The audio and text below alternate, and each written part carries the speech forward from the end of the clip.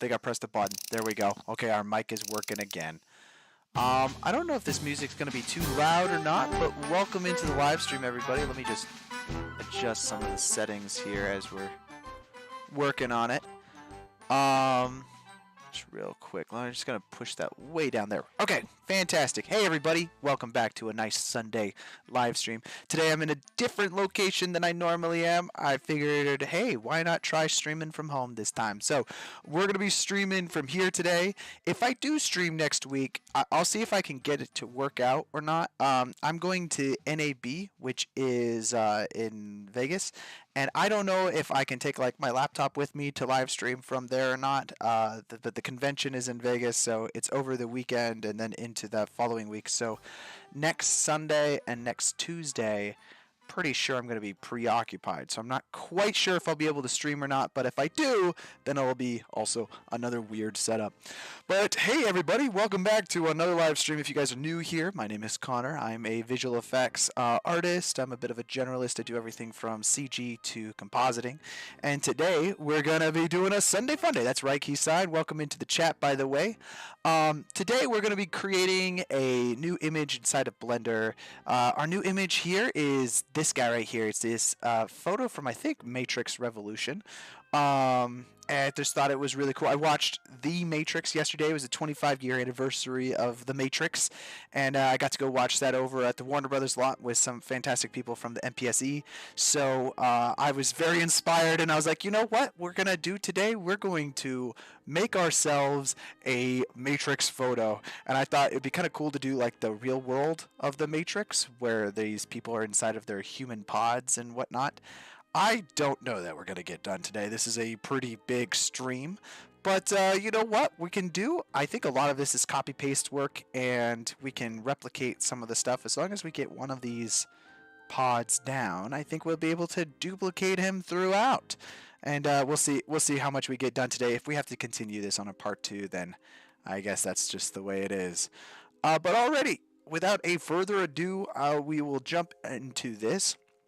Real quickly, if you guys are interested in seeing these live streams, we do these once a week, so we'll be back hopefully next Sunday. I guess we'll find out if we'll be back next Sunday or not, but we usually do that, so hit the subscribe button if that's what you're down for, and then of course we make edited versions of these and put them up on the YouTube channel afterwards if you don't have time to sit through a 4-hour live stream. But let's go ahead and jump in. I already created a scene here that, I'm going to have to change some of my settings, because if I press F2 it's gonna say object name every time. So let's what does F3 do again? Oh, it puts up the whatever. I guess we're just gonna have those menus pop up for right now. But I'm gonna go ahead and get this scene set up, and that way we can get started. Today's just gonna be a chill, kind of fun, relaxed day. How are you guys doing? How was your week? What are you guys up to right now? Any new projects? Also, by the way, this is a new version of Blender that I have installed on this computer, so I don't have a lot of plugins that I normally would have. So I'm going to see if we can get that fixed here pretty soon. I'm gonna probably install several different plugins, but I'm gonna rotate this around the cursor here just to kind of set up the world origin. Something like that should be fine. And as I said, I mean, it's just building kind of one pod and then extrapolating that from the rest of it, because if we're really thinking about this here, I think it's just going to be a cylinder. Just scale that up. Go to our camera here, and then as long as this kind of lines up with that, this is just us kind of roughing out the overall shape of the entire scene. You're modeling a train in Blender. I modeled a train on a live stream during Christmas. I think it was. I did like a train. That was fun. I love trains, dude. All growing up, I was a huge trainaholic kind of guy. Comes with the name. My name's Connor Thomas, so like when you have a name like Connor Thomas, basically Thomas the Tank Engine's what it's all about, dude. We're just gonna get one more duplicated, and then we'll just, we're We're gonna have to select our camera and then make sure that we can actually see that far away. What type of locomotive are you working with?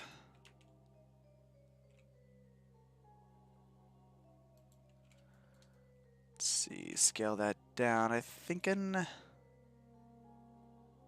then we'll have the top of it.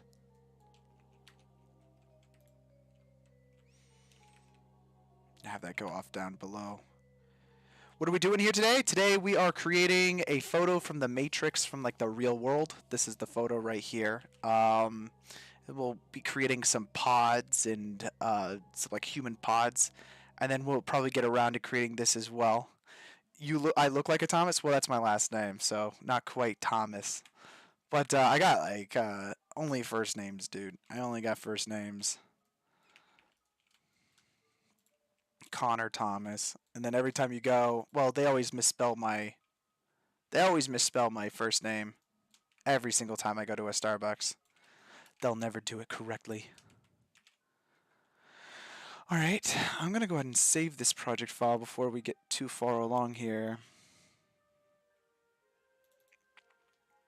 I'm on a little bit of a different setup than I normally would be. Today's date is 0407. Yeah, I think this will be a fun one. I watched The Matrix yesterday for the 25th anniversary, and I was like, okay, I gotta do a Matrix-themed render. Because, I don't know, it's in my head right now. Did you guys ever watch like a movie and just go, oh, that's in my head, I gotta do something about it? Let's see, I'm gonna see if adding a hair particle system is kind of the answer here. So the idea that we could do is, let's just rough out something here. I'm gonna move this all the way over here. If I grab this, and then let's just scale that up, and this is like our fake pod thing.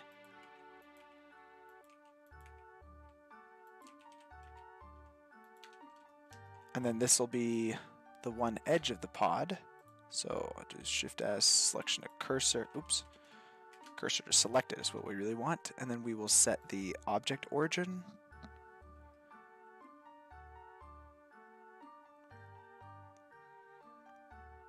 Where's that at? Oh, set origin to 3D cursor. And pod test. Now if we go select this guy over here, let's see if we do, it's under render, right? Instead of a path, we're going to be doing objects, and then we'll do our pod test. And all right, well, we figured this out like last week or the week before. Has something to do with, if we do advanced settings, under rotation,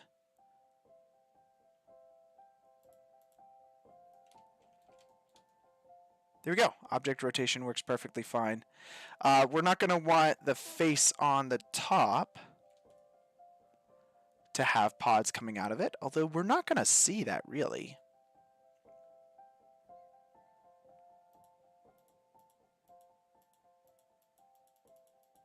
It's weird that it's not consistent if I uncheck and recheck that. I'm going to keep advanced off for right now. We just keep object rotation. But here's the cool thing is, now we've got like this prefab over here that we can't really see right now, that we could totally make changes to. Now this is one way of doing it. I've not done this before, but I kind of want to try it. So let's cursor to selected, and then let's add in a curve, a circle curve, should be fine. And can't we add objects on this curve? I feel like we can.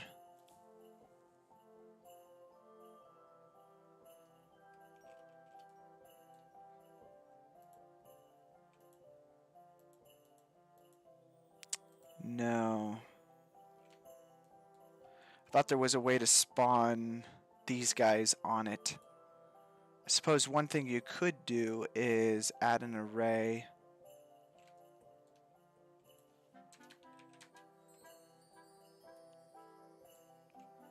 And then we could do a path or something like that. Just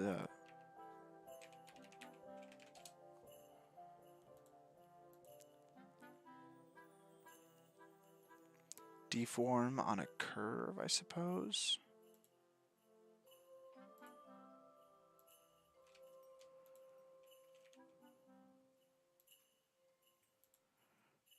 Not actually sure. Okay, there. Maybe not. I was gonna try to see if I could get it to go around the curve, and then I could just duplicate our curves going down. But otherwise, I mean, we could. Let's just. I think though we're going to want it to feel very. It's robots. It's not supposed to be like hair where it is random. I think the problem with this is that they're not perfectly aligned with each other, and they do need to be perfectly aligned with each other as they are going around. That's kind of what the problem is with this one. Yeah, so let's just get rid of that real quick. And if we go and drop this over here onto our cylinder, we could do it a little bit more of a manual way.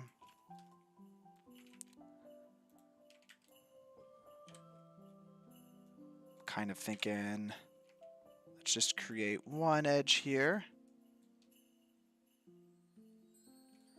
And we can have an array that goes down.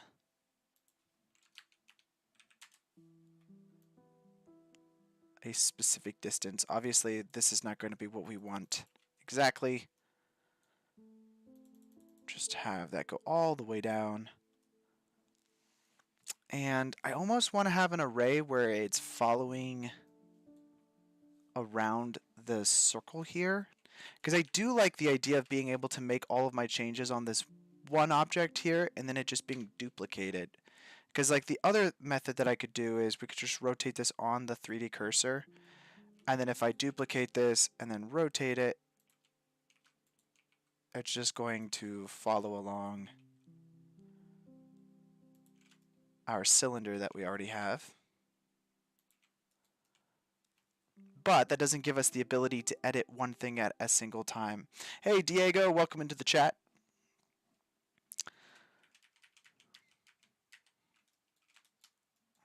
So, I mean, while we could duplicate those things like that, wondering, let's see, array.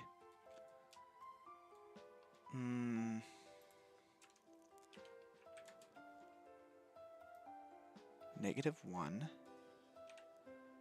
And it's not really a way to rotate on an array, is there?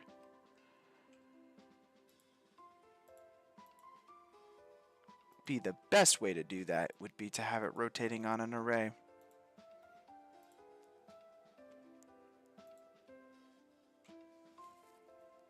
So we have the array. I'm going to look through some of these modifiers here.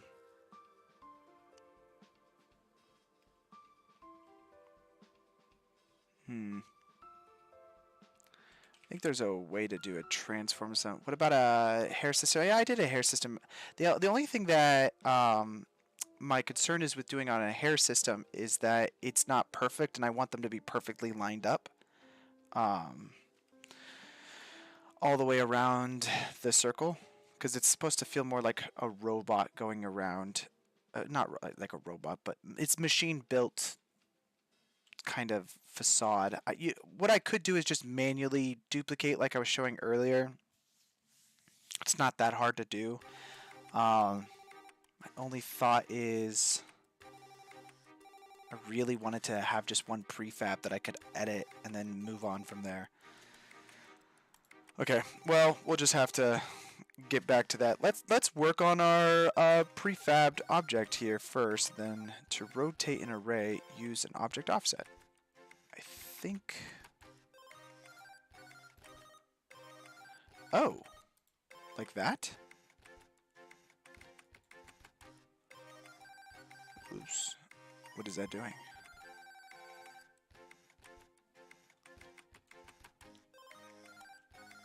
Unless, of course, it's like I need a curve as my object offset.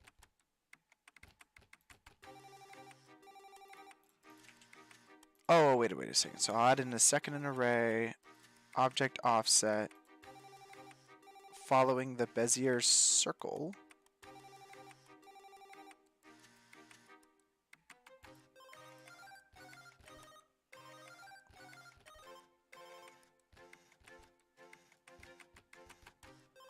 Scale's massive. Wait. Control A scale. I'm sure that's what the problem is here. I mean, not necessarily.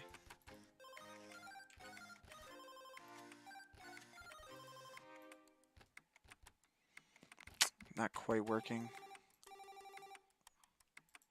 Constant offset. UVs. Caps. Oh! Wait a second. Ooh, wait a second. Fixed, and then we'll do fit curve. And follow this curve. Can I not make it follow around that curve? 0? Is that not possible? My curve is rotating.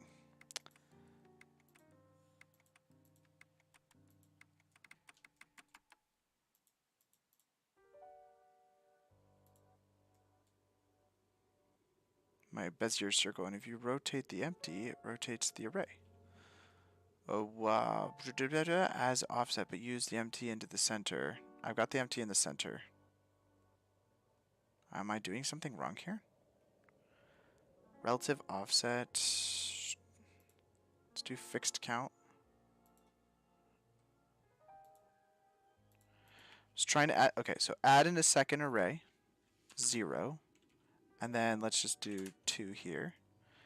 Let's add additional counts here, and if you rotate the empty, it rotates the array. I need this to follow the array that I already have, this circle array, or Bezier, if you rotate the empty.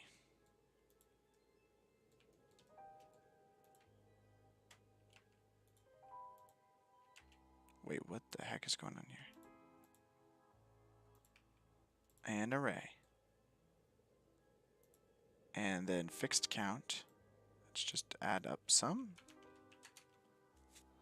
And then use object offset, as this is our object.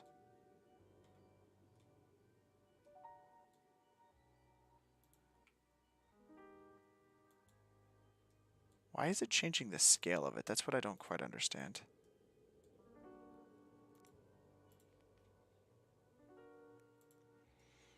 The Bezier curve. I'd take that, scale it down. Not quite, it's still not quite doing what I want it to do. You get some wacky results though. It's just, and I think it's getting larger as it's getting away, farther away.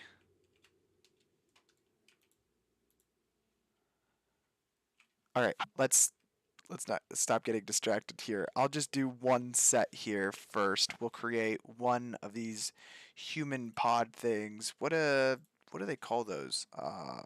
Matrix human pod.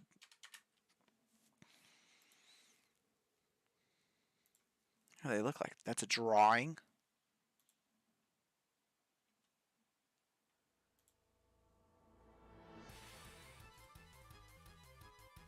They got like this kind of weird pointiness to it with some glass.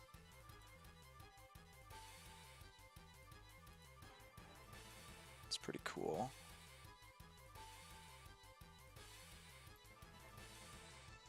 Okay. I'll try to use this as like a bit of a ref here.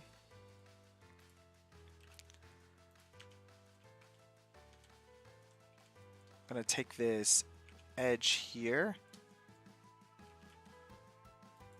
And let's just stretch it out a bit.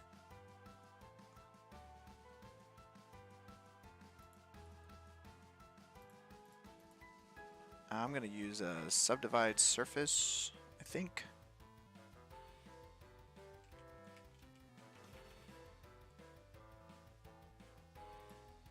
Just for some shape. I'm creating the glass first, and then we can go in and add in like all of like the metallic kind of framing to it afterwards.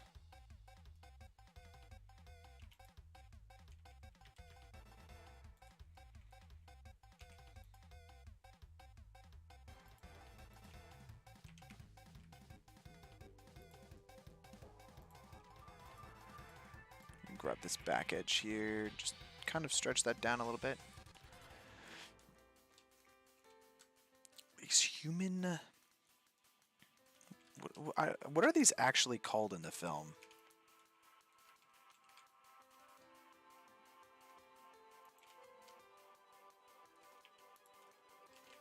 I'm sure they have a name. So I was at the screening yesterday for this movie, and they had like a trivia thing afterwards. It's always remarkable to me what people know about like these films, you know, or like really any film. I'm gonna grab this edge here, just kind of rotate it upwards. Oh, it's still rotating. Oops, that's right. I need to do media point. Hey yo, Matthias, welcome into the stream. Actually, these go down, don't they?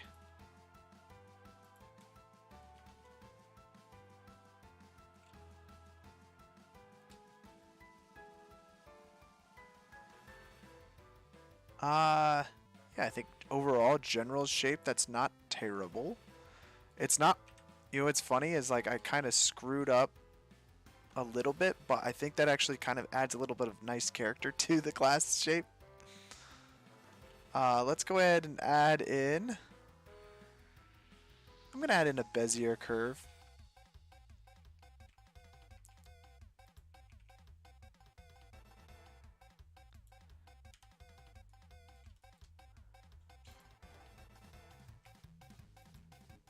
I'm going to use Bezier curves for this because it just makes it a little bit easier to add some thickness to them.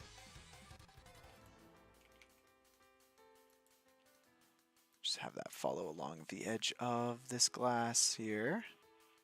Probably all the way down to the bottom. I'm going to scale everything down as well.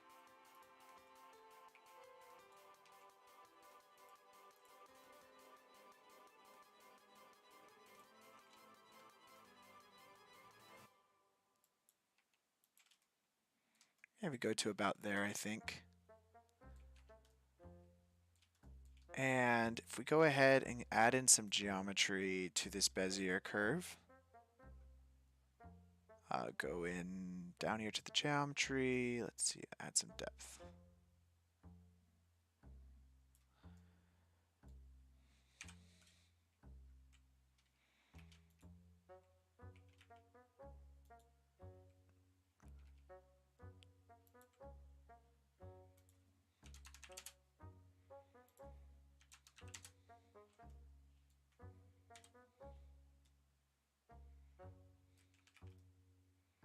That's pretty cool. I like that. Kind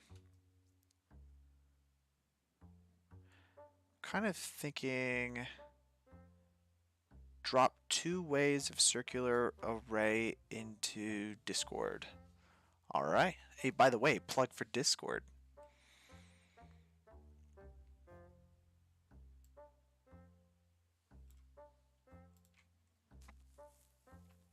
Oh, but that wasn't you. It's not Diego that posted it. Not Diego was the one that posted it. Not Diego. Diego didn't post it. Not Diego posted it.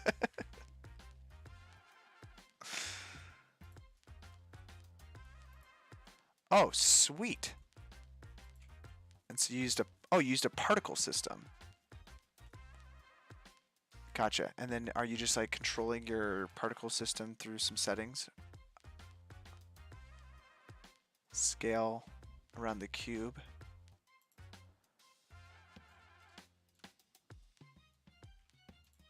I'll have to take a look at that in a bit. Let me, I'll close that for right now, and then we'll just continue working on this portion of it. I'm going to, let's see, if we select our object here, we'll add in our cursor to selected, and that'll just center that. I'm just gonna duplicate this. And let's see. Do it around that. I think if we, can we do that? Or is it the y-axis? Yeah.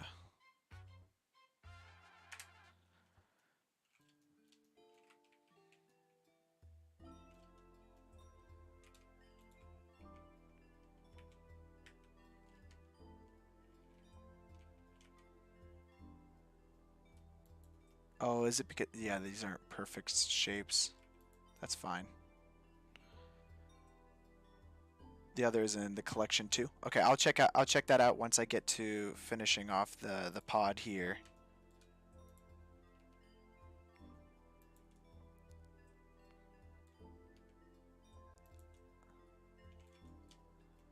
Thanks to Not Diego, we have an option.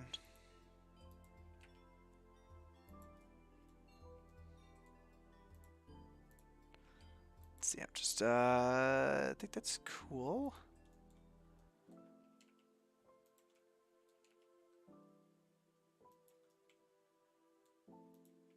Have that follow a little closer.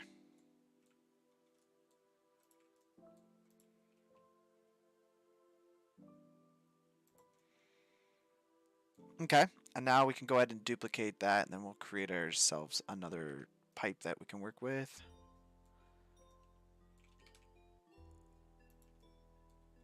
And then I'm going to scale this one down to 0.01. Okay, great. And then now,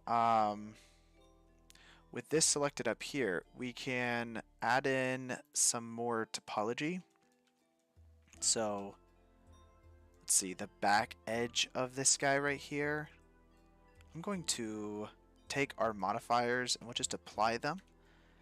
I want to take this whole section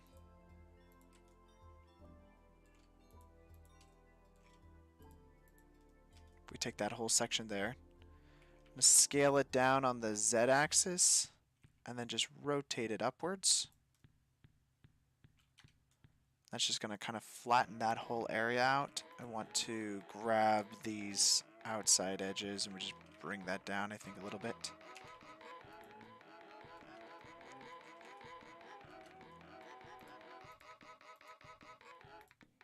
Just going to grab these two vertices as well and these two vertices here, and same thing. Scale them in, bring them down. I think that works pretty nicely. The idea is that this is all going to be glass here, which we can call this glass box. And then we're going to have to create all the lines on the outside of it that'll kind of create the bevel. So, let's see. Another way we could do this is I'm going to add in a plane. Just going to delete everything except for one vertex here. Selection to cursor. There we go.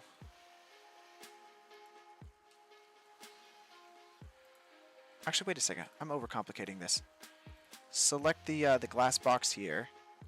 And we want to have this edge here selected. So I'll go ahead and select that whole thing. I don't want these selected. I'm just going to create a Bezier curve that's all the way around the bottom there. And if I duplicate that and then say P selection, I can take that guy, and if we do object, we can convert to a curve, and then we'll have our sim curve settings.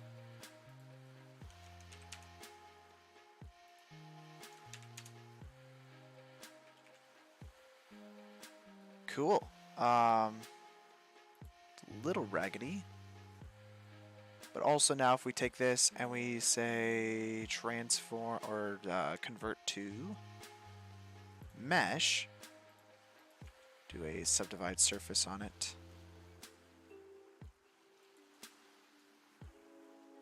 And scale it up, I think that should work pretty nicely.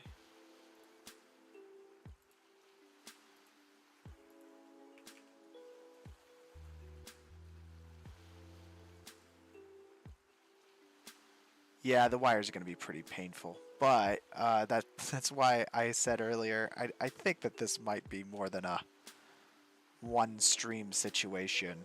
But this is a pretty easy way of adding in like the extra wires and topology to your scene. I'm going to select this whole thing here and I'm actually going to delete this and then we'll redo it. I want everything I just did, that's all correct, but I want to have it go up like this.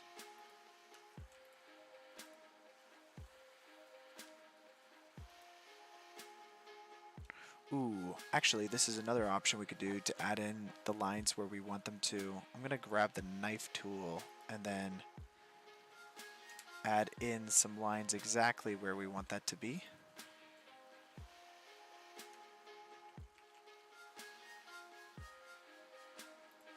I keep wanting to select V as like my unselecting like a specific tool inside of Blender because that's the way Photoshop does it. But I know it's not correct. Okay, great. That's a perfect line right there. So let's go ahead and just duplicate that. And then we will make its own separate object. And now if we select that object, convert to curve. And from there, if we're under our curve settings, gonna probably change this to 0.03 or something like that. It's pretty good. And then now, of course, let's convert this back to a mesh. And subdivide surface.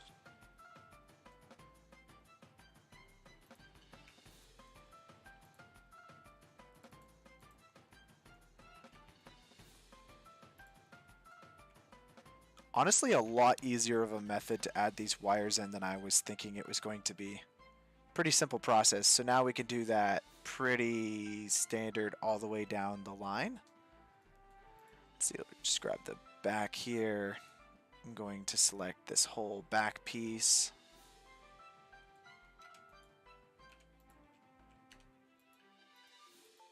What is the shortcut for converting objects to curves? I feel like I don't know that. Key mapping. I wonder if you could just do a really simple 2D layering of the wires in Nuke. I probably could, but I mean the point of these streams is to do a lot of this inside of 3D.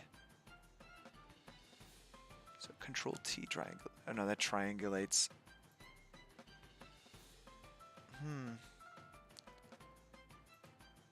I'm not seeing a way. So that's 2.7.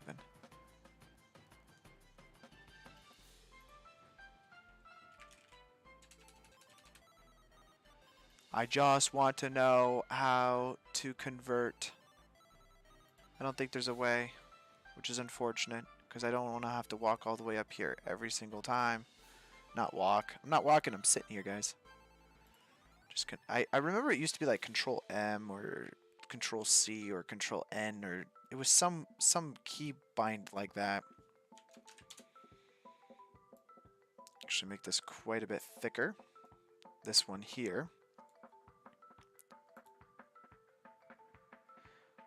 Do I even need to? Let's try a subdivide. Oh, I can do it just here. Okay, I don't need to convert it back to a mesh anyways. We'll clean that up later. I mean, we don't see it right now, but we'll clean it up later.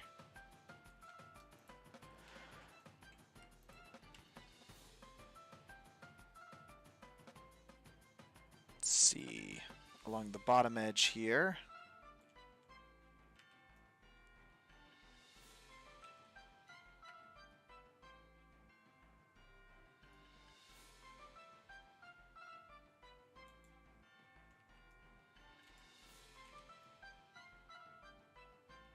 do that one, and... Or actually, I'll probably just do these at the same time, right?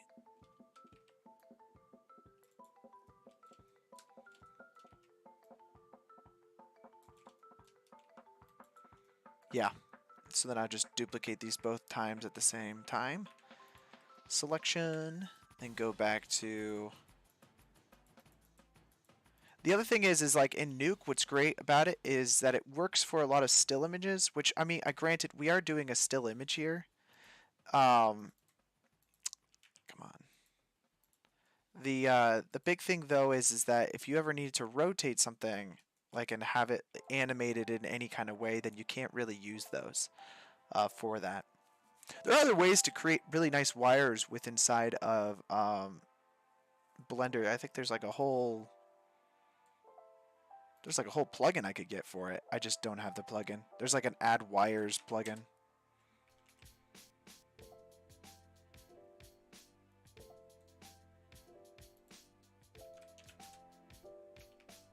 .05 looks pretty sweet, so we'll do that. And let's see. Let's select some faces here.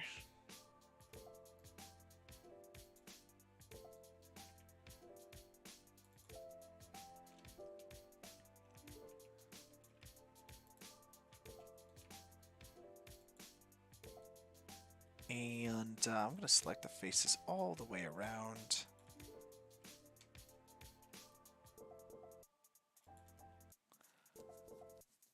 Let's see. And we kind of want it almost to connect to that right there.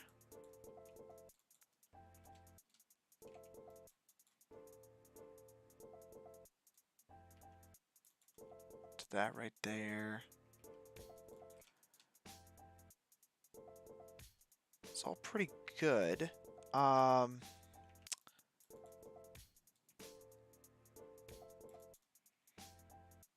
think that all works pretty nice. I'm gonna duplicate this whole like casing selection, and then now if I have that, I can go into solidify and thicken up the edge down here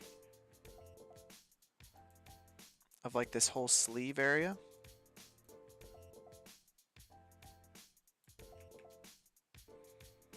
Something like that's pretty nice. I might want to, before I do that, add in like a subdivide surface. Oh, actually, even after, it's even better though, because it adds that like little extra curve to everything. That's pretty sweet.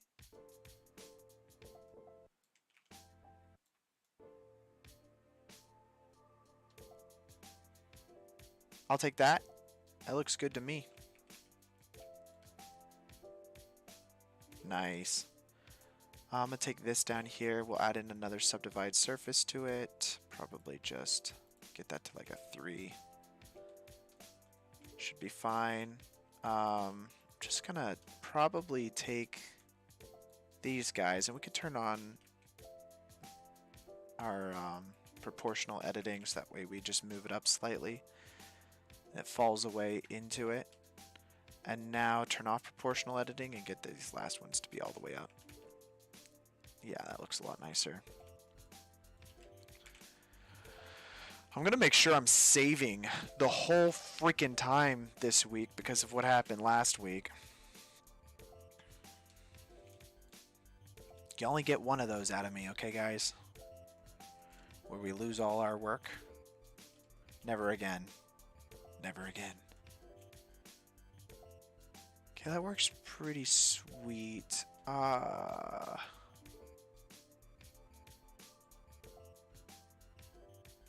as far as the pod goes, I feel like that's pretty close to being done, right, guys?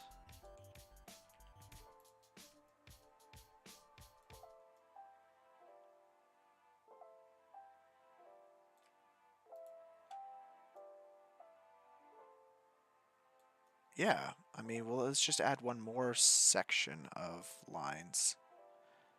And maybe, well, and one more on the side as well. Yeah. So I'll do another duplicate of that. P selection. And now let's just go ahead and convert this to a curve.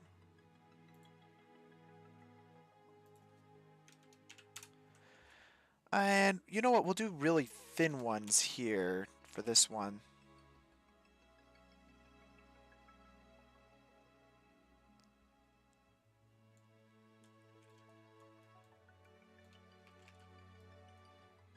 Yeah, I like that. That looks pretty nice. Okay, so then this whole center section will be glass, and then we'll have like kind of like that gross metallic outside to everything else. And that's not including the wires that we have to do on the inside of these pods. So we'll get around to doing that. On the edge here, let's just add some extra detail. Can I not? Oh, I have to apply my work. Which I'm going to want to hide that anyways. I need to find kind of the center of this piece here. We'll do cursor to selected. Alt H.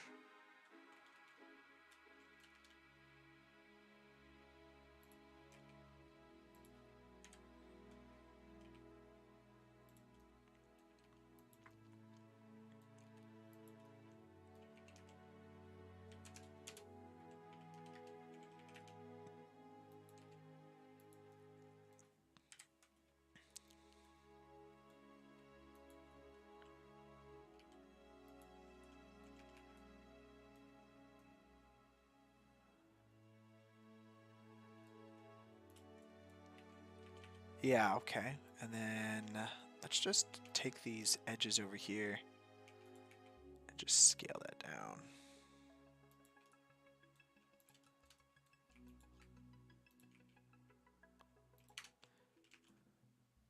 So how many of you guys in the chat have seen The Matrix before? And who hasn't? Well, I guess that's more of a question of who hasn't seen The Matrix before. I have, but I haven't seen the other Matrix films because they made several sequels and whatnot. But I'm kind of inspired to watch them because I watched the new well, not the 25th anniversary yesterday, and you know, of course, every time you watch it, it's just like, oh, it's so good, dude. But I was like reminded that they've made several other Matrix films, and I was like, oh, well, you know, kind of want to eventually watch those. So I've heard though. I guess I just have heard that they're not that great. Just have that go down like that. I think that should work pretty nicely. Oh, you haven't seen them? Is it just you haven't gotten around to it yet?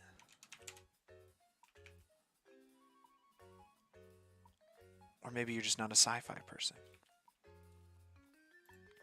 It was the first R-rated film I ever watched, actually.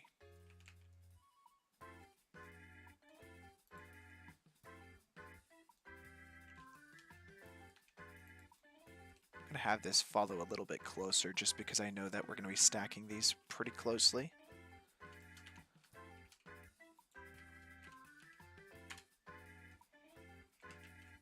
Control MY? Yeah, that's correct.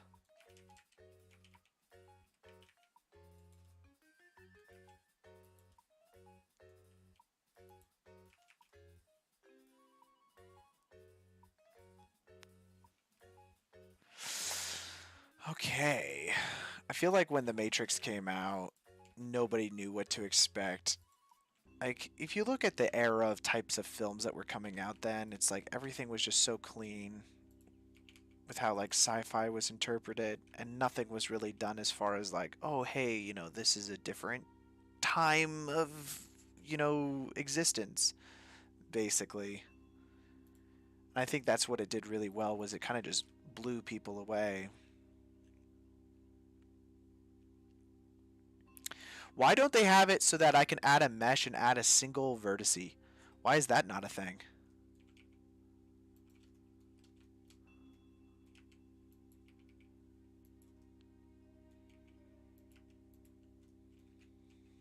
I scale that x0, scale y0, and that should get us like a straight up line, right?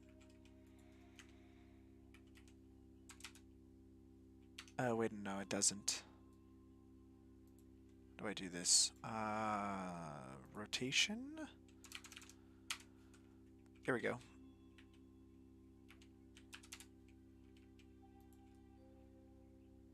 And let's see, that looks pretty cool. I'm gonna use more proportional editing here, guys.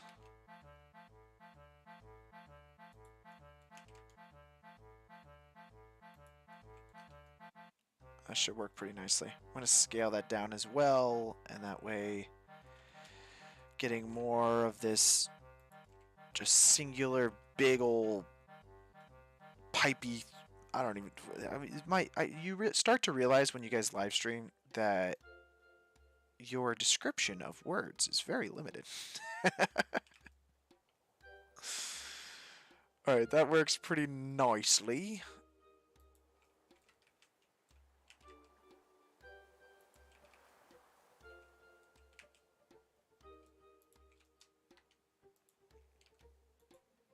Turn off proportional editing for this bit down here.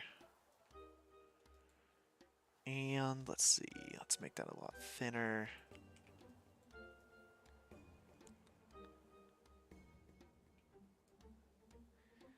Okay. Works pretty nice. Oh man. All the other wires are gonna be such a nightmare. Oh. It's okay. It's okay. It's okay. So this whole thing we created, I probably should make a collection for it at least, called pod. And let's just select everything that has to do with it and move it all to that pod. So now if we're hiding, that's fine. That also should get thrown into the pod. Now, theoretically, we might be able to get this to... Have you tried to draw the curves? No, I haven't. How do you do that? Tell me more. Let's add in a hair system here. I'm going to check out your system that you gave me. See how you did it. Because I'm not sure that the array option would work because that's using a singular cube.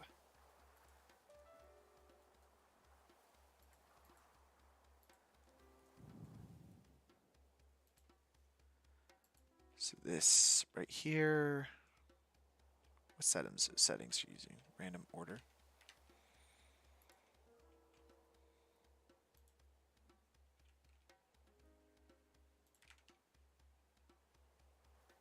Advanced hair. So we'll do hair. I'm just gonna copy your settings one for one. That's all fine. It's all fine. Vertice. So under render, you're using, wait, source vertices. Source vertices. Random order selected. Path object. Object. We're just gonna go through here and copy everything you did here. We'll keep the show emitter for right now. And then we'll select, instead of a object, let's do collection. We'll select pod. And let's see.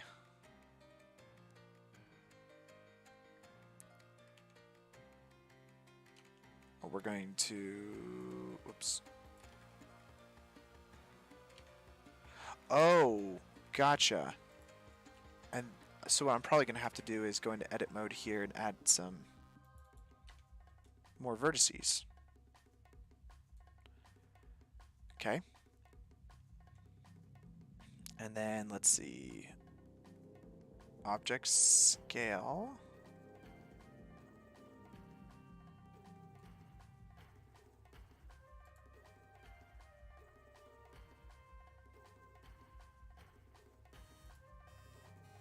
object rotation.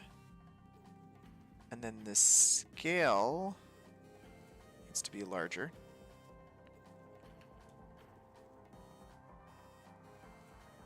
I don't know that it is grabbing the curves correctly. I think it's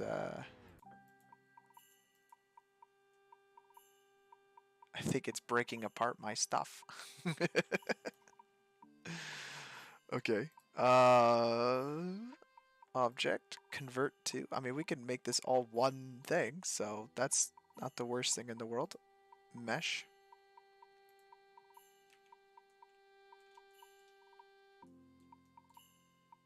And we could just go down the list here of converting all of this stuff to meshes.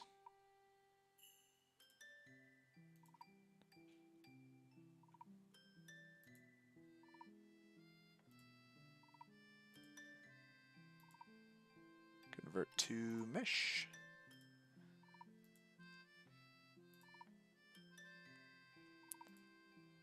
And then I could combine all this stuff after I do this. So, I guess that's just what we'll do.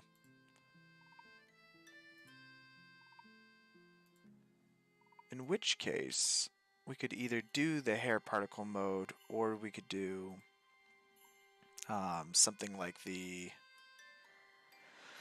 array option.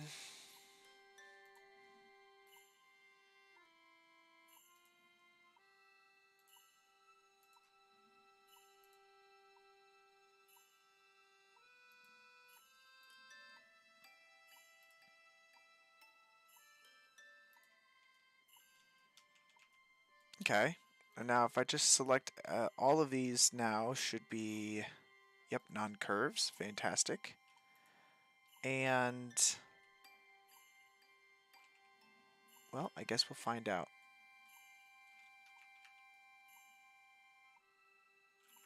Okay, the reason it didn't work, and I know why, because some of these have modifiers. So like for instance this one has a modifier. You can see that it has a modifier by the purple tag. So I just need to do that again, but this time apply. And that should work fantastically. I'm gonna do it one more time, but this time I also want this to have a subdivide surface on it. We'll apply that. I don't know if there's any other ones that are really bothering me. I think that's about it. Select that whole thing again and connect them together. There's a top bottom face for good normals, yes, and you need to add more hair and scissors. That's probably true, yeah, for sure.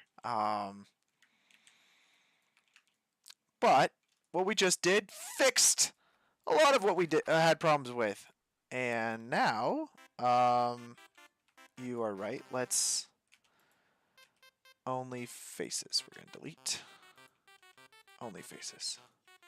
It's now they're only going outwards. Awesome. And this is our pod guy. Let's just take him all the way out here. We could just have him floating out in space for us. For the rest of this stuff, though, it is funny that they put it sideways because now all the circles kind of look like they're almost connecting to the next bit. We do need to rotate these guys. I think there's a way. I can't remember. Let's see. Under advanced, rotation, object Z, object X. Well, that's technically, I think, is it global X? Because I don't want all of them facing the same direction.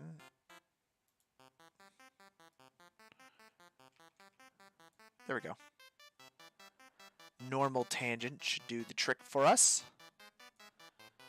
And if we go to camera view, that's roughly the right size. Based off the photo that we got here. Remember, these guys are just going to be the ones that are in the background. We're actually going to take the same exact pod. It's actually probably pretty smart for us to do it this way. And take the same exact pod, and then let's move him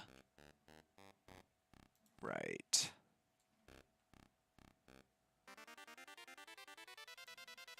here-ish.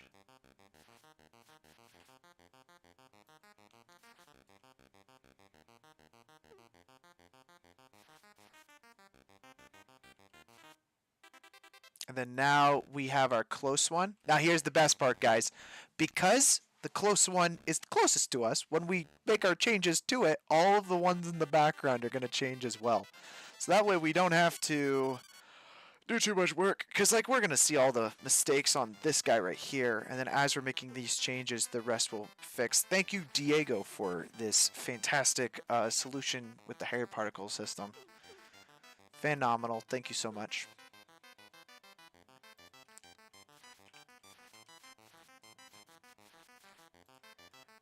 And let's see, we're going to just add some more guys in there. And I think if we add another hair particle system, can't we just use the one that we already have? Yeah.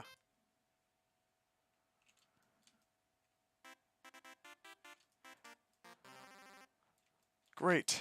Now we just keep doing that. Yeah, go ahead and delete the face at the top over here as well.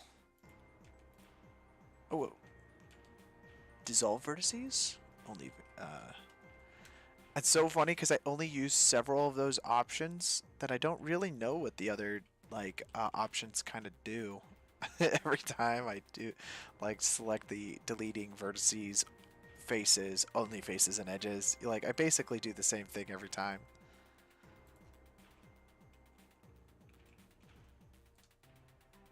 Okay.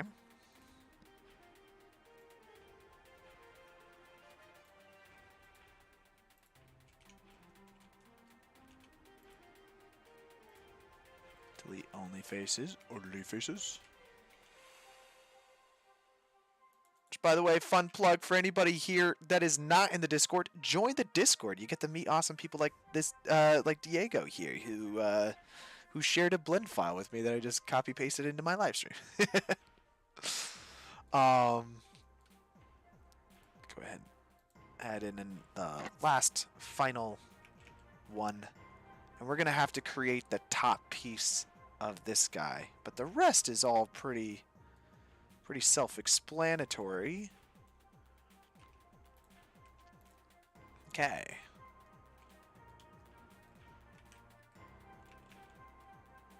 Now, inside of this guy's edit mode, if I ever select one of these guys, it will change everything in the entire scene, which is scary and daunting, but it works pretty nice.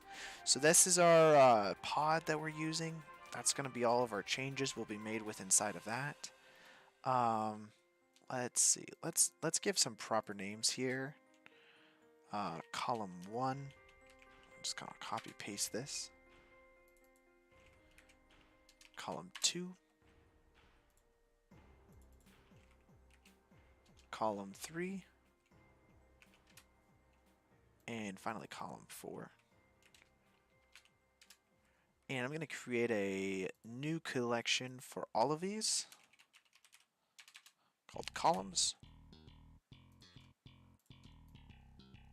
And these are just essentially our emitters. And the cool part is, since we don't really need those for a lot of the work we're doing right now, we can just turn those off.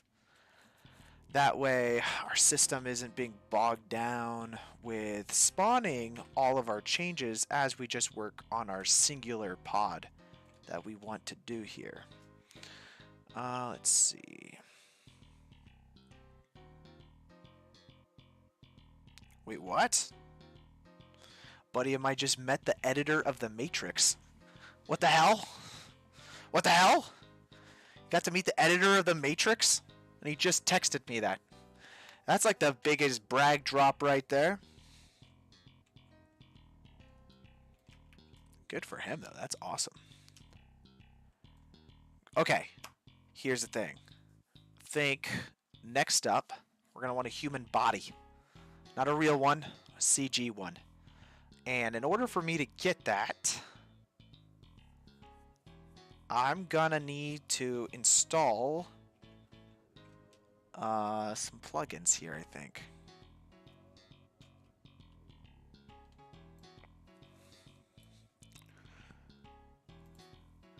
I'm going to need the Human Gen plugin, but I just don't think I have the latest Human Gen version, so just go grab that real quick, download it, and that way I can drop in some... Because if you guys thought I was going to 3D model a human on a live stream, please. Oh, whoops. It's asking me to select all of the traffic lights for me to verify who I am.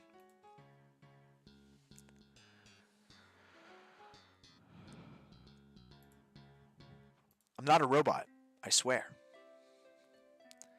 This is a dark stream? Hey now.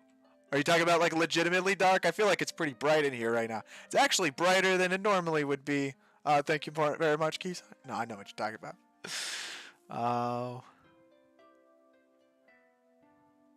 Let's see, I'm going to find Human Generator, which you guys should go download that, by the way. If you guys don't have Human Generator, then grab it. I downloaded Blender 4.1 today, which I don't normally update new versions of Blender, but oh snap. Well, Human Gen only works on Blender 4. Let's see if it doesn't work on 4.1. Potentially it'll work. I've just got so many asset files.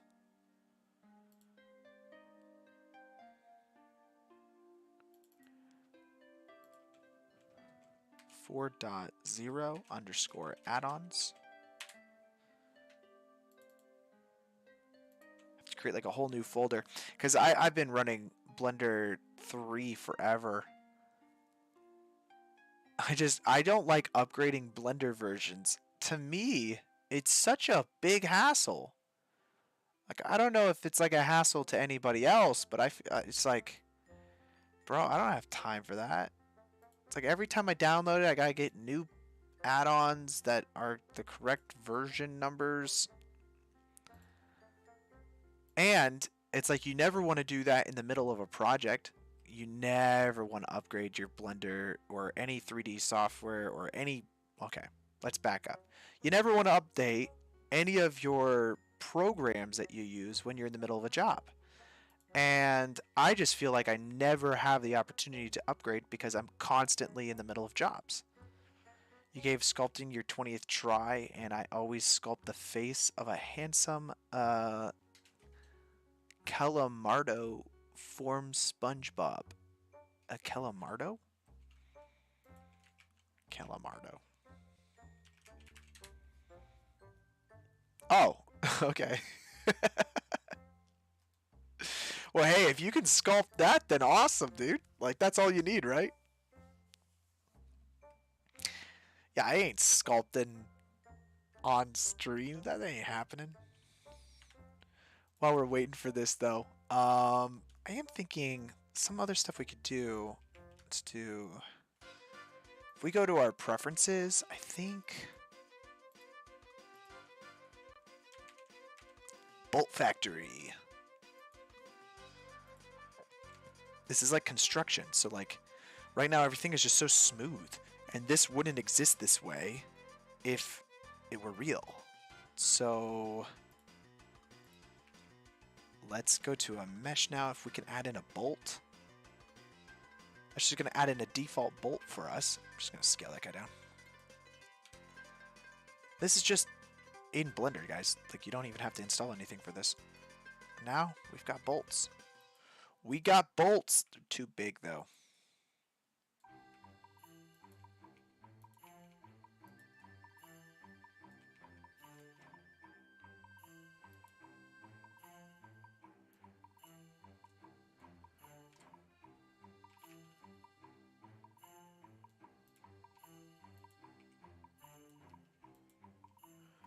Great. honestly, that size for the bolt is probably fine. And I'm just gonna duplicate and just... You're trying to do a realistic face? I gotta get back into sculpting. I got into a little bit over Christmas. I have this animated project that I might eventually talk to you all about that I kind of want to work on. And it's a Nightmare Before Christmas kind of style animated film. And I really wanted to learn some sculpting for that because I don't do very much sculpting. I tend to do hard surface modeling. I'm a generalist, so it's like, you know, I'm pretty average at everything. But sculpting is something that I really wanted to get into. So I'm going to only add bolts on this side, camera side, because all the stuff that's so far away, we're not even going to see bolts on. And the stuff closest to camera here, actually, wait a second. I'm going to call this HD, and I'm going to move our bolts that we just created outside of the pod collection into the HD selection, because we don't need it to be recreating all this stuff super far away. It's too far away. So I think that'll be better if we just keep the high detail, high quality stuff closest to us available. I'm going to add in.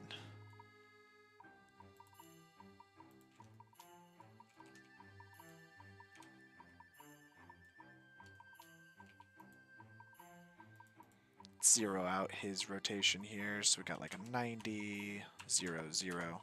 Should be fine. Scale that down a little bit.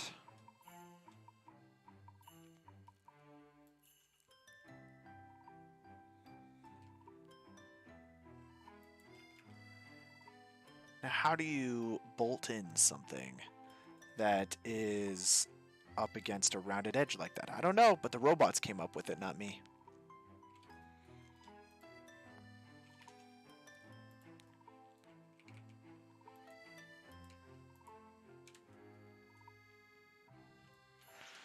I think there was a recommendation on the Discord to do a space theme thing, so I might try doing a spaceship something.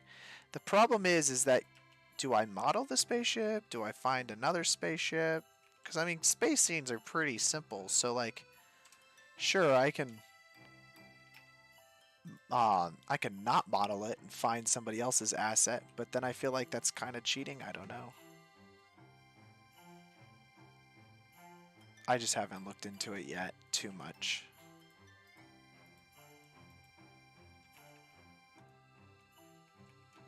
Hey, Angel Potions, welcome into the chat. Yeah, this is pretty fun so far. I haven't started banging my head on the wall yet.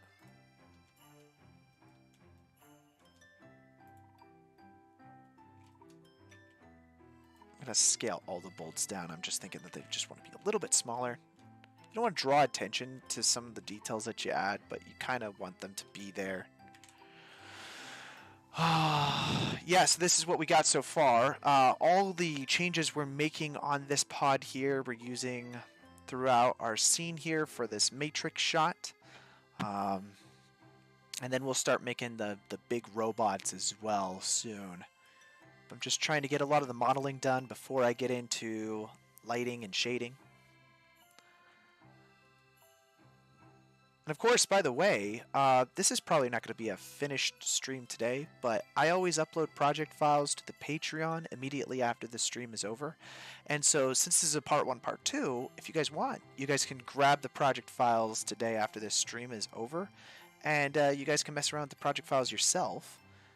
By the next stream, maybe we can even work on some stuff together. So, like, if that's something you guys are interested in, then of course the link will be in the description. Gonna duplicate a few more of these bolts here. I think I accidentally made... Let's select all of our bolts. I accidentally put them too much on the inside of the object here. Since they're all on individual origins, I can grab on the Z-axis for each individual one and then just kind of push them out.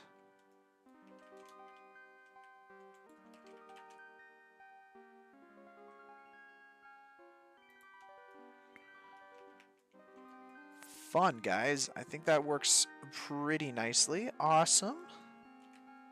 As far as the bolts are concerned, I'm going to disable our columns in the background here. So that way I'm not getting too much lag off of this. Let's see what our photo looks like here. Oh, we have our whole separate photo as well. And wrong thing, that. Yeah, we're just going off a little bit on the creative side of some of the bottoms here.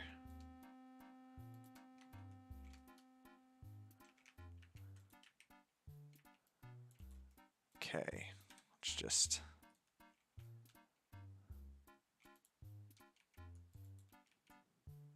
disable all of that.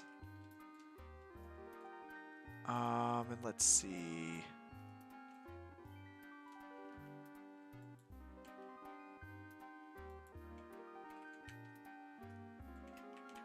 I don't like that at all. Oh, well, we don't even see it. It's off camera. When in doubt, hide it off camera. Then no one can see it. Okay, I think we should have everything with Human Gen downloaded. So let's go ahead and install that. So that way we get ourselves a body. Not a real one, a CG one. Okay, guys? Don't want you to get any ideas here.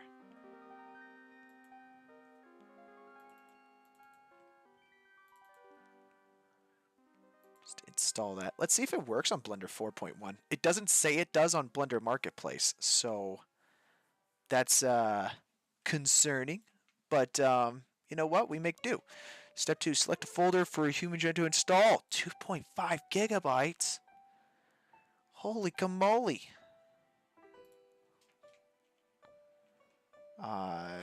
Human Gen 4.1. Create that folder. Change the path. Select packs to install. Alright, so we'll go back to that same folder again. Select all of our HG packs that I downloaded. Install all content. That should go through and crash our computer in the background.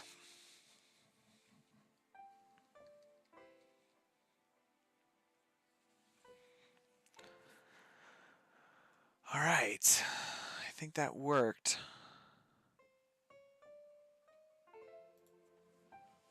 Now, we got our Human Gen installed. Fantastic. I'm going to save before we do anything dumb here. Let's get started. Thank you. Exit the tutorial. I don't need the tutorial. And we're going to just do a default male guy person. Yeah. Generate. And it didn't bug out. I said male. I didn't want any... Guys, this is a family-friendly stream. It defaulted to female. I did not mean to show boobs on this stream, okay? That wasn't my fault, alright? I didn't do that. That wasn't me. You know what? Rory needs some love.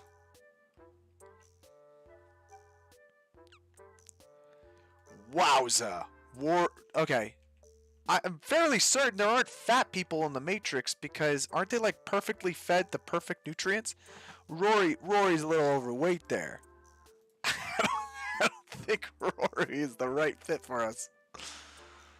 Here we go. Malnourished Philip.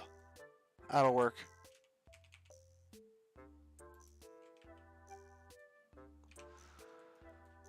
Alrighty then. Let's drop him in. What is like that?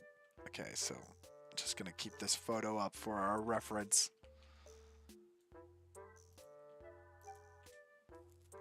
We need to cancel.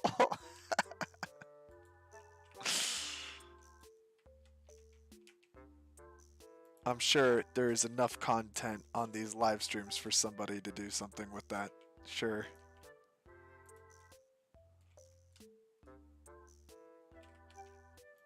Okay. Let's rotate. Just kind of make him feel floatiness. He's feeling the floats, guys.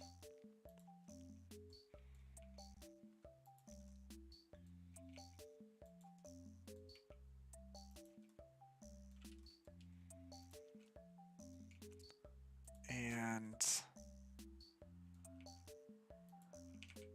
just rotate that down as well.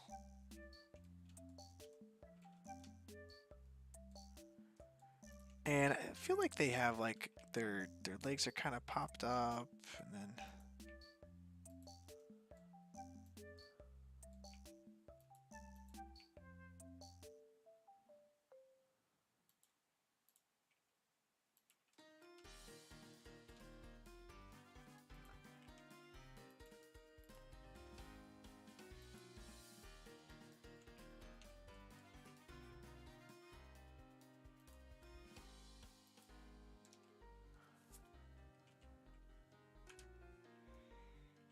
probably scale down slightly.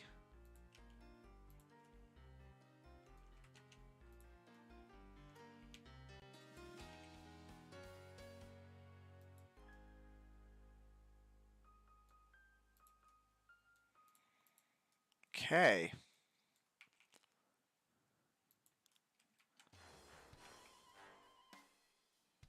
Perfect. And now all I have to do is the wires from the inside on him to like connect to like random thingamajings. Wow. Okay. Let's pop up our blender now. I can close this actually officially. Let's go back over here to like a wireframe so that way we can kind of see what we're doing. I think it's like as far as a silhouette goes, that works pretty nicely. Yeah,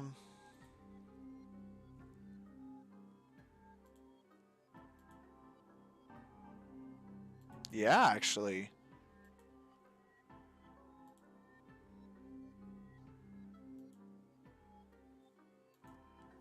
Yeah, I like that. So that's a good position for that. And now we need to work on some of the cabling for him on the inside. I might also add that we probably want him a little bit lower.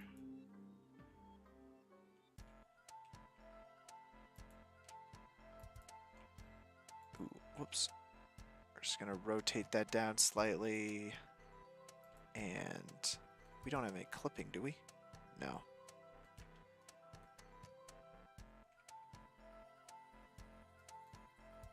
I just don't want his head to be too close to the edge here because I kind of want to see the form of the with our distortion that we're most certainly going to be adding on to the shot. So I'm just planning ahead here.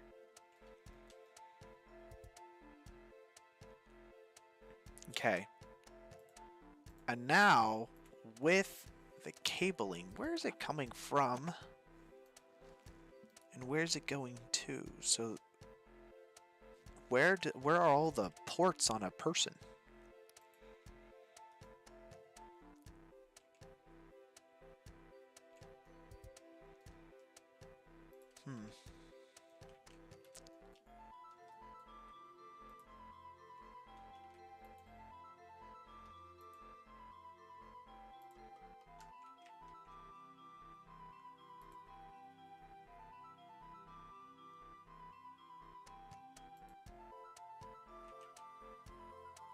I'm going to select as like a pattern here. I'm trying to add in kind of like the warbling that would happen on like some of these cables. I think there's like a way to like do a pattern and then continue the pattern. Select similar.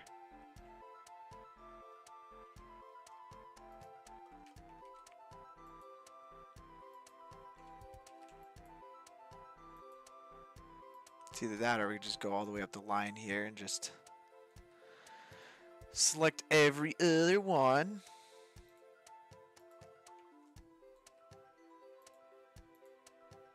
And the great thing is, again, because we're making this change on the prefab version of this, which is in front of the camera, it's going to change everything all the way in the background for us as well.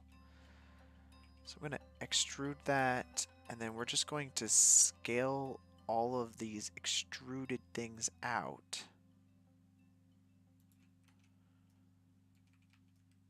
Nice.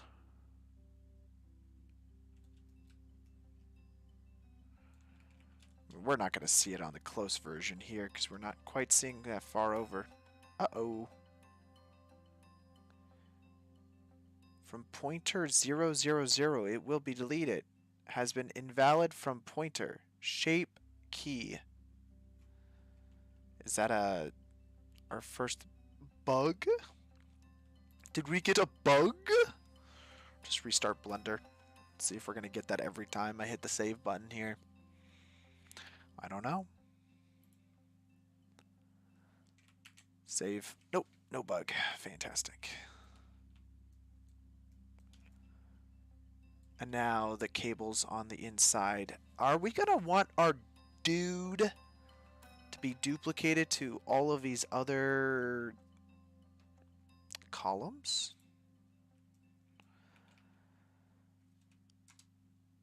Kind of depends. I don't know if we're really going to even see into these other things back here.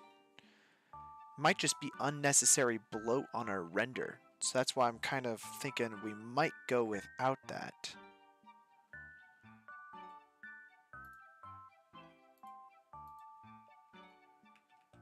What do you guys think? We're definitely going to want some more cabling throughout. I'm wondering if there's a way to auto-generate cabling. I suppose we could do that with some kind of hair particle system, right? That's using a kink of like curly or whatever.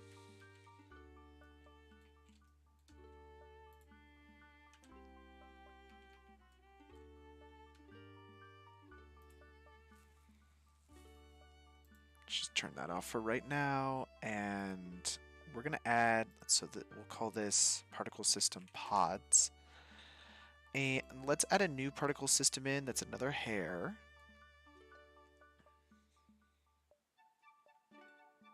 Similar to what we did before, but this time we're going to add in a couple things. First, we will add in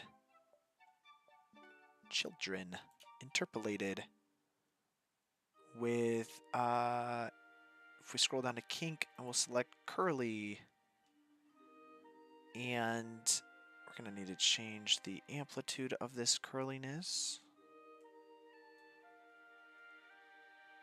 I'm going to disable our pods that we have here. We're going to change the length of our hair to be much smaller.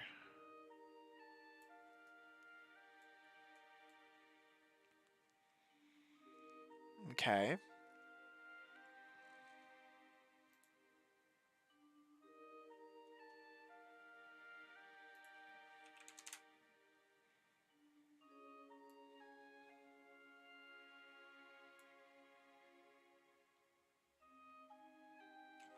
Okay, let's see. So the amplitude here, we'll do like a 0.01. Yeah, like a 0.05 maybe.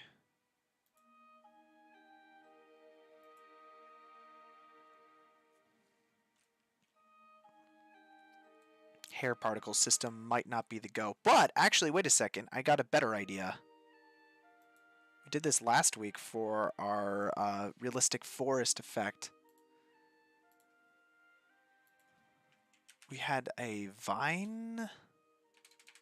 Oh, what was it called? Was it called vines?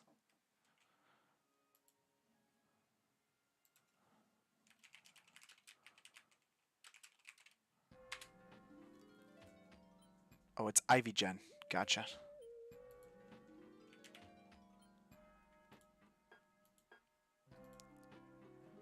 And now, if we go over to our Ivy generator, let's see, add new Ivy on this guy here. Whoopsies. That's funny that it only added it to like this.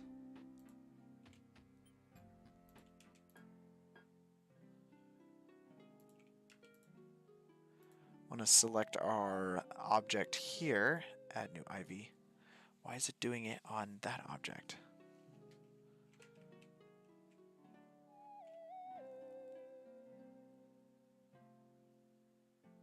I don't want to grow leaves. I want it on this thing here. I have it selected.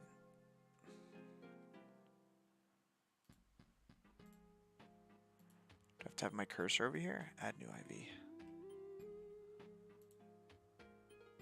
I mean, that kind of worked. Let's see. Let's change that to be much larger.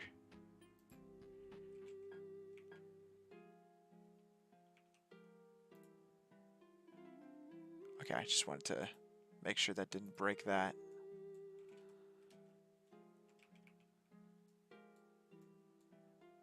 Okay, wait a second. That's pretty cool that it went down. So now if I have this at the very bottom here and I say add new ivy, it still doesn't go all the way up.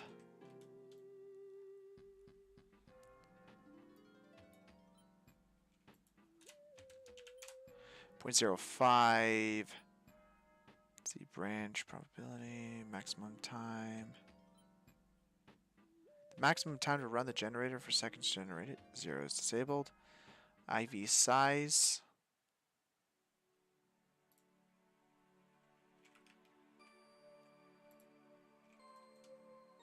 This kind of works, but I want it to go all the way up the side of the container.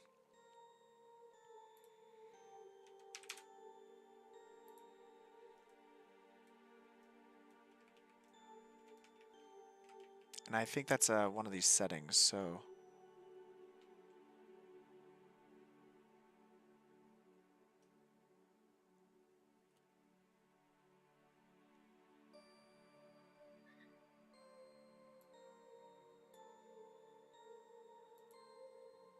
Oh, this is the size of the branch right here. Let's try a little bit larger of a size. Decrease that, add new ivy. Oh, okay, perfect. But I need this to go all the way up the top. Can't it do that?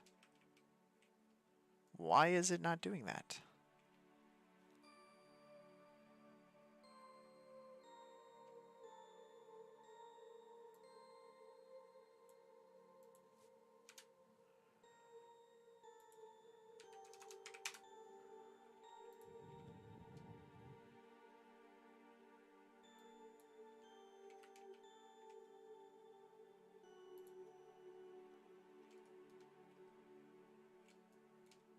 It's pretty cool. I just want it to go all the way up the side here, and it's not.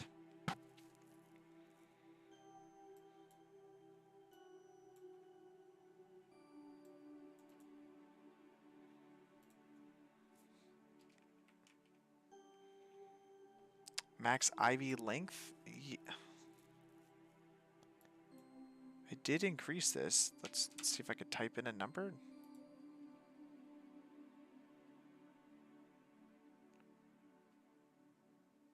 Oh! That's kind of perfect. I like that, almost. That kind of works. The max ivy length was the answer, yes. Let's see, let's change this to be a little bit lower. This is half the probability of it branching off.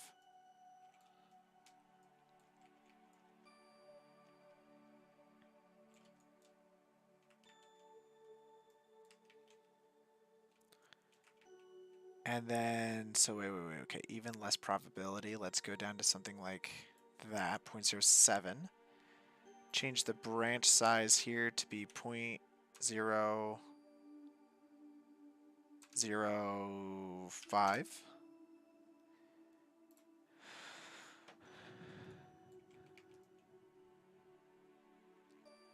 Okay, that works pretty nicely. I'm not gonna lie. So now, technically speaking, all we have to do is just add this down to another section over here. So add new ivy.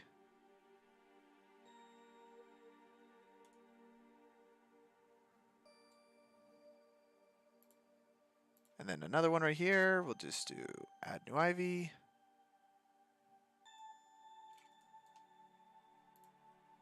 Right here, add new ivy.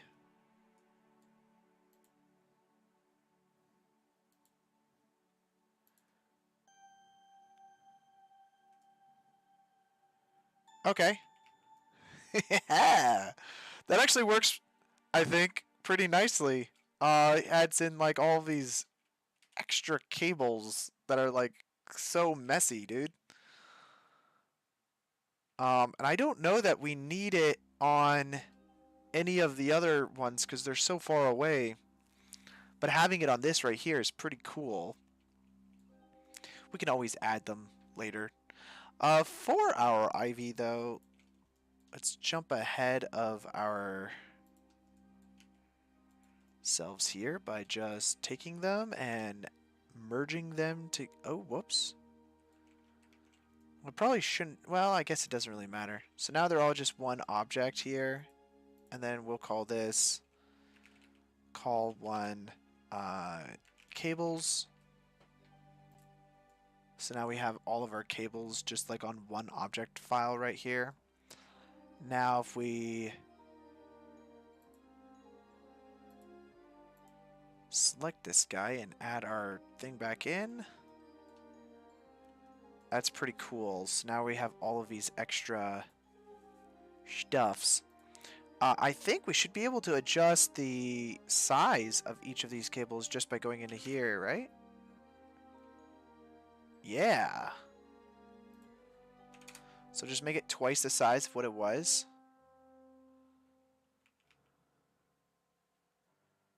That's pretty cool. So now we got all this extra cabling on the wall back there. That works for me. I don't know that we need them on... Maybe this one, not the second column, but maybe the third column. Yeah, probably because it would to crash Blender. Yeah, probably. What are you talking about? No, Blender doesn't crash ever. What do you mean crash Blender? It's not a thing.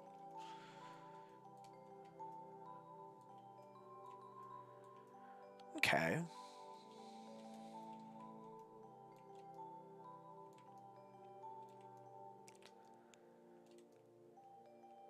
Okay, so we're gonna have to...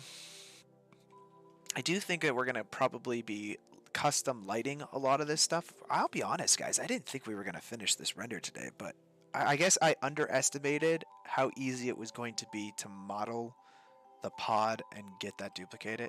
Granted, we're still in grayscale area right now, so this is... We'll see how well this goes. I do want to take this and let's just duplicate him. We're going to move it over here to this guy.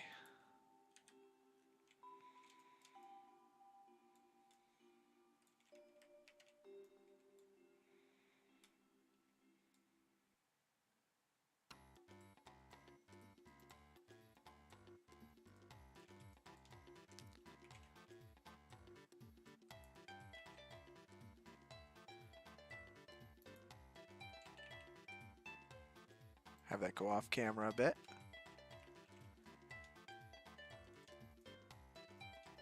Oh, it's so cool though how it kind of like streams down like that.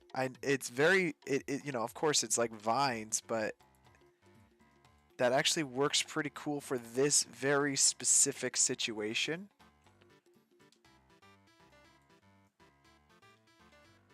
And if we wanted to, we could also duplicate our vines that we have here and then mirror them and flop them upside down. So that way we're not having less and less as it's going down. Although I think that it works really nice. It's like the cabling is kind of just like getting less and less structured as they built the whole system upwards, which I actually think works pretty nicely for this.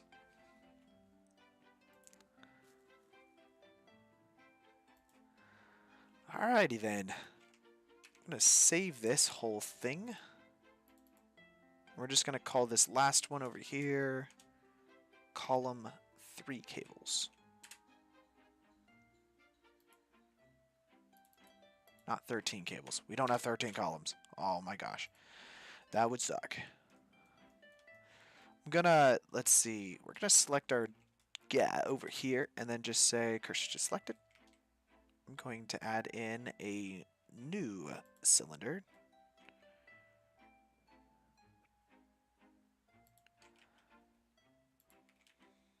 We'll just scale that guy down.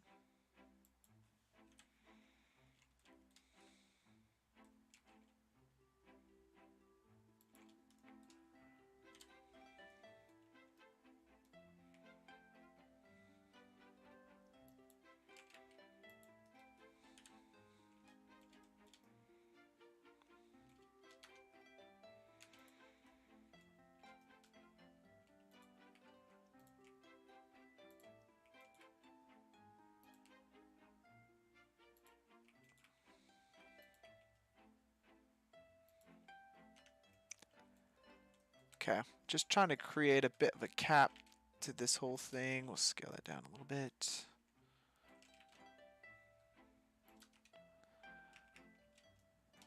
That's pretty nice. Wah, wah, wah, wah, wah, wah. It's like a weird glitchy effect because it's all perfectly spaced.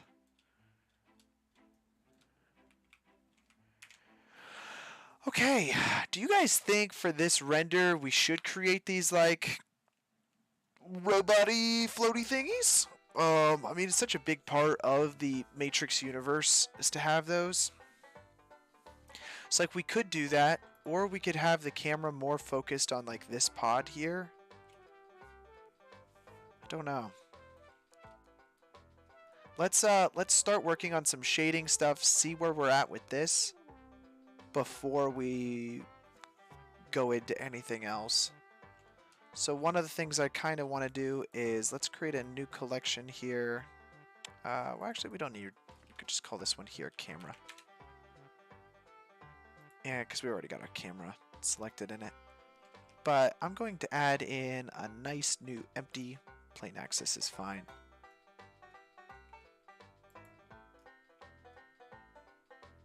And we'll just keep it roughly about there. Call this our focus. And now if we select our camera, I'm just going to change the depth of field and we'll enable that and select our focus as our empty. We can go preview that actually over here on this window by selecting it and then selecting depth of field. And we can see exactly how much depth of field it's really going to be adding into our shot. I don't think we really need, you know, that much depth of field.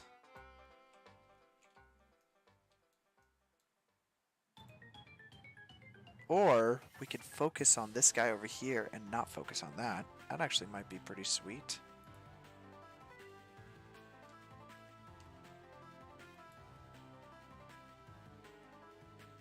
So now if we move that over here to somewhere around there, select our camera now, and change our depth of field. Be more out of focus. It's like a 1.3, might look pretty nice. So now this section here will be in focus, but this will not.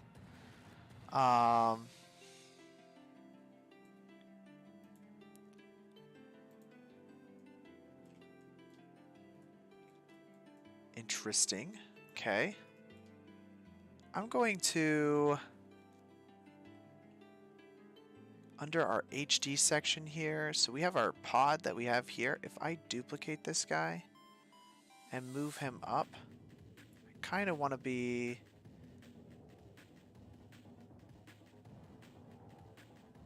whose last video is similar to a Sentinel? The YouTuber, Polly, or does this type of creatures. Really? Okay.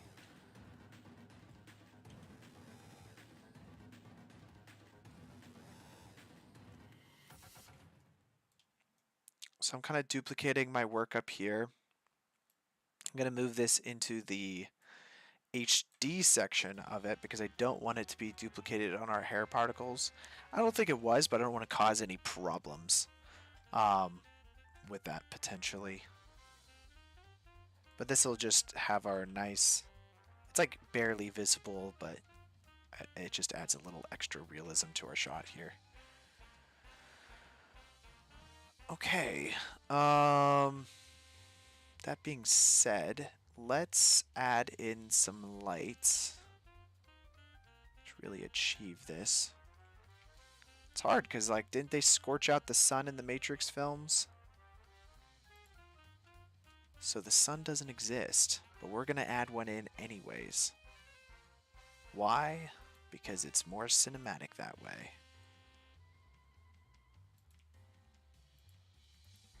Probably swap this to cycles, and I'm in a new version of Blender, so I probably got to go enable some stuff.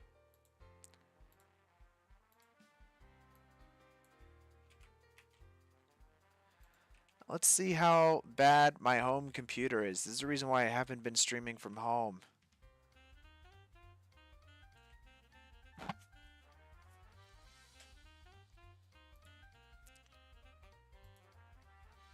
Already, like, I mean, just in grayscale, that looks pretty sweet.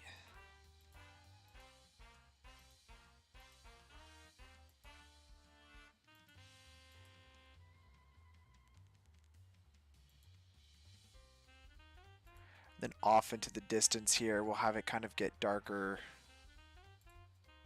as it falls away.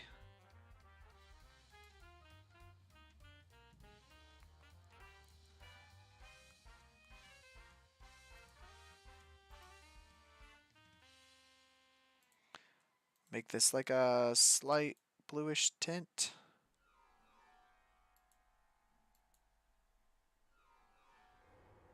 And increase the strength here to a higher value. Kind of want to change the saturation a little bit less.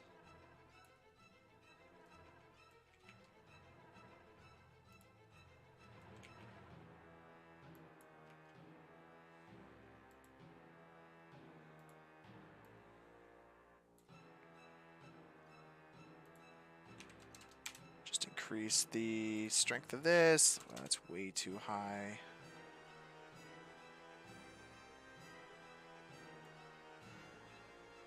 The perfect music for this, guys.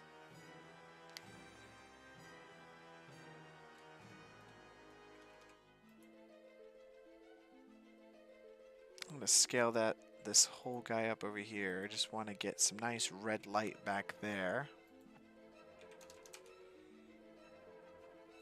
Just like an overall kind of blend back there to make it feel very much not a safe environment. And we want to do that for each individual column. So it's like you'll have like your cool kind of blue from the right and your red to the left, and that'll help each section kind of stand out.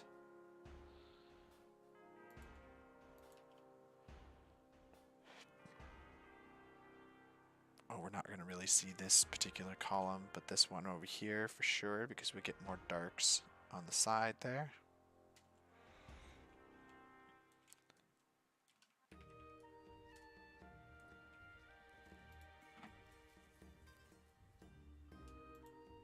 And our sun coming from this angle, I'm going to want the angle of it to be a lot smaller. And we just make that much brighter, I think.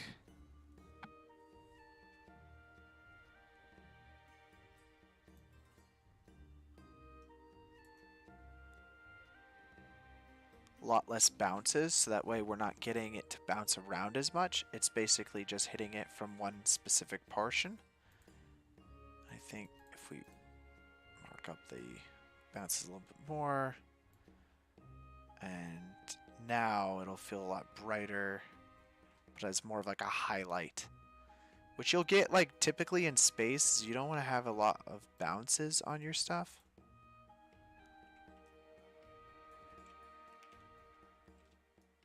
Okay.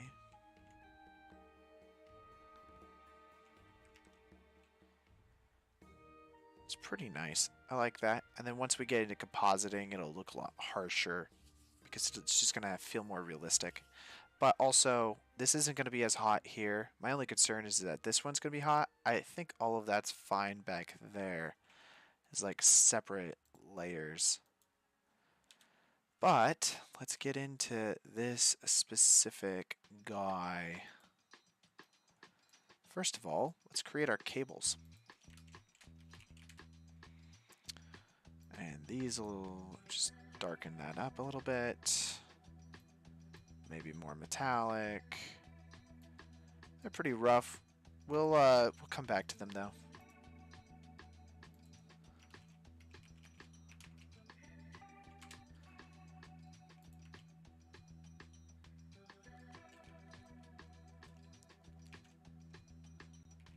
I'm going to select the glass area, which is just the one piece. That's why I did the cables first. If we select that and then hit assign,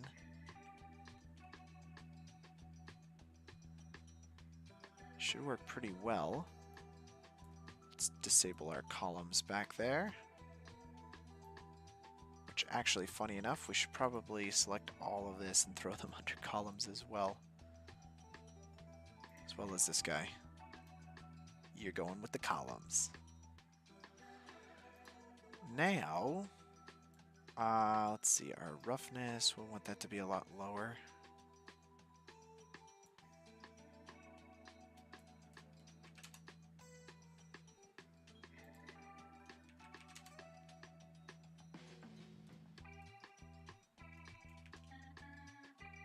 I think we want to add like a point light as well.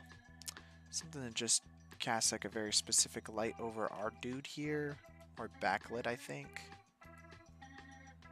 Just to give ourselves something to see here. And then our glass, 1.5.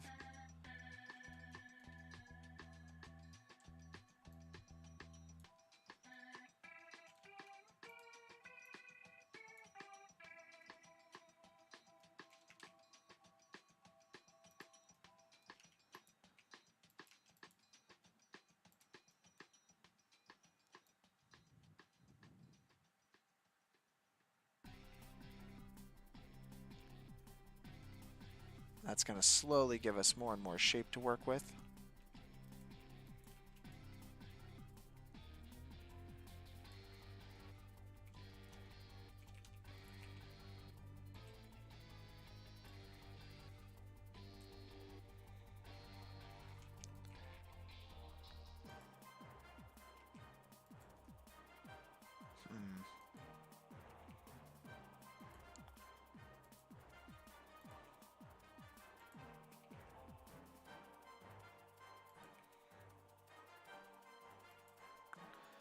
Don't want it to refract.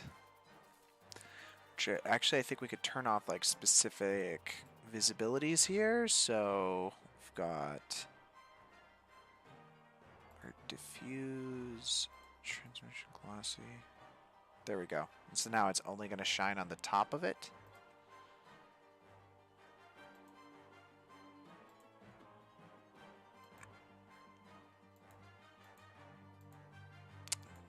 Maybe that's not the move. Where's our light here? This is the one that's lighting this guy up. Or actually, this one is. This right here. We could brighten this more, so that way we're seeing less of him and more of just like the container that he's within.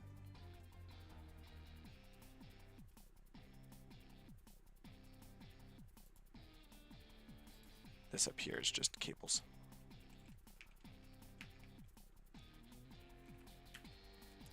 If we add back in the rest of our columns, what does that look like without the humans in them? Hey, Super 3D Crafts, welcome into the stream.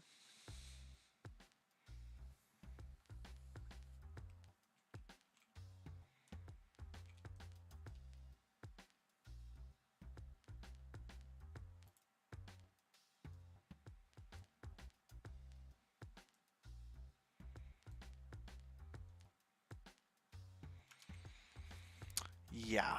Okay. And then now inside of our pods, I do almost want this light right here to be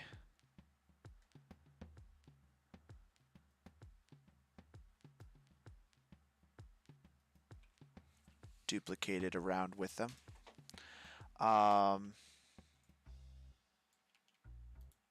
Needs to be on the inside though.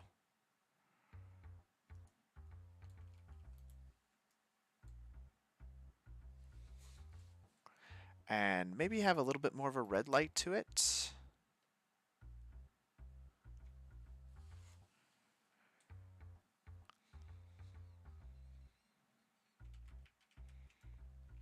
I'm going to move it back to the outside and then still give it a bit of a red light.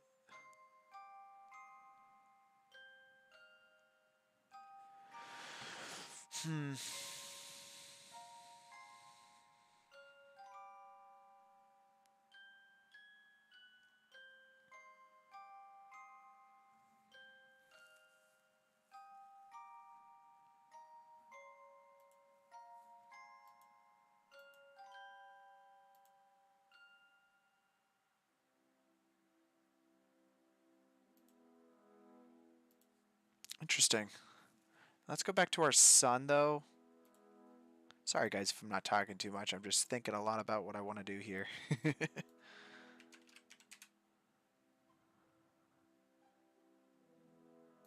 And let's just increase the blue a little bit more on this.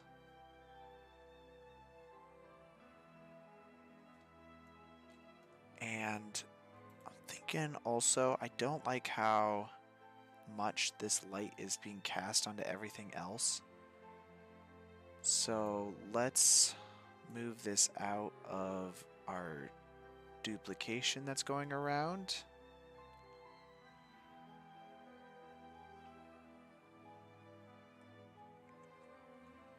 And this is inverse of what we'll want.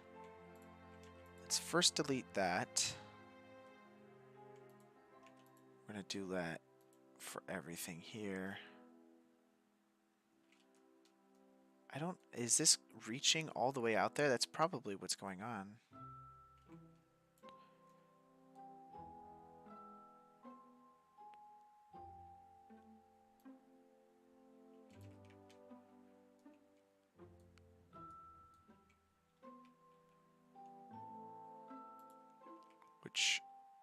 Oh, whoops. Let's place this into our regular collection here.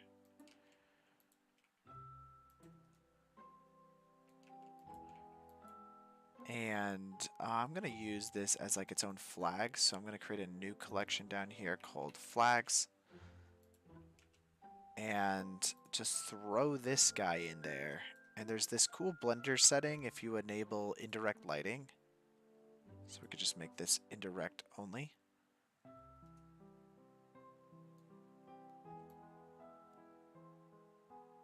But what the really cool part about that is if I add in a new material now and just make it full black and make it completely rough, what that's going to do is it's not going to allow this light to reach all the way over to that section over there.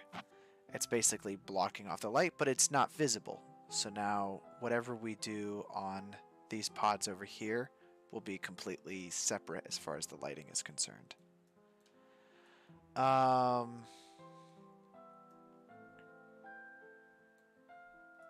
Okay. Let's just select cables for everything right now. Because I have a feeling that is one of the issues, is that it's bouncing off gray light from the moon. Our moonlight that we have coming in. You're considering changing your YouTube name. What are you going to change it to?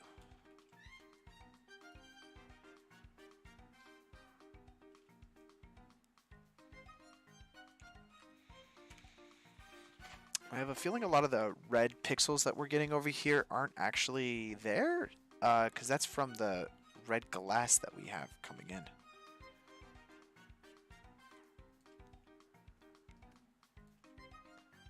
Okay, now if we grab this or reddish point light that we have and drop that into our pod.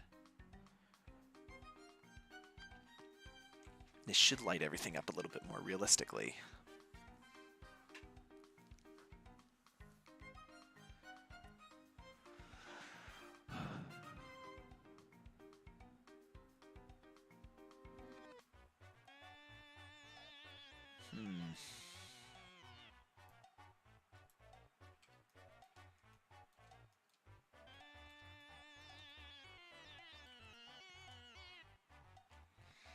I think my problem is that I really like the way this one looks here, but I don't like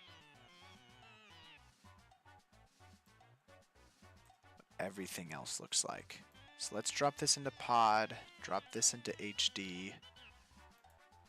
We're gonna duplicate this guy and then just put him on the inside of the actual glass up here. And then this is gonna go to HD. And this will be...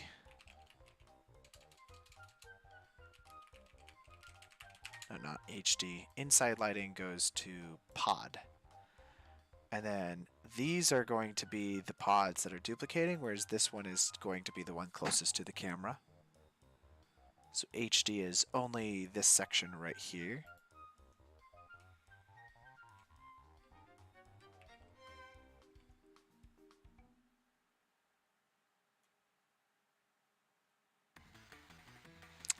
You're going to change it to gobo with cloud textures? Or more depth of field? What are we talking about here? Are we watching the same live stream? I don't think there's any... Oh, sorry. Globo with cloud textures. Yes, we will be doing that. Probably either 2D assets. Probably more than likely 2D assets. That we'll grab from like Action VFX or something like that, and then we can fill into our scene. A lot easier to do than us trying to do everything manually. Okay, I think that's good there. Let's find some grungy stuffs.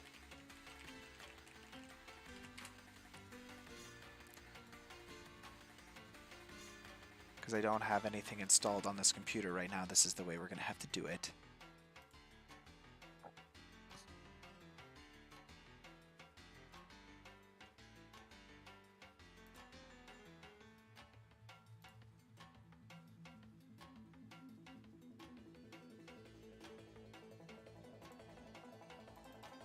And today's date, and then I'm going to create a folder called VFX Material.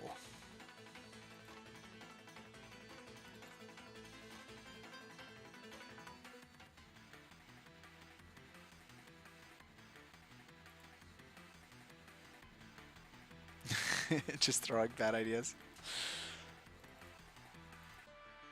Amen. I throw bad ideas all day long. That's what these live streams are for, right? Bad ideas. Bad idea streams with Connor.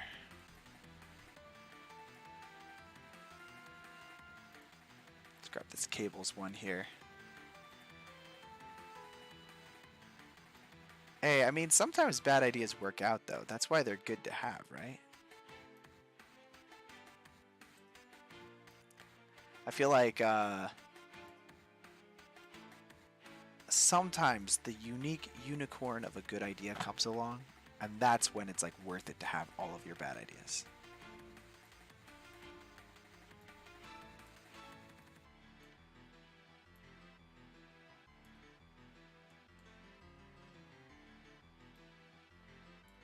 I'm gonna probably have to convert this to a normal map. And then finally our displacement gets plugged in as well.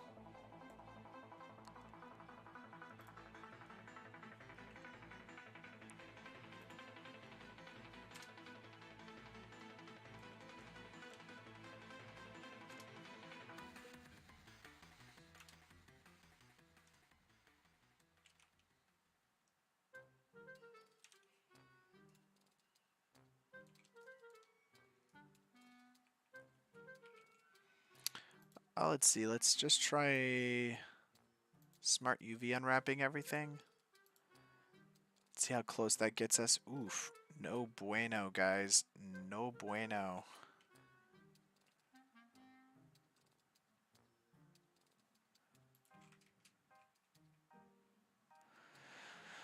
It's a no bueno. Mm.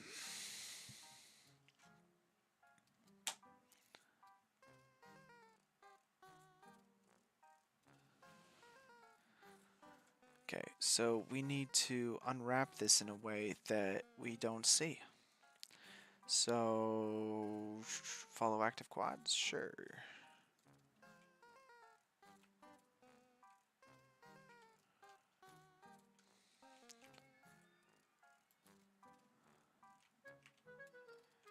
I usually just click on all of these until one of them works. Which I'm not gonna lie, what is that doing?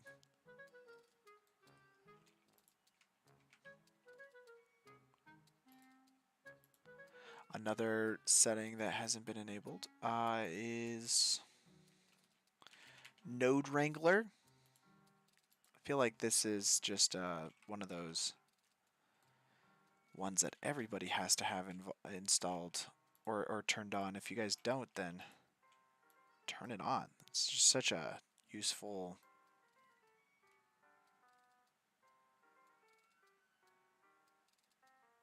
I don't even know what it's doing. 1 second.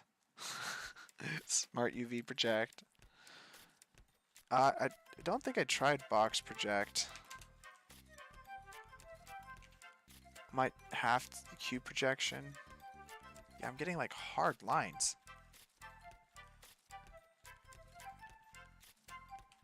Am I gonna actually have to UV unwrap this stuff? Come on.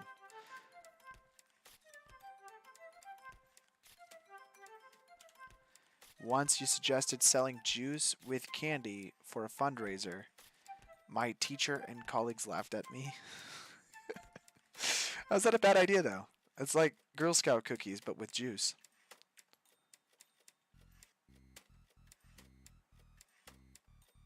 Alright, so I'm going to select this whole thing all the way around the edge like that. And then if I press U and then say mark seam, and then I unwrap it, does that work?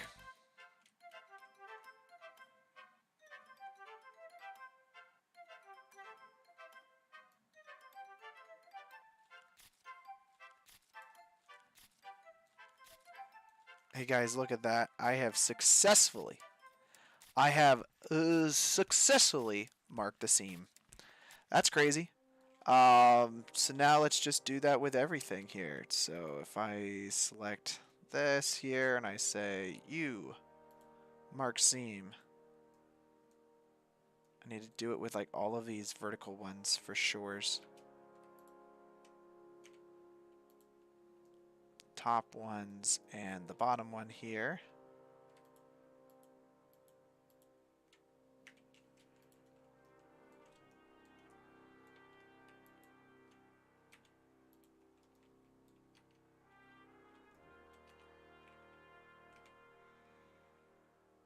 And then unwrap it. Does that work? No, the cables didn't do it.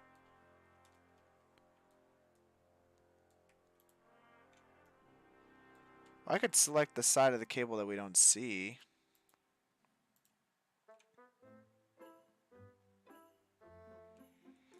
Although, to be fair, I'm not going to really see that too much. Let's try desatting it. That's pretty cool. Let's see.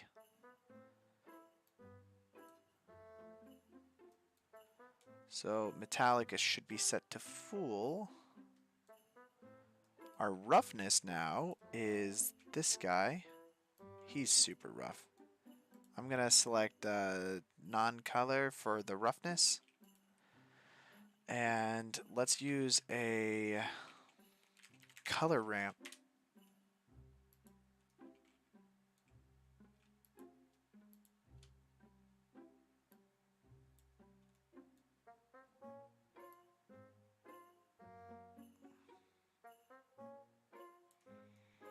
Just to get a little more reflection in there.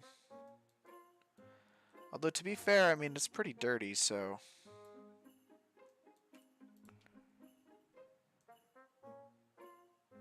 A lot better.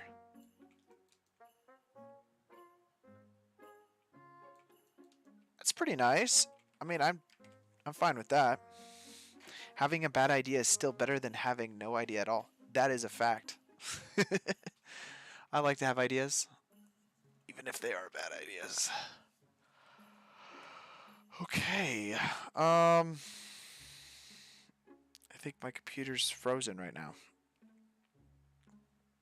This is the reason why I don't stream at home, by the way. This exact reason right here. Well, it's unfrozen.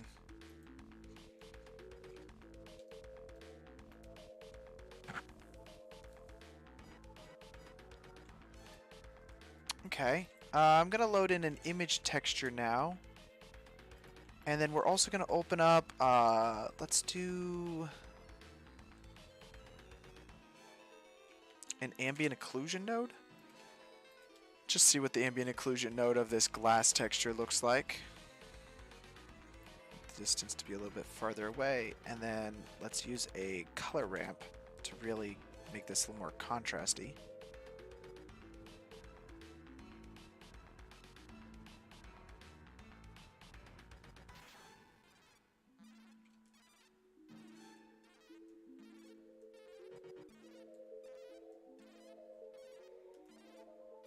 I suppose what we could also do is take that all the way down and then change this from linear to a constant. And this will give us the control over, like...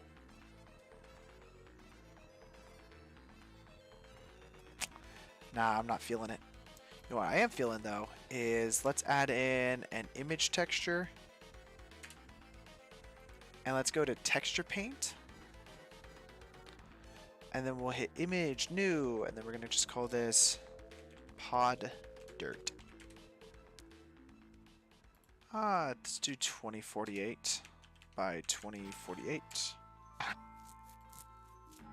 And now, let's see how difficult this is going to be. I'm going to find our pod right here. Let's go back to our layout view, and then we're just going to find our pod dirt texture and then load that.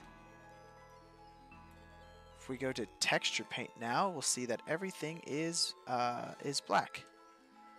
And that's because our texture over here is black. So now we can paint in the areas in which we want to have some dirt and grime. With that being said, though, we could just do regular paint like so. However, which actually, why did that not?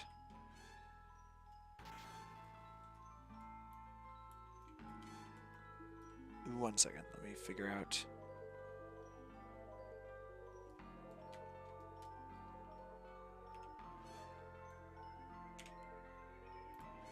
There it is. That was weird. But yeah, so you could just do regular paint like that, but it's pretty basic. And the idea of what we're going to try to do right now is we're going to paint on some scratches, and we're going to create a matte of that, so that way we can create separate shaders that we can layer in on top of each other. And this paintbrush is pretty basic. I have a Surface Imperfections pack that I released over on the Patreon. If you guys are actually Render Raider tier, you get that for free. So that's a little bonus. And anything else that I ever release, you'll get for free as well, as far as like digital assets go. But what we can do is we can actually load those in here as a texture, as a brush. So I'm going to load in our image texture right now. That should pop over here onto this texture tab. Actually, 1 second. Let me make sure I'm doing this correct. So there's the texture, and then there's texture mask. That's right. We don't want texture. We want texture mask to be selected. So I'm going to hit new, and then we're going to find our texture. We can load that in right here. Which again, I don't have my shortcuts anymore. That's frustrating. Should be able to do that under dry. Let's see if I can find it.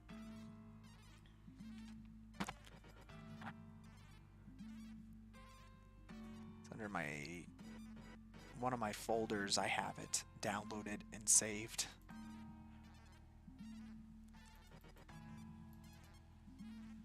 Alright, bookmark created. But inside of our textures here, I actually have 6K, 4K, and 1K. I think for this, honestly, 1K will do just fine. Let's see what the different ones look like here. Probably like this scratches one. Might do several different things. So let's first grab let's do scratches 7. And I can, oops, I have to go back to my tool here. And under texture mask, I have texture 2 loaded in. And I could just paint it, but you'll notice that all it's doing is basically just duplicating that texture over and over again.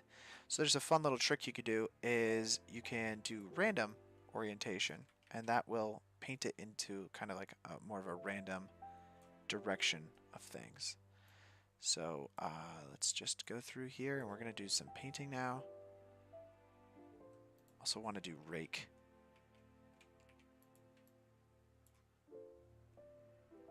Why is this not appearing? What's going on here?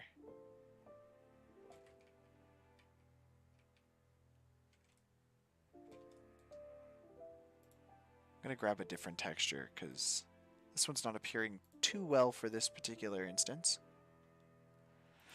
Do stains for right now. And just kind of paint in the edges here. I think I have something wrong selected for my tools here.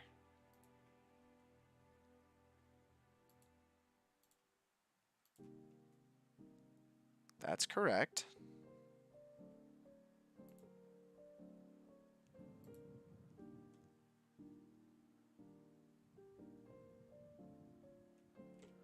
I don't think it's doing the alpha, and I can't...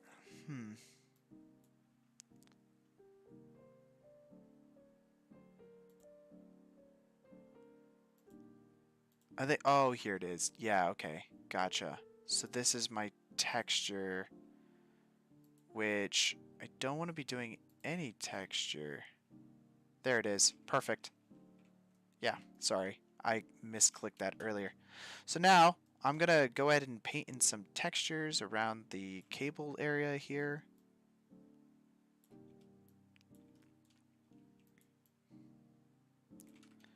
And again, the random orientation actually just changes the angle randomly, so that way you're not getting the kind of the same thing over and over again. And what I'm going to do is I'm going to just paint in a lot of the stains here that would kind of like build up around the edges of the pod of like different areas. Some like residue, things like that. And just kind of like follow around the grime on here, and then we can add in, you know, more stuff later for like fingerprints, although to be fair there really shouldn't be fingerprints. But I'm gonna have them anyways because I feel like the human mind just like subconsciously knows what like these different things are, and so like we kind of expect like a dirty kind of thing to have fingerprints on it and dust and scratches, even if like a human couldn't have ever had a fingerprint on it in this particular instance. But we'll see. We can always remove stuff, paint them in, and just see what that looks like. Just kind of going through here and following a lot of these like pipe areas that we have, and then that way. Which, by the way, we're going to need to place this inside of that collection again to get it to duplicate, because right now we're doing all of this work on the close-up version.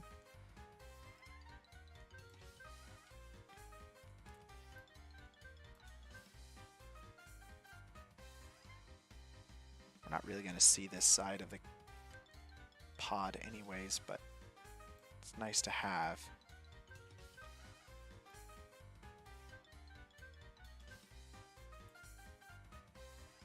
Again, I would love it if at some point, one day, I don't know, you guys grab these files and then use them in like an animated shot or something like that. That would be awesome. A lot of times I just kind of move on to like other projects Whereas I kind of want to render some of the stuff out that I have. I did like a test on one of the shots that I did, which was the wizard tower, and I added in like like some lightning and a little bit of camera movement. And I was like, damn, this is so freaking cool. It's always like one day I really want to work on like making my own animated short film or something like that. Just think it's so much fun. Like every time I see like other YouTubers that do it, I just like get so jealous. Like the work they put into it, it's so amazing. Animated projects do take a lot of effort though. Because, I mean, animated films, they edit the film before they basically create it. So the film is edited, like a version of it is kind of edited with the script. That's the kind of like the crazy part. Like, whereas traditional filmmaking, they will film everything and then take the best takes and cut them together and edit the film. So they say like, at least how movies are made, they'll say, oh, the movie is edited 3 times. Once in the scripting phase, once in the shooting phase, and then finally in the editing phase. And that's just not how animated films work.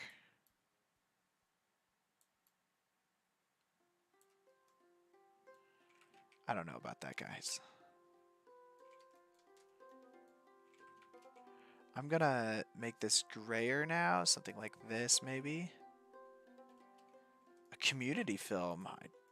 That actually sounds kind of fun. I have like a project that I might be interested in doing.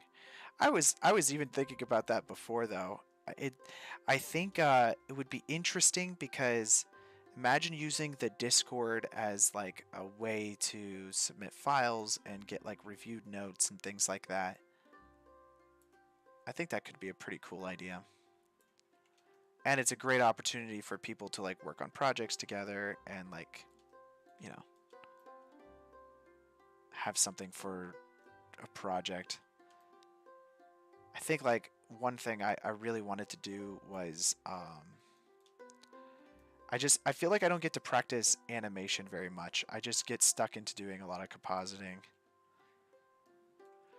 It would be nice to do that on like a project. I think that's pretty good as far as, I'll call this the frosted like effect that we're going to be adding onto this glass. Just a little extra realism. What do you guys think here?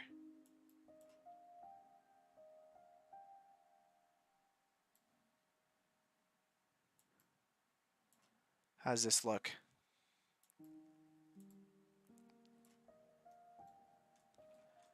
A little more dirt and grime on this back section as well.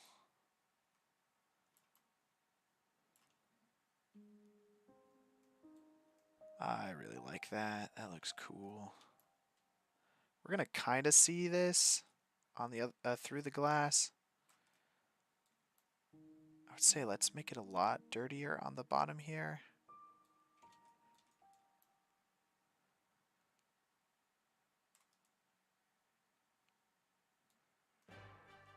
That'll refract through the window pretty nicely. Okay. Now let's take this. We'll just say image save. We'll just go ahead and save it. Save it under VFX materials as pod dirt. Now if I go back over to my layout section over here, we've got our pod dirt in here. Do a couple things with this. First, let's go ahead and add in a color ramp. And just make this a little more contrasty in our favor here. I'm going to move this all the way back. And we can plug this directly into our roughness. So now if we view our glass here, we have kind of like these roughened edges of the glass that are kind of going around. That's one way we could do it. A DeLorean short film with the community. Okay, I'll have to check that out. Aviders.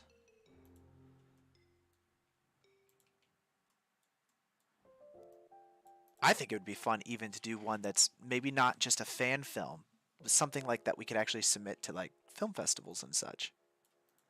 That might be pretty cool. Community driven film festival short film. Can add in a principled BSDF here. Let's go a little green on this. Let's change the saturation up a little bit. And let's use a mix shader node here. And I'm thinking, let's see, we're gonna have to flop these anyways. But we can take our color ramp here and then plug that in that way. That way we're getting a little more of this dirt and grime out here. Kind of like mossy disgustingness. Customize the amount of that through this knob.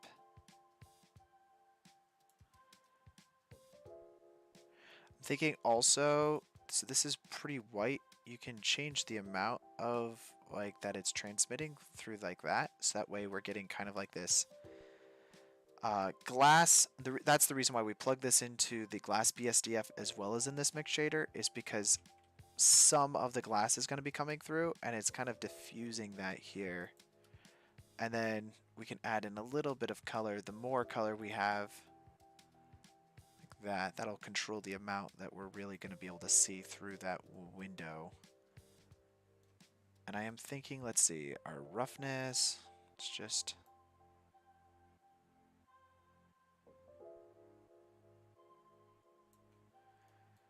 Let's do that. Let's also take another color ramp. Oh, not a color mix. Another color ramp that's going to plug directly into this glass here.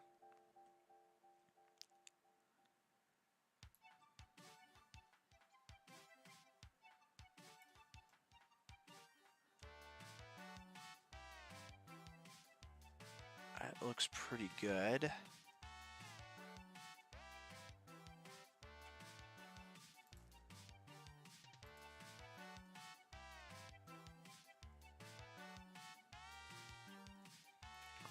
And then, let's see. I'm going to take another color ramp again. Let's see what this compared to this. Let's take another one, like right here.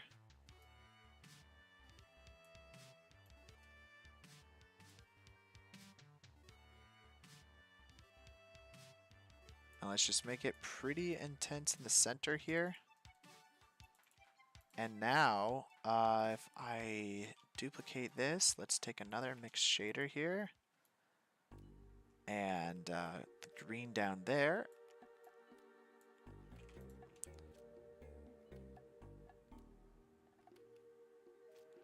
This will just give some more coloration in the fall off of our dirt that we already have without us having to paint any separate kind of layers.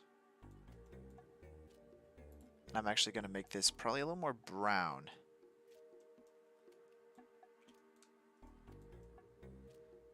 That works pretty nice. I like that. Let's go ahead and save that.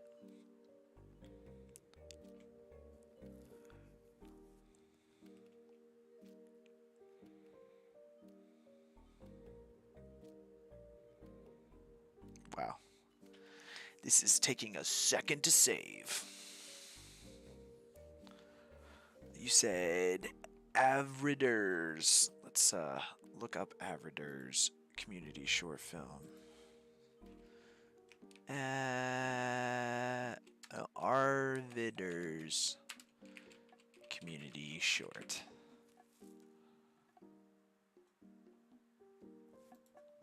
Community short DeLorean. Am I spelling this correct? I could also probably just go into here. Go to channel? Or is this going to go to your channel? That's going to go to your channel.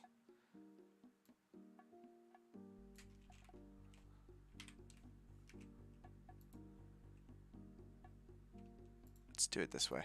I think I could search for it like this.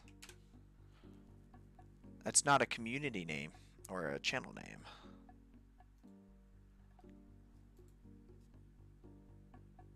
Only Sith steal an absolute. Black is equal to 0, white is equal to 1. Hey now, I never said I was a Sith. I just said that maybe they weren't that bad. Maybe they weren't, right? I feel like I say this every week on a stream. By the way, I got so much hate for that comment last week. Second layer dirt. I'm going to create a new texture, second layer dirt here, and then let's go over to our layout, and I'm going to add in a new image texture, and we're going to search for second layer dirt. Whoops.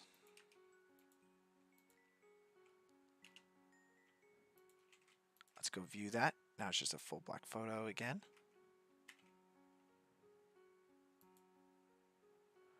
And instead of this texture mask 2, let's create a new brush. Let's open up some fingerprints or something like that.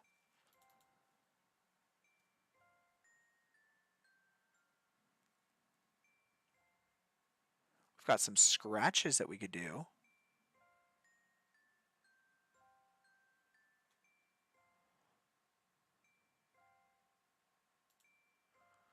I'm going to select these fingerprints here. And let's just add full white. And let's see. So that's your texture mask. Again, we don't want texture selected. And this time we're going to turn. Let's not have random.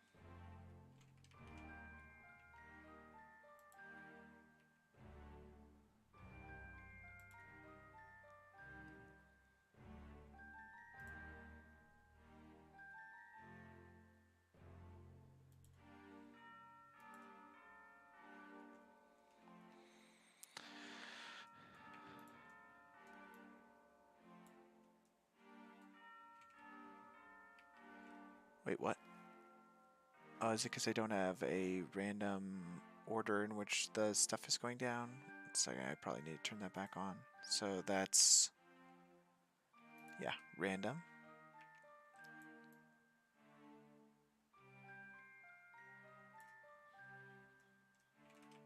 And I'm going to do this mostly for the bottom bit down here.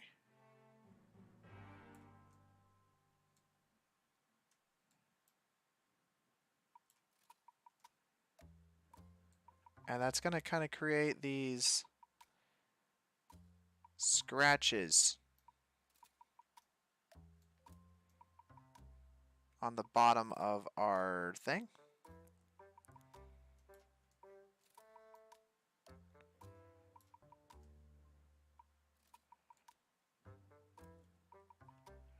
Do I work with slots in Blender 3D? What do you mean by slots?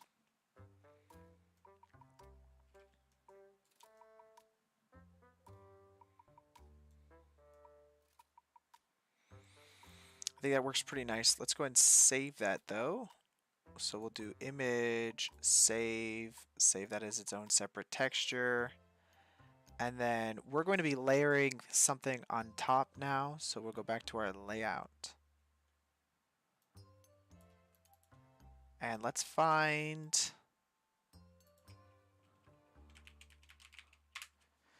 Texture Haven.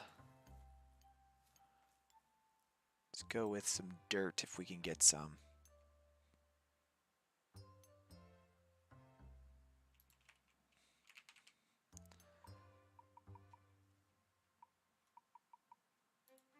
I think this should be fine. Let's go ahead and save that. In texture paint mode. No, I haven't. Not really. I have used it depending on how much I'm really doing. In this particular case, it's pretty straightforward stuff. I'm only doing one thing at a time. Because depends on how much I'm like really planning on staying inside of like a specific mode, is whether or not I would do something like that. Let's do displacement as well. Normals and roughness.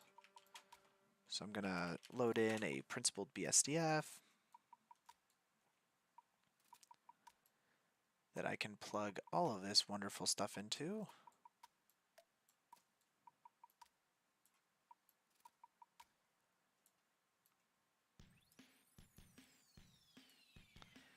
As long as we build this out correctly,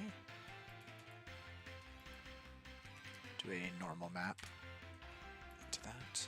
Let's go view this dirty texture. I'm going to use our own vector coordinate system for the size of this dirt, so that way I can scale everything appropriately. Probably scale of 4.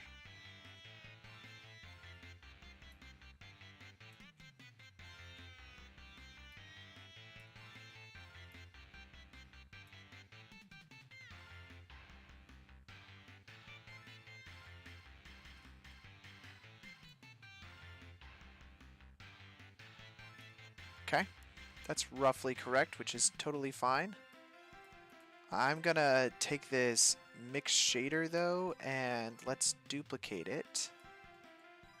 And this is gonna go on the bottom here, and this will go on the top.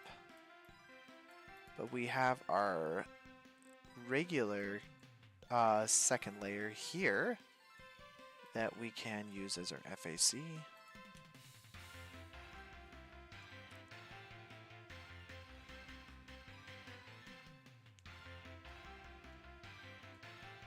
That's pretty good. It's going to add in our dirt texture on the bottom there.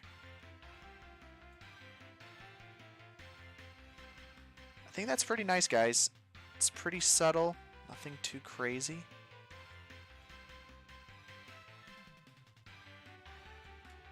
Let's go ahead and save that. And we freeze. Woo woo woo.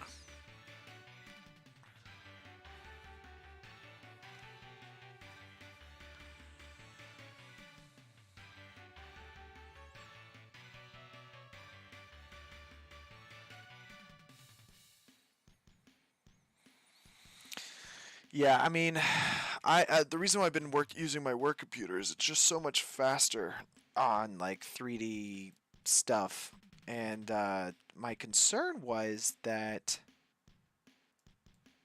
it was going to take way too long to do a lot of the stuff I needed to do.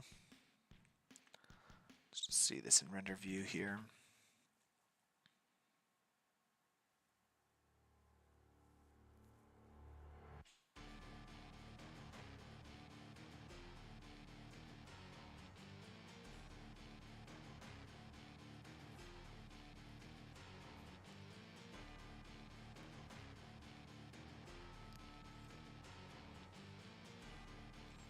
Really not getting as much of an outline as I'd like.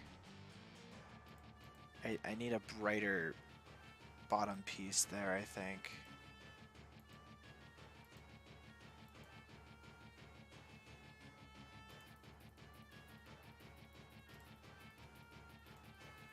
Just kind of got to lighten it up a little bit better.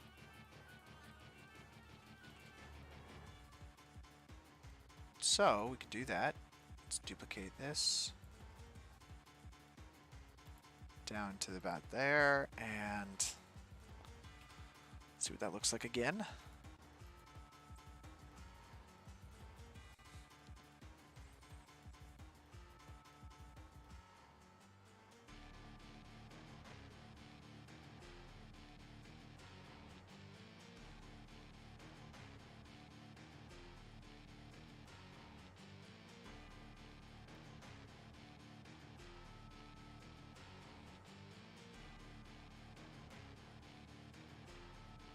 Yeah, I'm trying to, we'll see if I need to add a spotlight in there, or sorry, not a spotlight, an area light or something like that.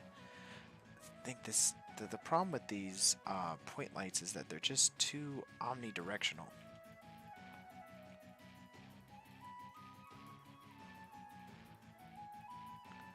I really didn't want this to refract through the... Which we can turn off the ray visibility on glossy. And that way we're only basically lighting up behind him. Which is what we're trying to do, but let's see.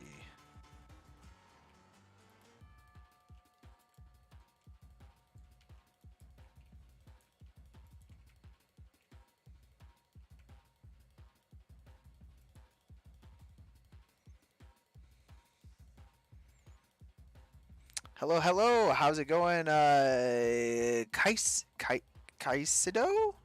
Kaikido? Kaisido? Thank you for the for joining the chat. Yeah, we're certainly working on it here. Hopefully making progress, hopefully. Might turn down the red slightly on this, make it a little more light for the bottom bit here.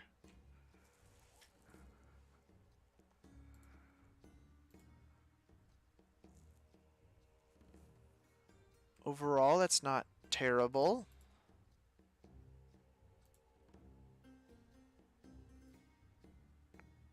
If we turn on glossy, that kind of lights everything up a little bit more, which I'm not hating.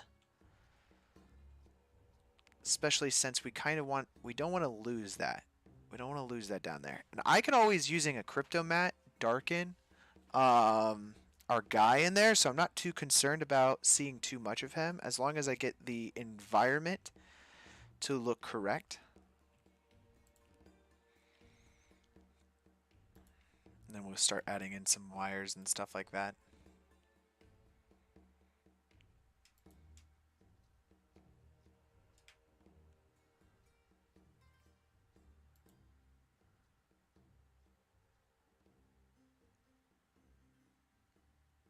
Yeah, it's looking pretty sweet. Honestly, once we added that metal texture in there, a lot of these pods starting to look a little bit better. On the first try, Kaisido?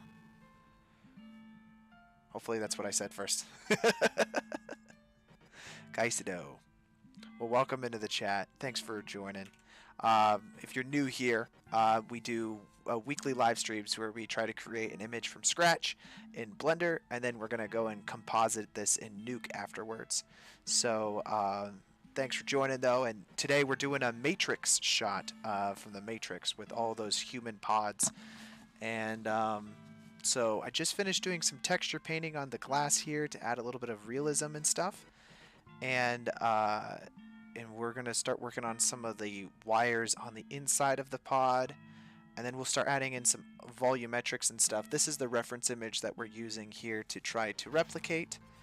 So, and of course, if you want to see the finished render when it's done, we do have a Discord, and so I post the finished render in there.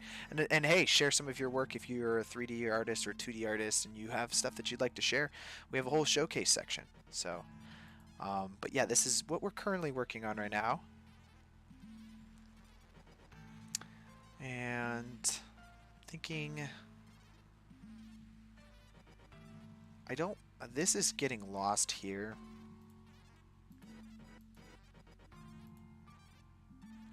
I think this is just too bright down here. So let's add another light in.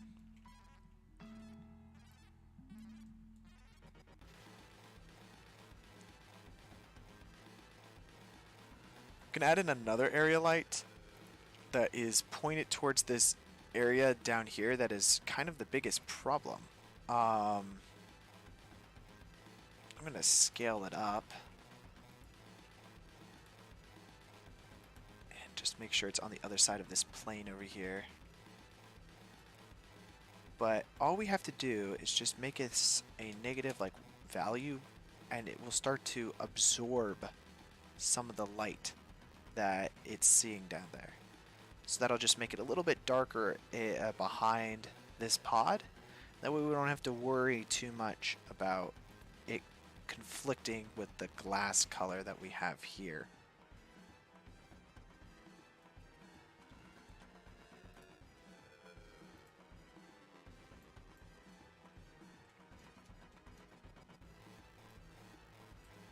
overall our glass material that we have. Let's see our roughness that we're having here.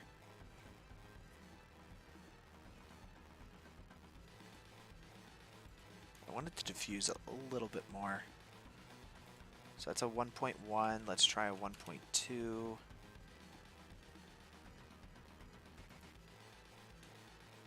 No, actually, wait, sorry. A 1 is probably closer to what we'll want. Maybe...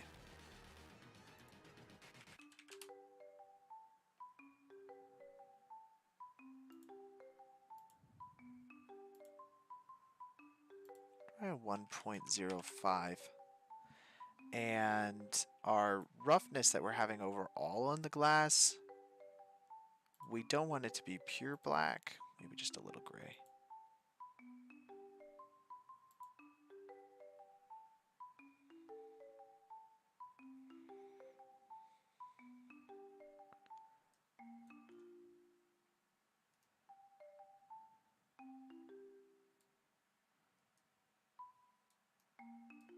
I'm thinking though, let's see, it's taking essentially this dirty material that we have here.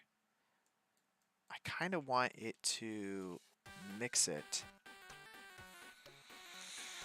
I kind of want it to mix it with another dirt texture. So let's go into texture paint, and then we're going to do one more texture. So we'll say image new, and then overall dirt. So we'll create a new overall dirt layer here, and then if I create an image texture and we select that overall dirt, we'll go and view it real quick. Let's go back to our texture paint, and I'm just going to keep the same tool brush that I have here, and we could just create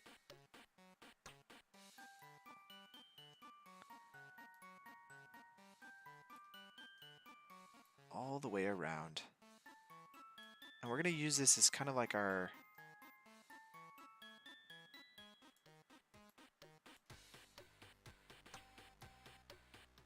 basis of the dirtiness of the pod. And we're only going to use a tiny bit of it, but we're going to have it regardless. So that's pretty cool. So that's everything. So I'll say image, save that. And now if we go back over to our layout, we have everywhere this gray area is going to be, so we kind of need that. Everywhere that gray area is going to be, I want to have this kind of overall grunginess to it. So I'm going to add a color ramp into here after this overall dirt. That way we can change the brightness of this in a second. And then second thing we're going to do is we're going to do a mix color node. Let's see. We've got this here. And then that'll be that there.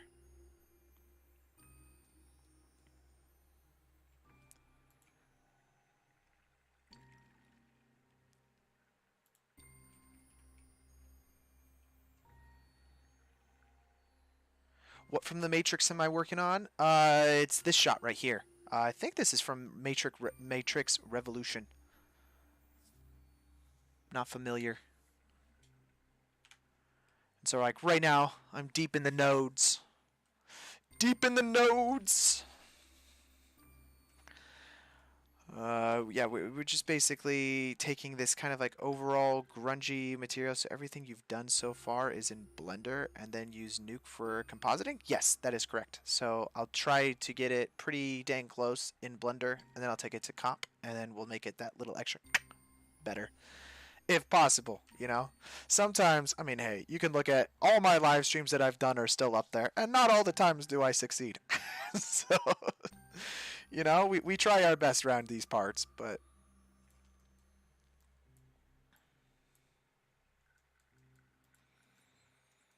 It's okay. I could take this grunge right here. We have kind of this overall effect that's happening on this. I want to mix colors after this to this.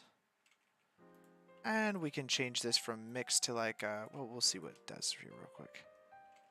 So we've got this effect and this effect. And essentially, we want it to mix it 100%. So we'll probably do an add. So it's just doing an additive. But now that means that we're going to get all of this to be gray, which is fantastic. And we want to ensure that by changing this from linear to like a constant. And just moving that all the way. Actually, no, we do want this to be linear, don't we? And then changing that from a white value to a gray value of some kind, depending on how frosted we want those non-painted areas to be. And we could plug this then into our base color ramp here, and we can kind of see what that's going to do for us.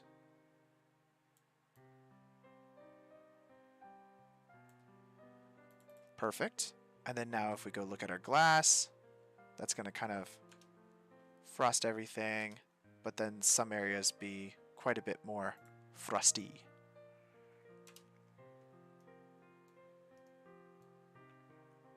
A little hard to see, I know, but that's what we're doing. And then we take all of this stuff and we plug it into everything down the pipeline, and that should just dirty everything up slowly but surely. And that's going to add in like all of this dirt and grime to the edges of our render. Thank you so much, Keysign. I appreciate that. Hey, Benji.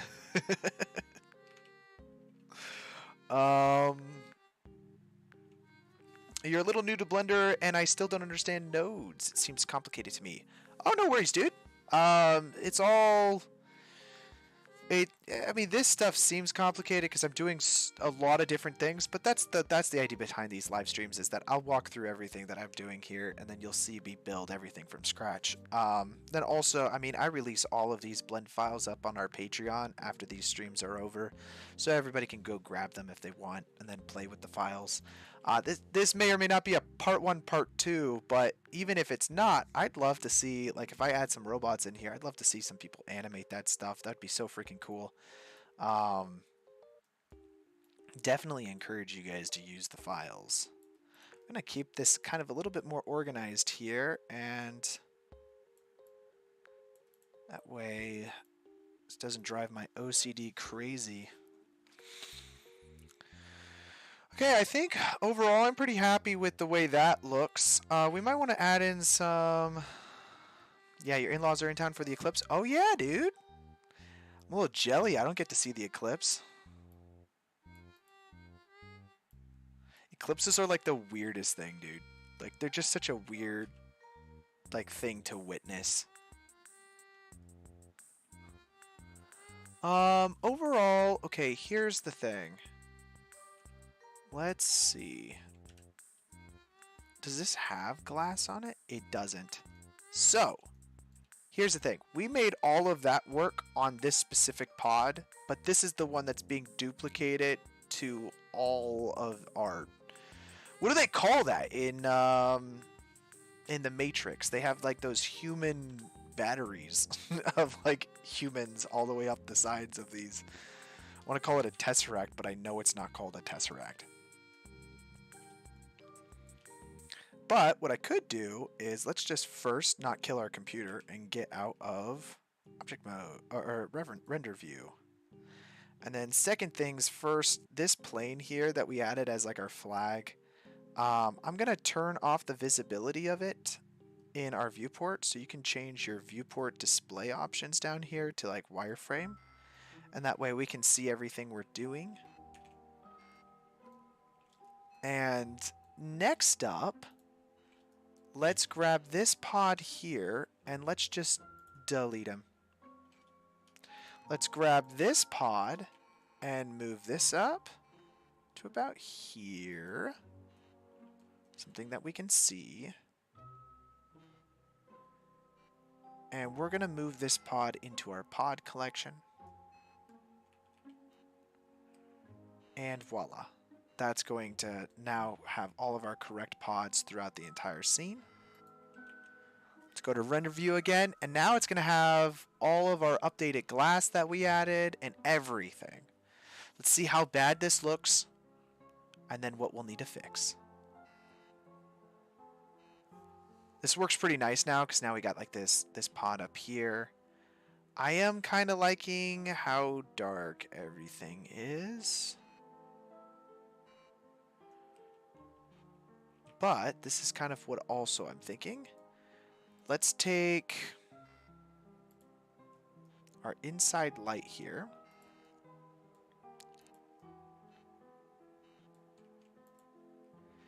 And let's make this a lot smaller and more red.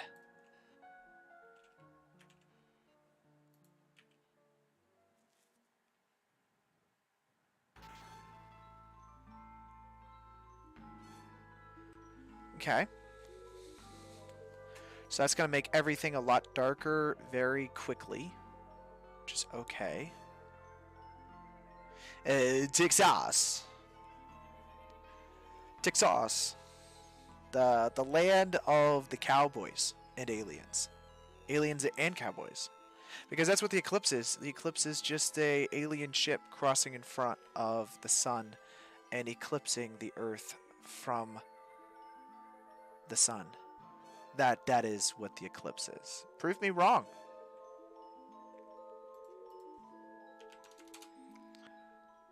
I'm going to increase the light of our indirect light here.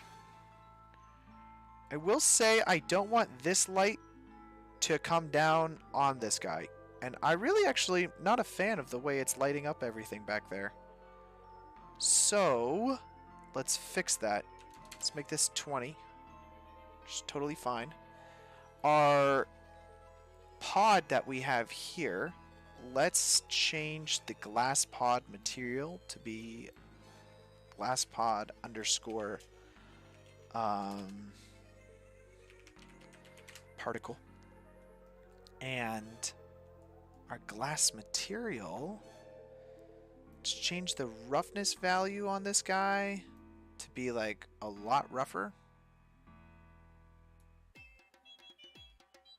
Oh, that looks terrible.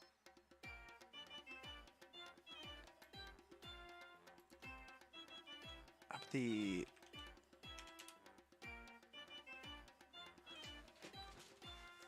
gonna need this to reflect the light a little bit better.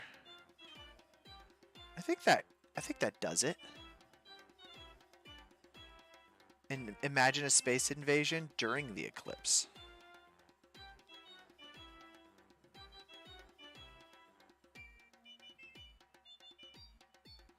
I don't know about that.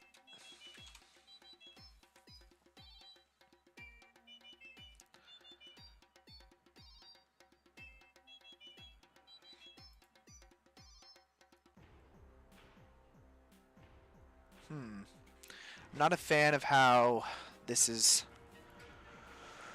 with the light. Let's see. I like this one now, but I don't like these guys. Maybe that's my lot in life, is to not like it.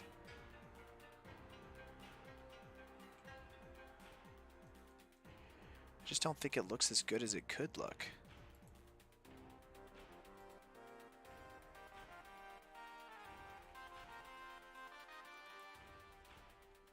Oh God.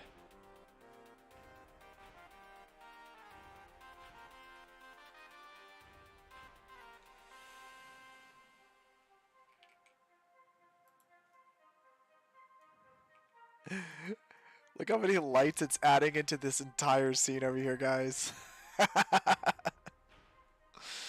No. USA Space Force.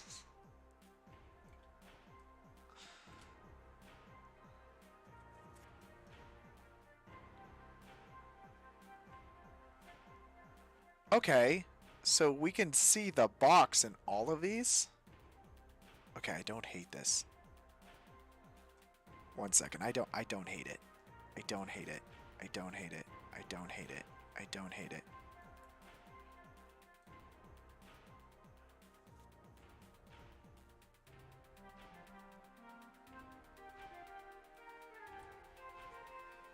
don't hate that. That actually looks pretty cool. That was an accident.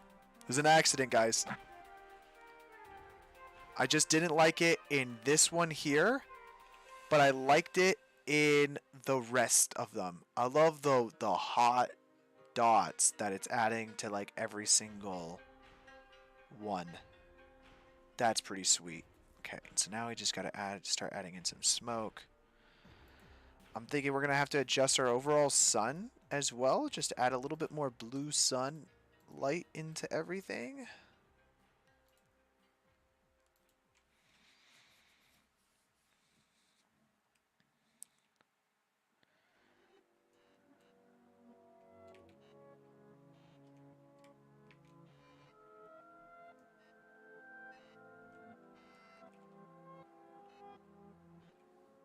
Okay. Yeah, so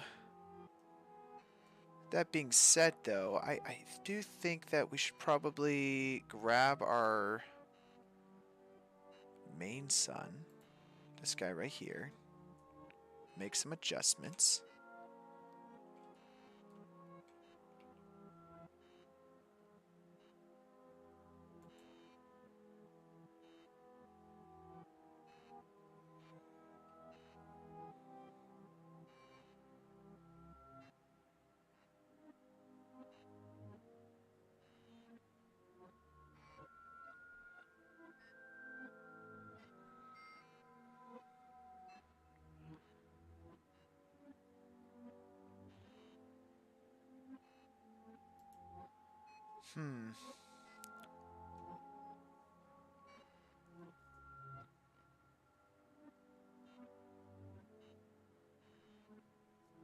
I don't like this surface here, but I do like these a little bit better.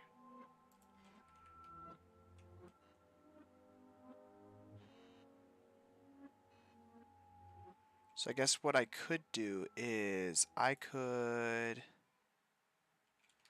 duplicate some lights.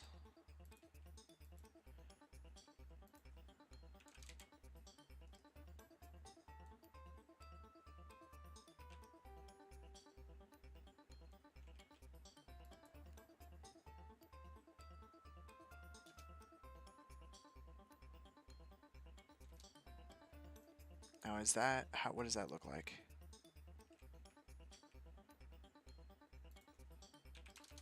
Let's add some more light into that. Is it not doing anything?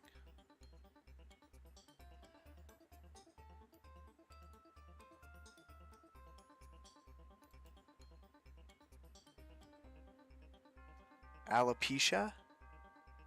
No, wait, no, apologia. Why am I not apologia? What's apologia? I don't know what apologia is. They're our line of defense?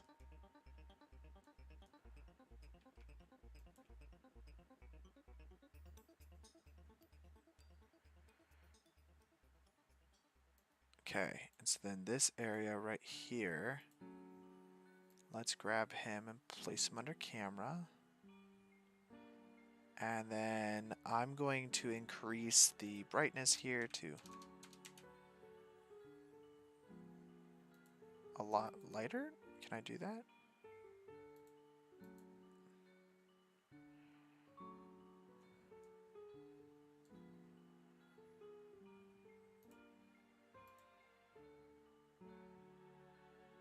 Okay, fantastic. So that works. Let's place that there. I'm gonna duplicate this again and place this over here. Probably a little bit more of a rim light. Just trying to be a little more artistic with these lights. And then this last one here, I do want some more light on as well.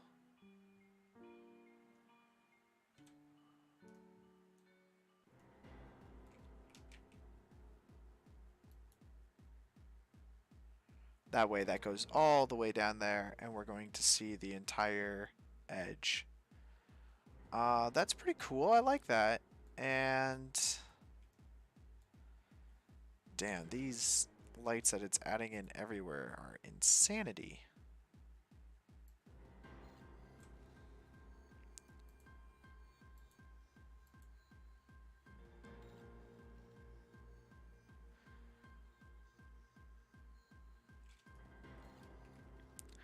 If you don't mind, what are the specs of your machine to make this type work? Good question. I always hesitate to answer these questions because I think people think that you need to have some crazy computer to be able to make this stuff work. This particular computer, though, I mean, I don't know if it's too crazy. This is my home computer, and I'm running a 3080 Ti as well as an i7. I think I can't remember. Well, actually, I can't remember. Make sure I don't show anything I'm not supposed to. Which I opened it up on that window anyways. Let's see. Properties. Yeah, I'm running only 32 gigabytes of installed RAM on this particular computer. I do kind of want to upgrade my computer at some point. This kind of like home setup. But I just haven't made the effort to do so. Okay, I'm going to... Do we want to...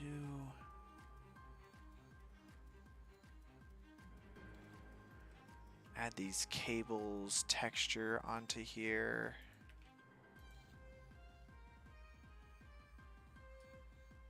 And that'll kind of get like that more refined specular highlight.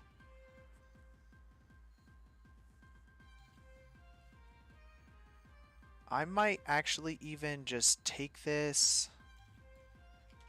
We're going to duplicate it. All these cables. I want to have them on every single ring here.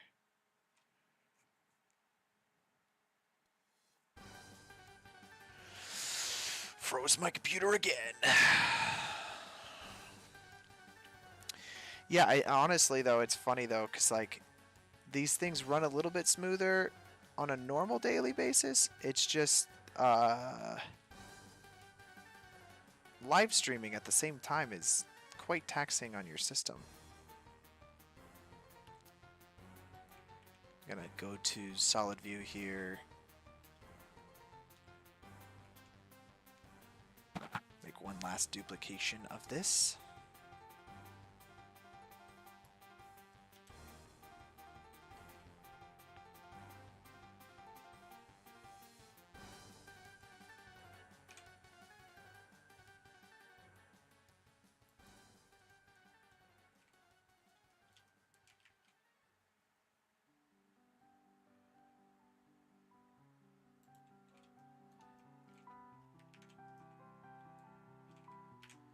Cool. And then for this, let's do a cylinder projection, I think. Go ahead and save that. Let's see what these cables look like now, guys.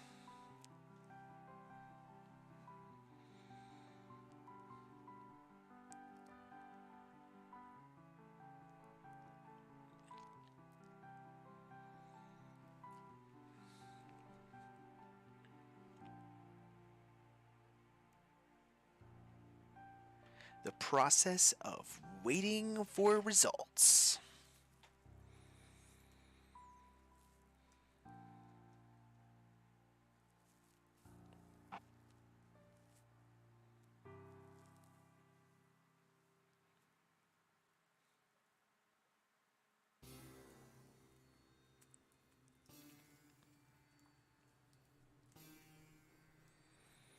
I like that.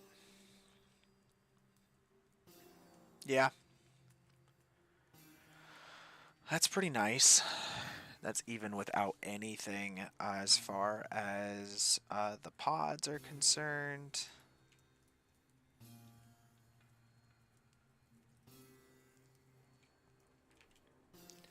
So we're going to have to start adding in some volumetric smoke here. There's some easy ways to do this. So we're going to do the easy ways. Because I don't want to blow my computer up this week. Let's find some assets.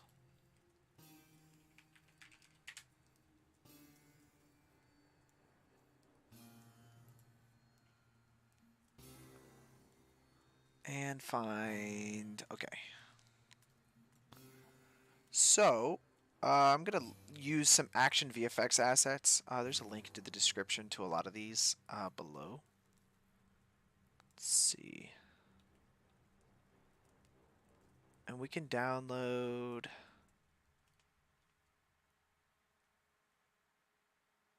Let's grab this one right here. Remember to save. Always remember to save. If you're not saving, then what are you doing? And that's what I ask myself every day. You had me nervous there, so I went over immediately. Hit that save button. Hit that save button. Save, save, save. Don't forget to save. All right. I think. Oh, that's right. New version of Blender. Cool thing that Blender has, and I don't know why this isn't like default. This is the craziest thing ever. You can import images as planes, so I'm just going to do that real quick. And I just downloaded a video file, so I'm going to load under here image as planes, and we're going to find under our VFX materials folder the MOV file that I just downloaded of the texture. I'm going to place this guy back here as a certified fog element. And let's see, I don't think it has alpha built into it, but we can use the actual image itself as the alpha. And I think, let's load that into there and see how well that looks. I don't think we'll have any problems with the top plane here, but if we do, we can always adjust that as well. One thing I'd love as like a Blender node, and I don't think it is a node, but of like a frame hold, layout frame, no. But I'd love like a frame hold on like MOV files. So that way if I wanted to have just like a very specific frame, I could.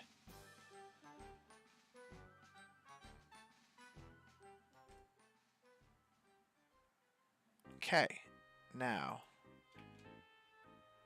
I'm going to load in a color ramp. And we're going to make our life easier here by just disabling columns altogether. That way we don't have to deal with all of the cables. And let's see, add some more contrast to our image here. Why can't we see it?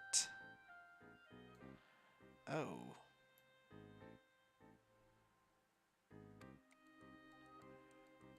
Let's do something like that, so that way we don't see the top of it.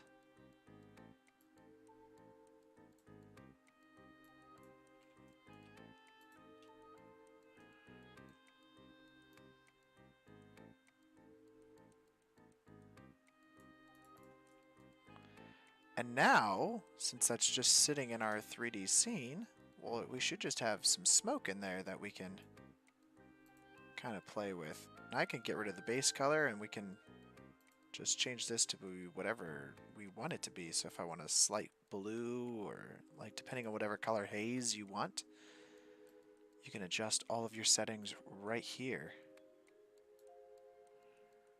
And now I could take this guy and... Oh, is like the light only hitting him in like a specific part?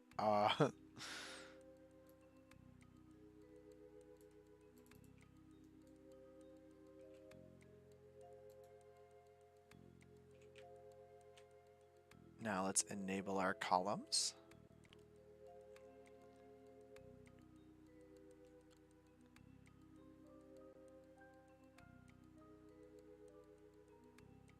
probably also turn up transmission if we wanted to have, or emission if we wanted to make sure that it's always visible. But let's freeze our computer first.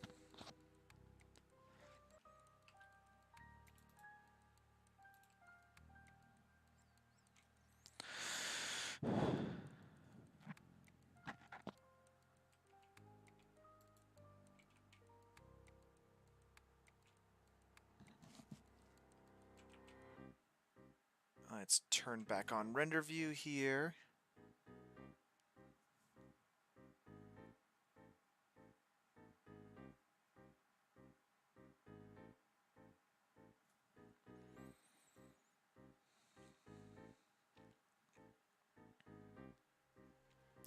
Yeah, these things only get bad when you have this many things running on your computer. I'm gonna turn off display for these cables, I think.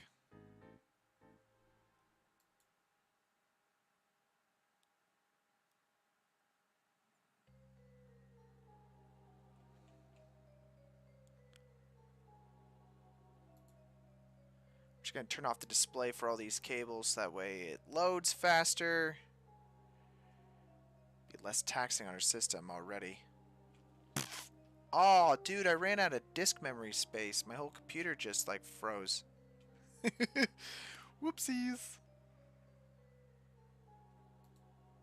Okay, 1 second. I'm out of... Let's close this. I think my computer is having a freak out moment. I just ran out of storage space. Hold the phone. Hold the phone. We ran out of memory. We ran out of memory. Should probably close like browsers too. It's okay. It's okay. We'll figure it out. It's a region of the United States that stretches from the southeast to the northeast, widely known for the people that live in the mountains. Tough folk who aren't afraid of anything. Oh, that's true. I thought that was just the South, though. Isn't it just the South that's like that? Okay, great. So this is our thing, and honestly, I love it. Let's duplicate the smoke that we added in. We're just gonna make some more lower, I think, down there, and...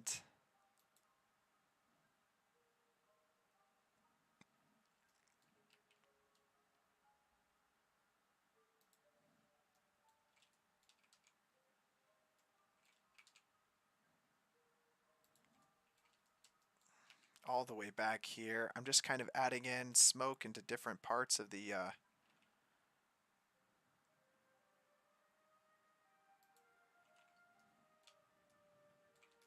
and this is just going to add depth in without us having to do too much with volumetrics. It's just adding in these simple planes that allow you to add in some information to your scenes. Duplicate that upside down, I think.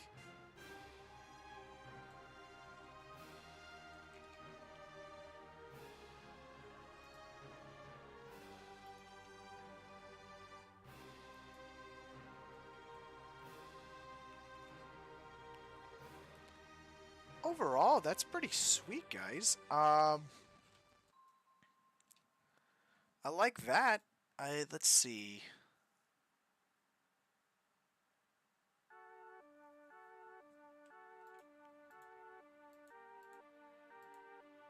There are some areas that probably should have a little bit more fog directly on them. Let's see, something like right here.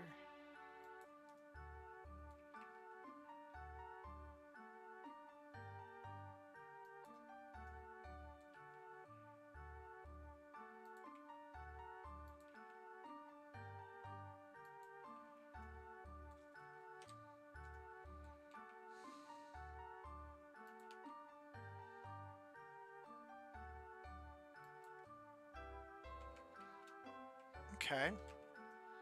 Let's see what that looks like with some of our other stuffs.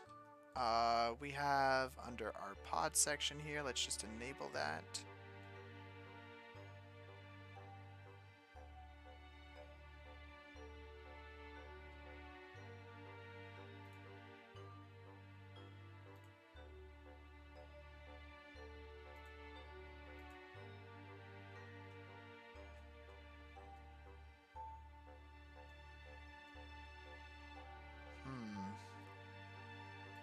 Let's turn that off one more time.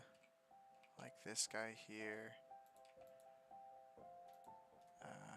What's this one right here? Let's duplicate him and move him up like somewhere around there and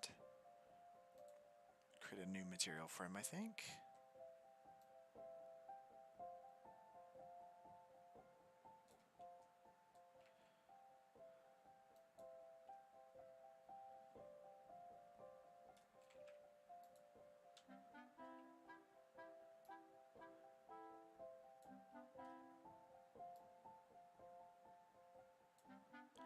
Okay, then this goes to here.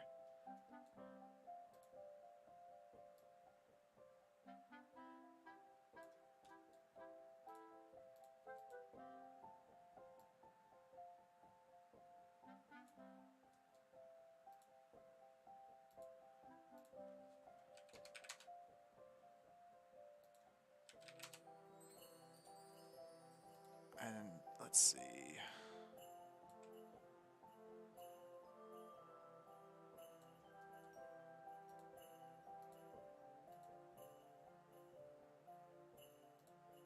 Almost want this to be blue though. Yeah, that looks pretty nice.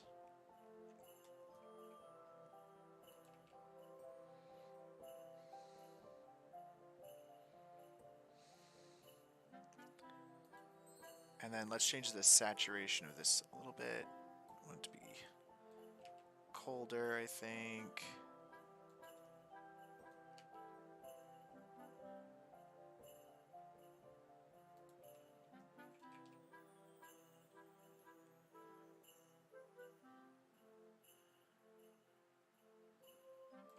Let's put this last one right in front of the camera.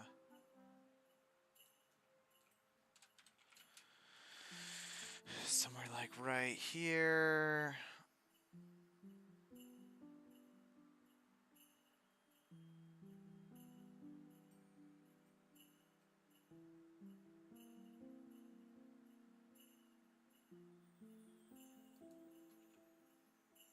Okay. And now, with the pods back in,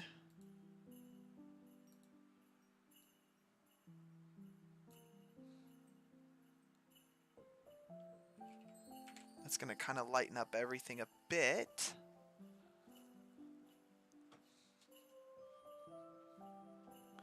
For the pod light here, we have this inside light that's going on. Currently it's set to square, but I actually think this might look better as a disc, because everything will then be rounded in all of the refractions over here.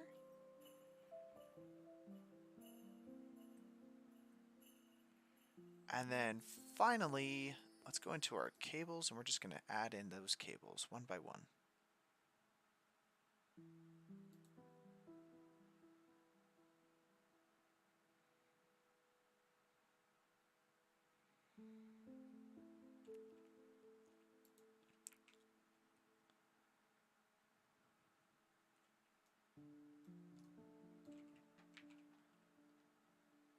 Just going to add in these cables.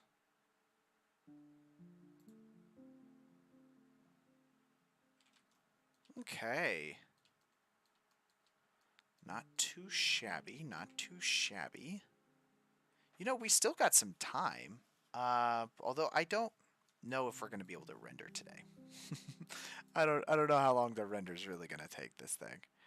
And until I get sponsored by a render company to do remote rendering, that's not an option.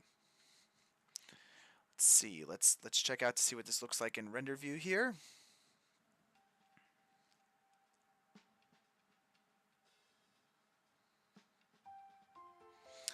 By the way, next weekend I'll be at NAB. Is anybody here going to be at NAB? Should be a fun time. I'm really excited.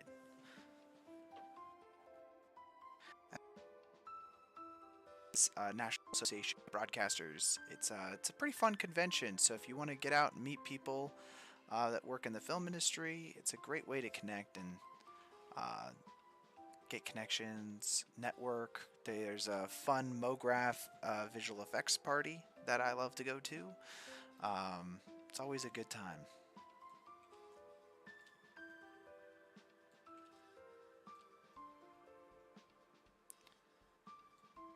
Okay. There's this guy right here. I think he's bothering me the most. He's just very... I guess that's fine. Let's get some cables on the inside of this thing here. And honestly, we'll probably be pretty close to calling it a day. At least with this render. Let's see what the distance... Yeah. Maybe add a robot in. Kind of depends. Yeah, let's add some cables in first, and then we'll go from there.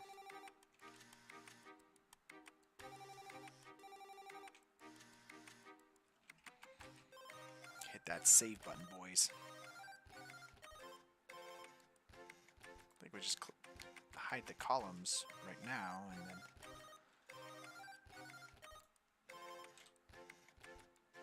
find a gentleman on the inside here.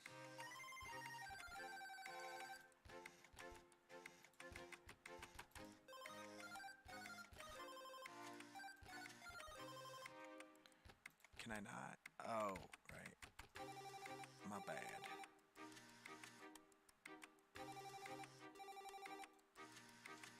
And now, just adding in a curve, we could do like a Bezier curve of some kind, and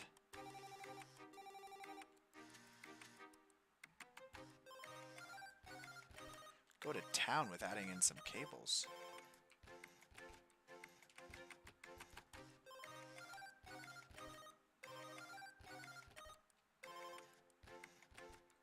Change the depth here to like a 0.1, maybe like a 0.01.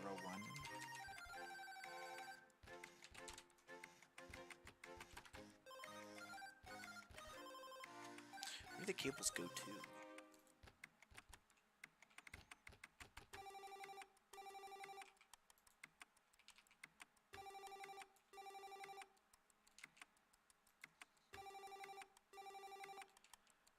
Just have that go all the way back here, and then the front one here, let's just have that pop out a little bit better.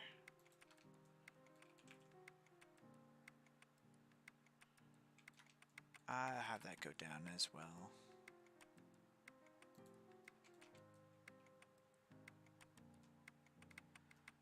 Okay.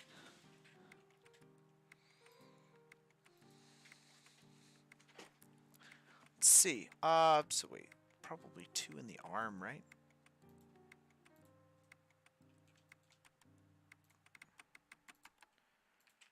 I'm just gonna duplicate that now, and then we just have the second one here, and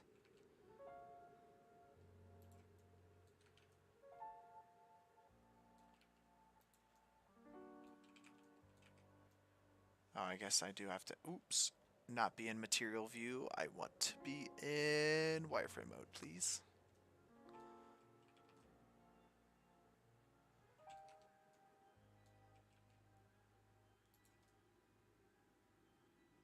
Okay, so we got 2 on the arm, and we'll have a few on the leg, the chest, so on and so forth.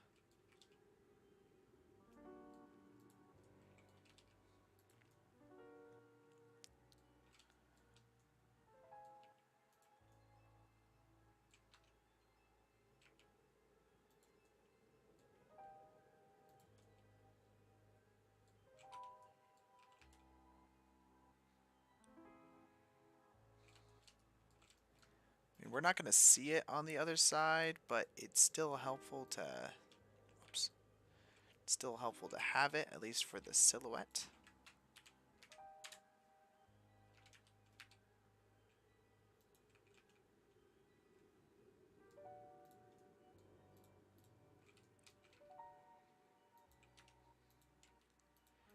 see, let's grab that. Just kind of rotate these around and line them up with the body here. I think everything will kind of fall pretty nicely. Let's see, this one, yeah.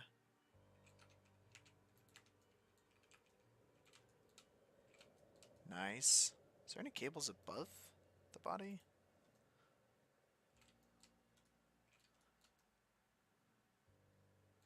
I guess there would be like the big cable behind the head, right? Let's make this like a 0.1 or something. Yeah.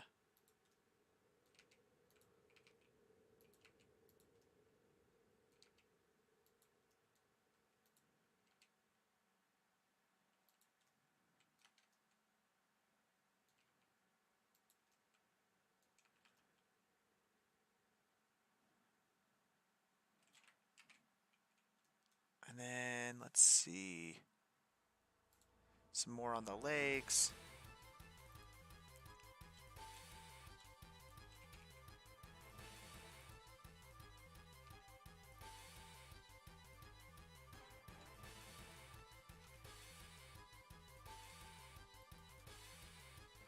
Bring that down, I think.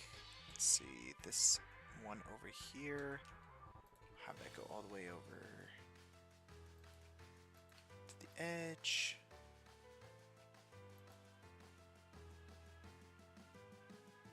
Or should that fall down to the side?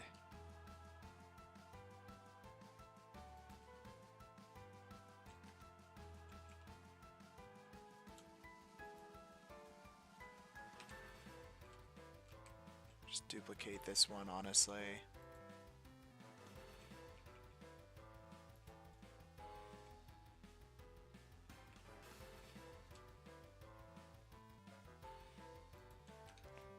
Clean up this side of it.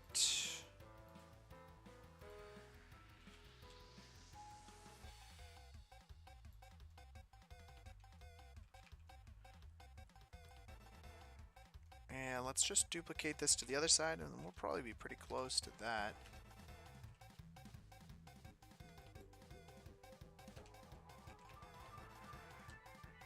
And then the bottom leg.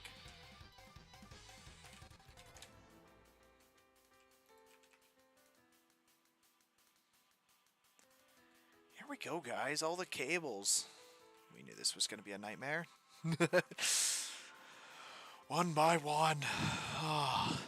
Let's see what that looks like through the glass. This stuff kind of pays off, though. I mean,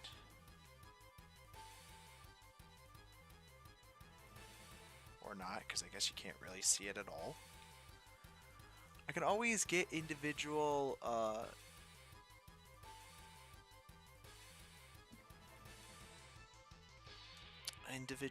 crypto mats of these, hopefully, and then that way in the comp we can actually grade this to be down darker.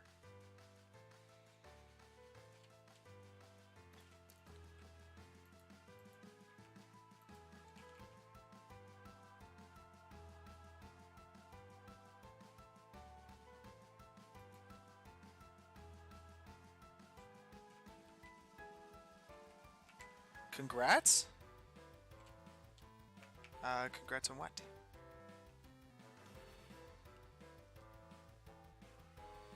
Congrats, you've just been promoted.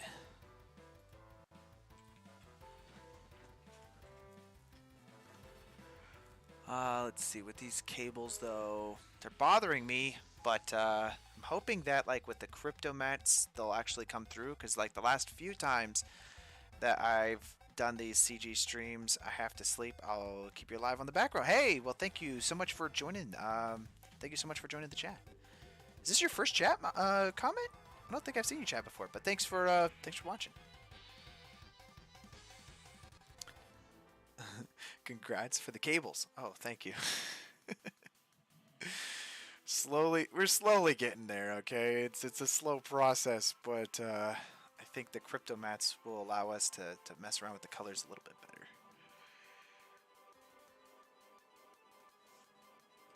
Also, there is a button that we can press. go to human gen on this guy.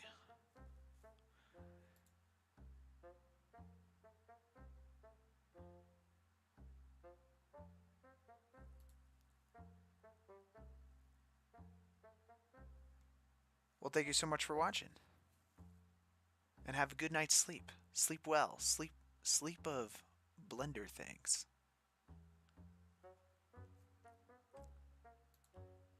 I think there used to be a button.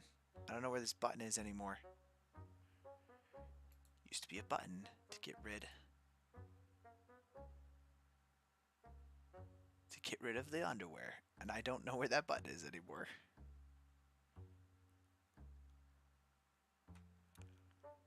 I don't necessarily want him to have...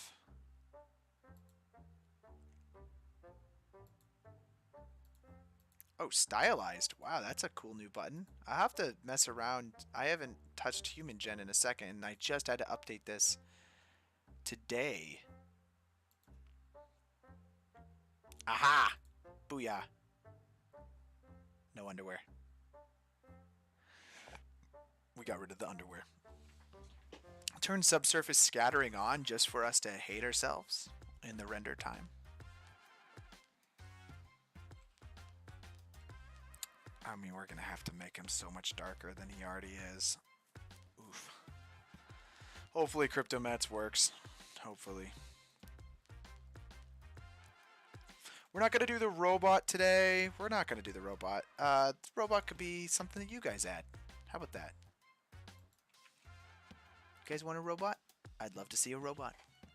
Let's go over some of these render settings. And let's hit the render button and see how that goes.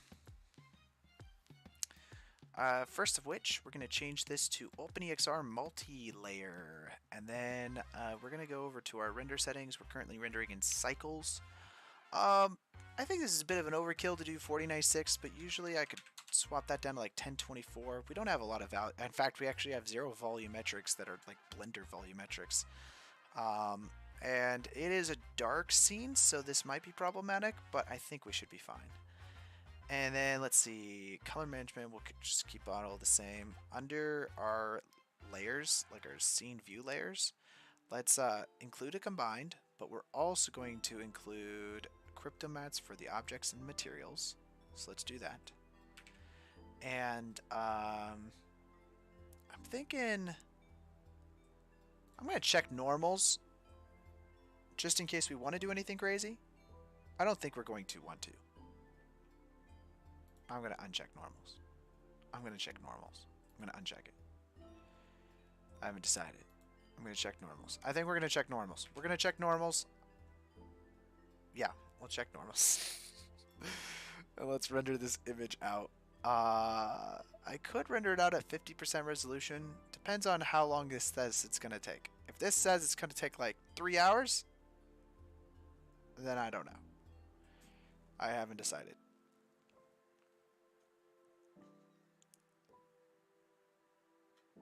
Current time. What's your estimated time, please?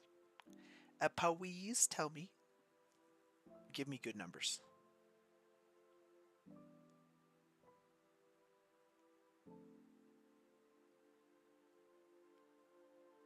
Hopefully it doesn't just crash. That's what we're hoping for right now, is that it doesn't just crash.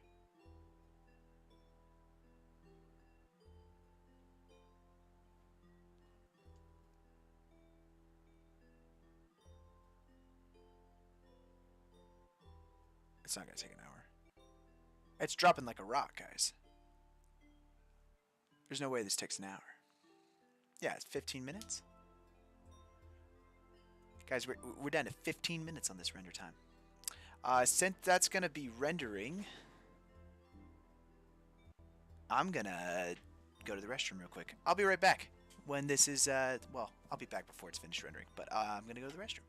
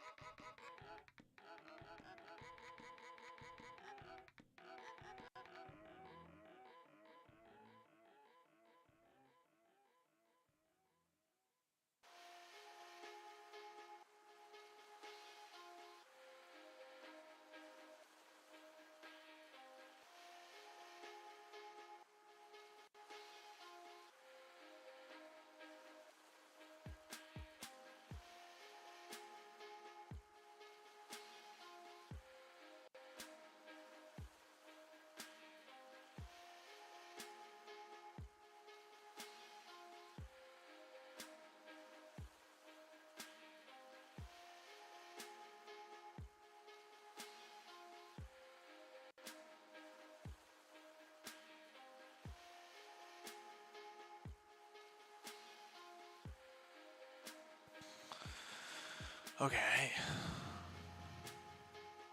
4 more minutes on the render. Then we get to comp time. I'm gonna open up New Guinea while we're waiting for this.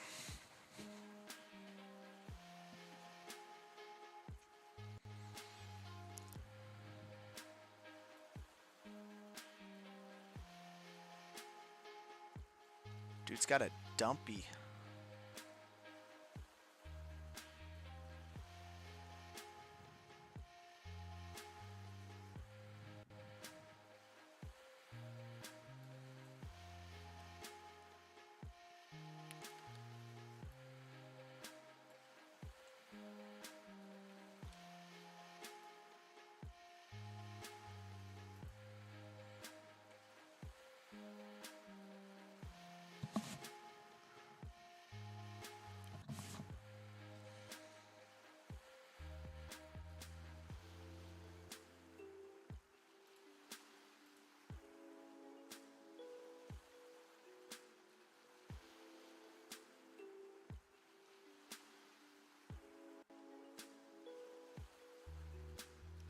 Hey, congrats on getting Nuke Indy. It's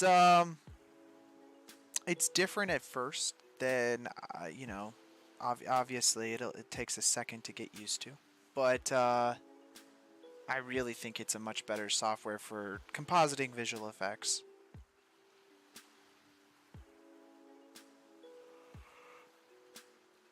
Yeah, no, I love Nuke. I've been using it for years now, but and I feel like all of us, you know, came over at one time from using After Effects and then swapped over and made officially the leap. But it's definitely worth it. Very powerful engine. And then once you get into, um, you know, using copycat and stuff like that, you know, your compositing workflows can go through the roof. Okay, here's my concern. There's no people in these. Which...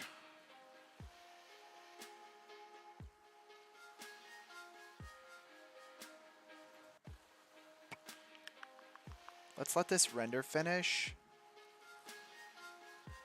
And then let's... Well, okay. Let's let this render finish. Natron to nuke. What's Natron?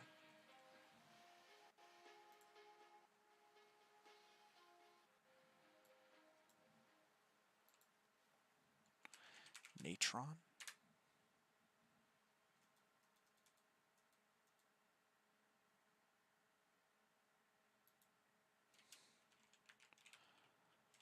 Natron compositing. It's like a GitHub software?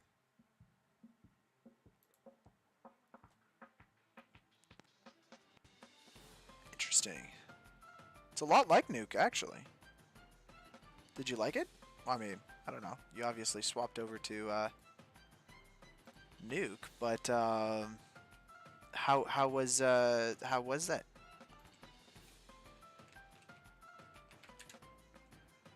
As a compositing software, I can see how working with people could be rough. We're just not gonna call it tab. I don't know if we're gonna render it out yet. Kind of depends.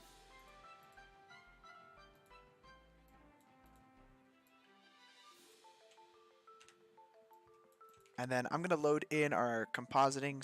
Sorry, wow. I'm gonna load in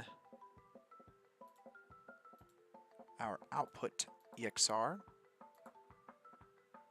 Oh, Natron's unstable. I guess that kind of makes sense if it's a GitHub. If it's kind of like a GitHub workflow. Yes and no. Yes, Natron is unstable.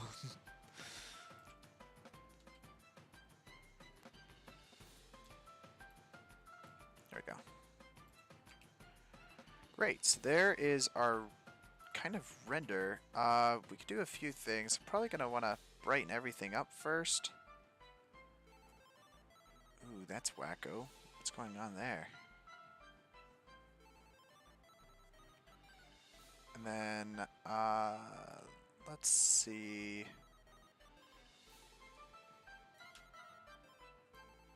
How did cryptomats work in this? Let's see how unstable the cryptomats are. Oh, let's go! But also, no. So the glass doesn't let us see through it? That's unfortunate. Oh, wait. We might actually... Wait a second. I actually have... Wait, I got it. I got it. Potentially. They should be able to see this guy.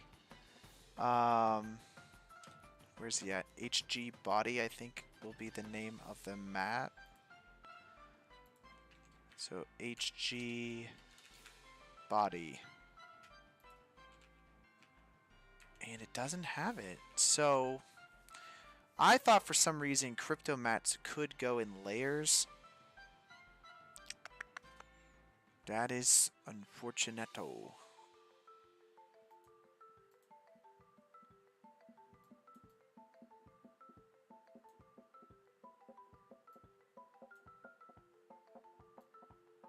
That's fine. It's not the end of the world. We can always roto stuff, especially since it's a still frame. I'm going to have to figure that out, though. So glass doesn't allow you to select the glass or see through the glass to have a cryptomat. That's kind of unfortunate because, yeah, it's super unfortunate.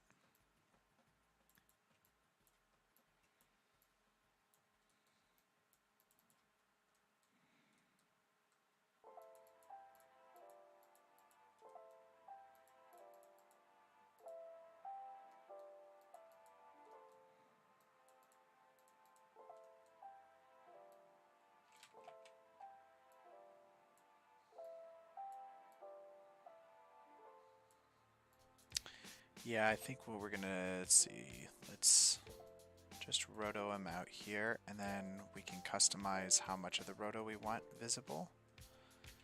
So, do that as like a pre-mult, blur that, and then let's add in a grade node that we can darken it up a bit. So that way he's more silhouetted inside of that container. I don't know why cryptomats wouldn't go through the glass.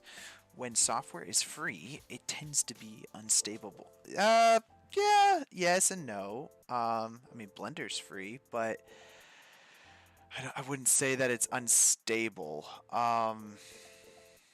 It kind of depends on how often you're updating your stuff. So typically, I wouldn't recommend updating your projects during a project. Updating your software during projects. So, as long as you can just find a stable enough version where you're like, all right, well, this is the build we're going to be using on this particular project, don't update anything. There's no reason to. There's almost never a reason to update in the middle of a project.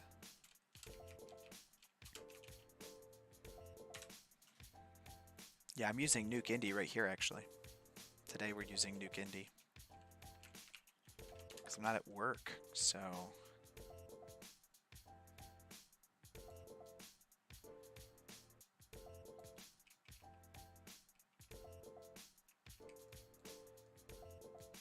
Okay, I think...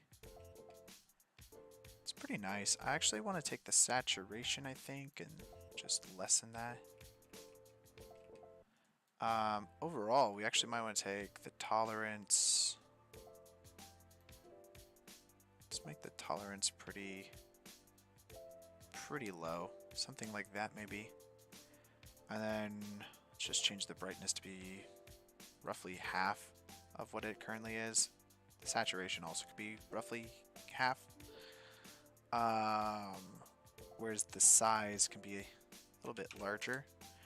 I'm thinking if we do that, then let's just say we'll do effect only. We could actually take this and just merge it right back on top of our stuff. So I'll just use this as like a plus. That's going to add this like nice large glow that we're going to have on everything. We can actually lessen the amount that we want that to be visible. But we're just kind of adding in like this overall atmospheric kind of glow to everything.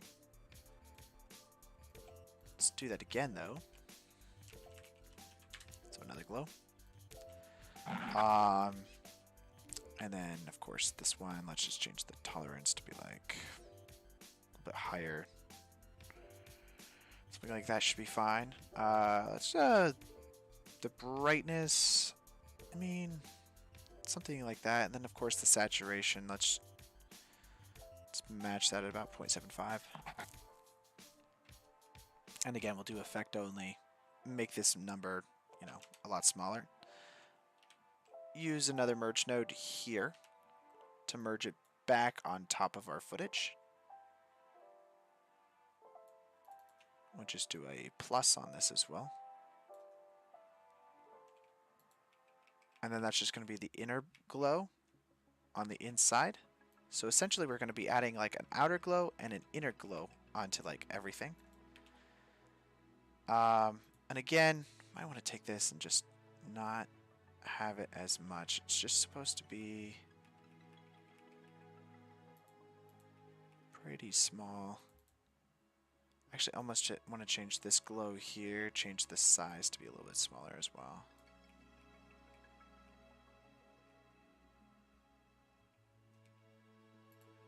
Okay.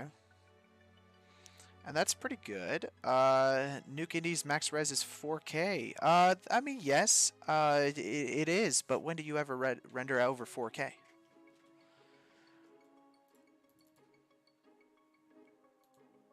I think that's like an issue that a lot of people have, but it's like, or they say they have, but then like, when is that a problem? There's a huge community behind it, but other free programs. Yeah, I would agree. I guess you're right. It's not the same thing. I'm going to take this blur here. We'll just blur this up by like some crazy amount. And we're just going to merge this back over top of everything. Another plus. I'm going to change this blur amount to like 200. Let's see, 100. 100 is pretty good. So now if we take this whole thing, let's just make that a lot less.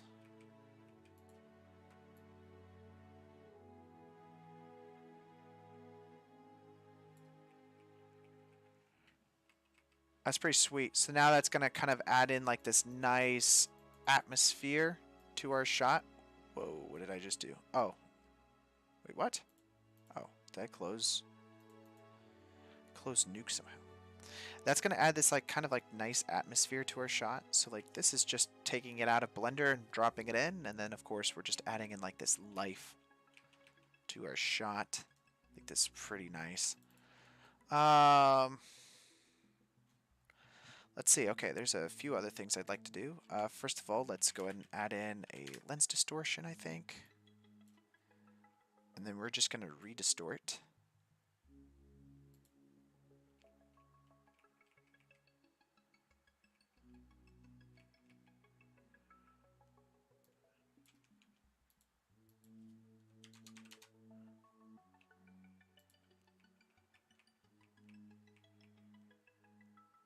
I like that.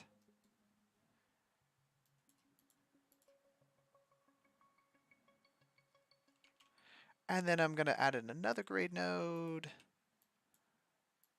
And we'll just grab these edges here. I'm just going to favor this side. Ideally, what we want is, let's do an RGBA and add a blur in of like 300 pixels. And then, of course, we could just make this darker and just invert the alpha, so that way we're only going to be darkening this section over here.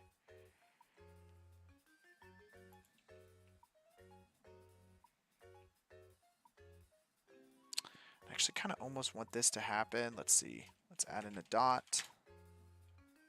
I kind of want this to happen before this the glows happen, so let's move this up.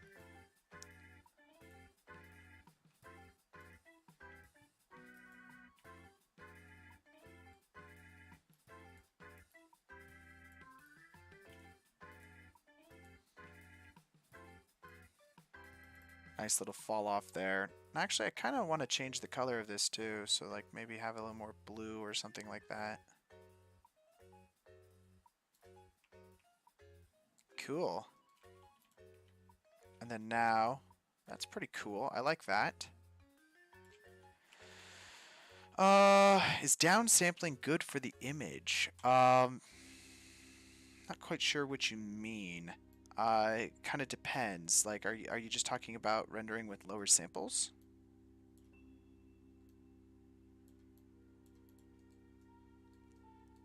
Because that's not necessarily bad unless, of course, you're under adding grain. Maybe you should be having more grain into your shot, you know?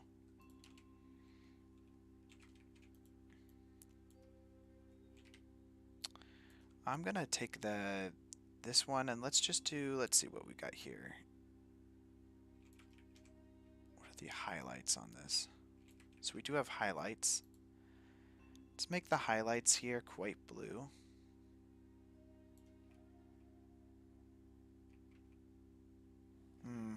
No, I don't like that.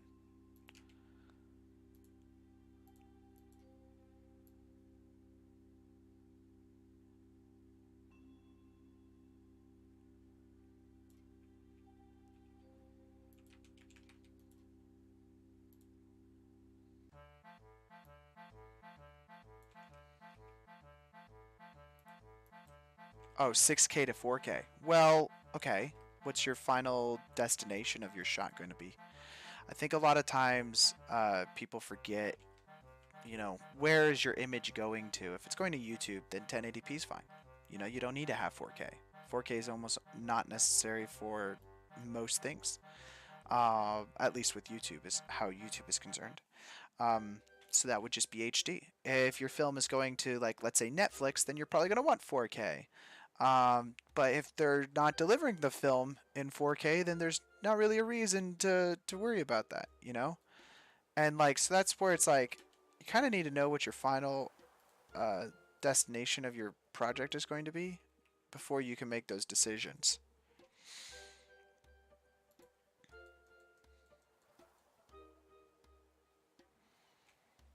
I think we're going to want to see bodies in the rest of these pods.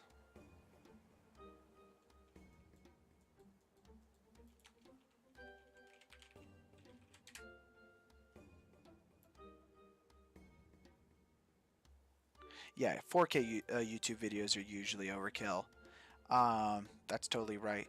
And that's the thing, is a lot of people think like, oh, I need 4K because that's what I hear is amazing, right?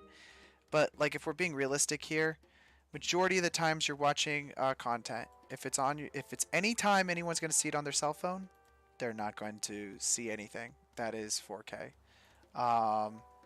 And they're barely going to see HD, if we're being 100% honest here.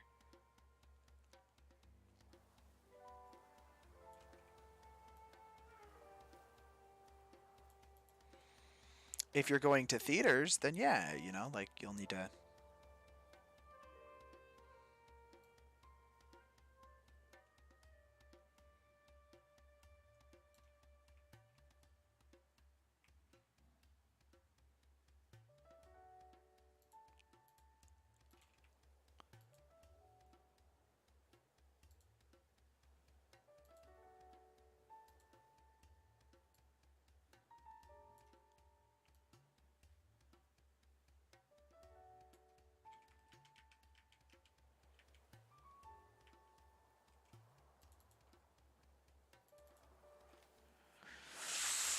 Let's see.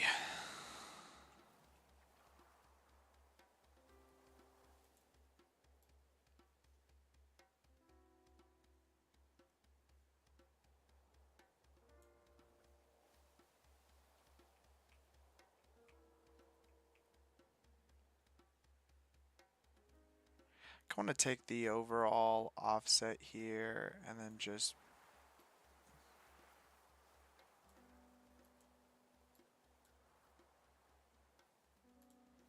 It's not going to work.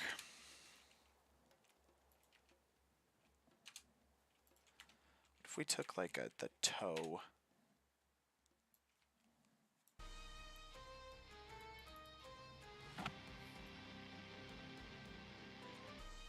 And then we then made it red, but, you know, slowly lifted the toe.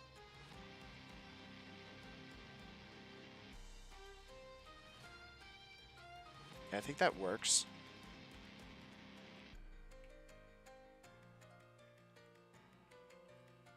Yeah, I think that works. That's just going to make the glass more visible.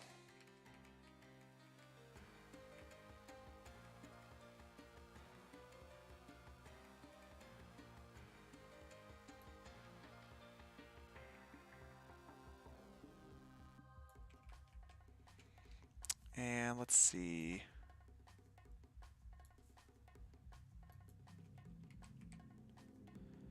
Okay. Yeah. Let's go ahead and save that. I am liking the direction that's in. I do think we're going to want to drop in a lot of, like, some bodies. CG bodies. CG bodies. All the way around.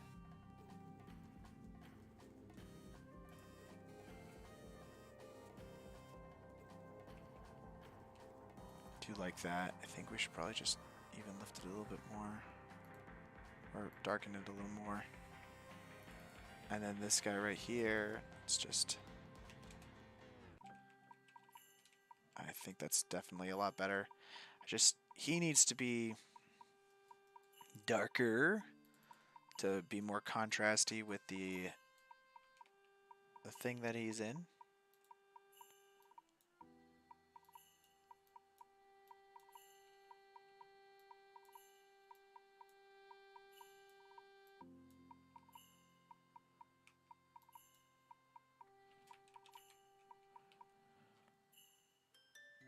I like that. That's pretty sweet, guys. Unfortunately, we don't get those cables like I wanted to fix. Yeah, toe is definitely the best for blacks. I like to, I'm lifting the toe here specifically, but you know, honestly, this is probably not even a bad idea, is just to use toe slightly on everything and lift everything up. This will just kind of like make everything feel a little more atmospheric in your entire shot, which I tend to find works pretty nice because that's how more realistic shots are. It's like nothing is pure black. You don't want to do too much, of course. Just a slight overall pull up. You guys can't even see that probably on your stream. I'm concerned about...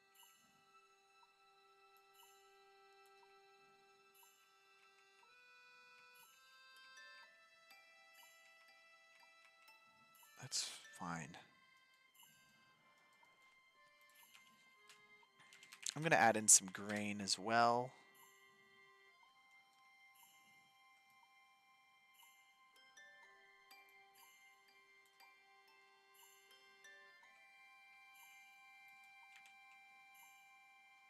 I like that. Do you think the saturation should be a little less? We're just kind of grading the image almost right now.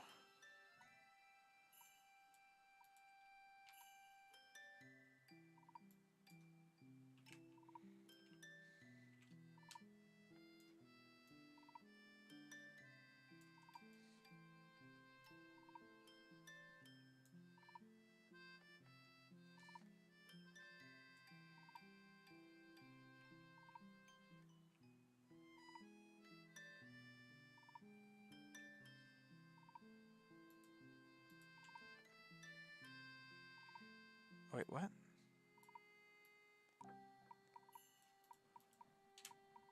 Let's take that.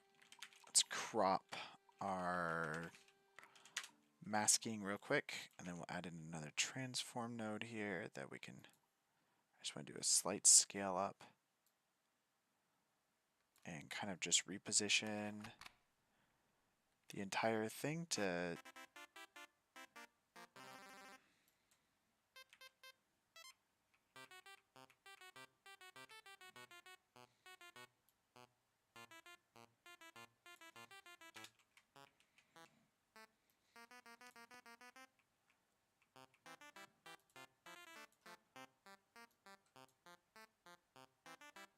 Just line that up with the bottom corner there.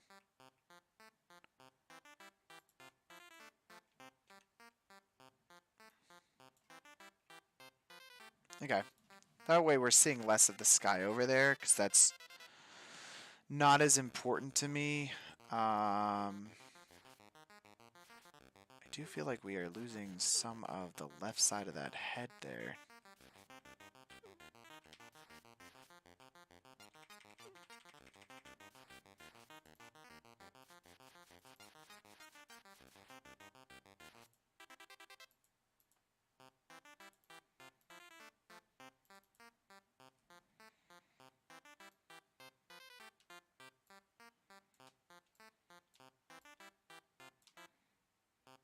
There we go. I don't know why when I was cropping it was screwing me over there. Okay, it's pretty close. And every time I do this, I'm like looking at this and I'm like, make that darker. And that way we're just silhouetting his body a little bit more.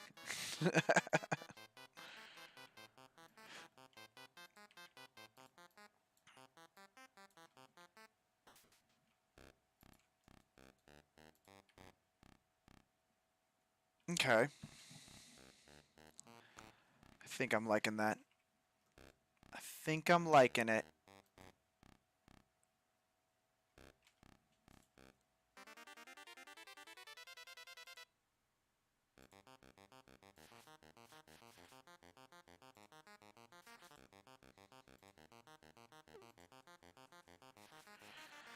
Yeah, I mean we're pretty close.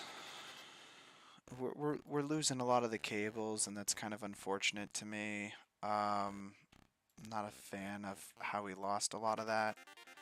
I'm gonna paint those back in though right now.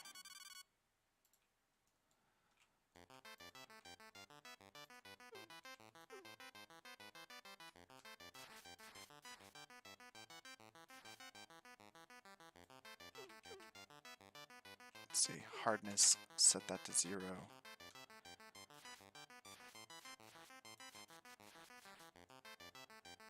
Wondering if I'm gonna get...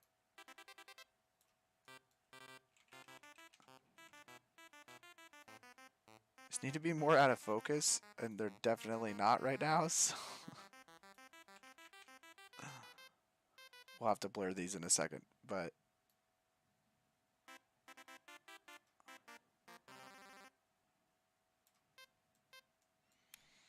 So we'll just use the blur tool here, and... Whoa. Let's change the opacity here to like a 0.01, I think.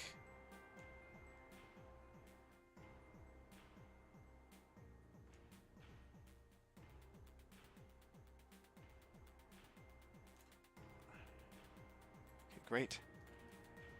I get all the way to the bottom here. How does that look? I think it looks terrible.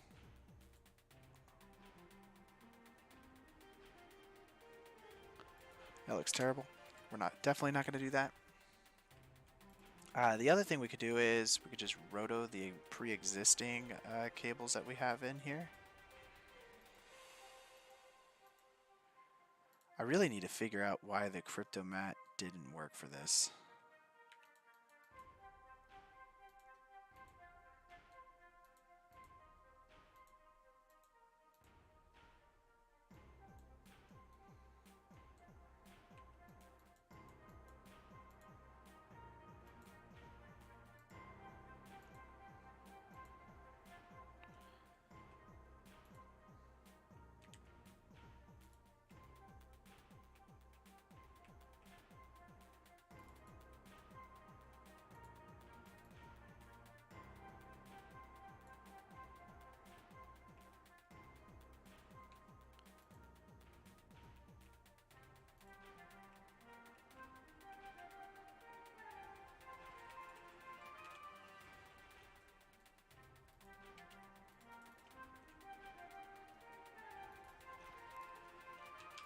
Set that to 35, that looks a lot nicer.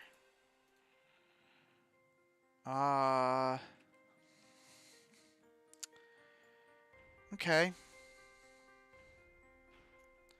Yeah. I think that's good.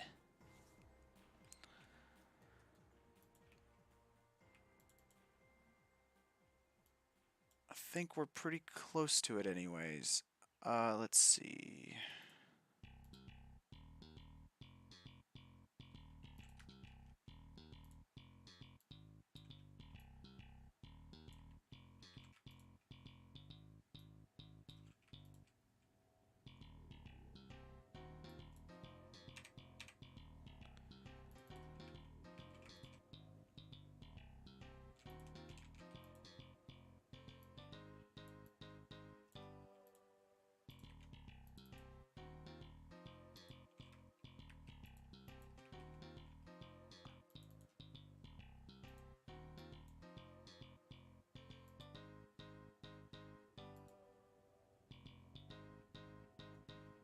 Yeah, I think that's a lot better right there.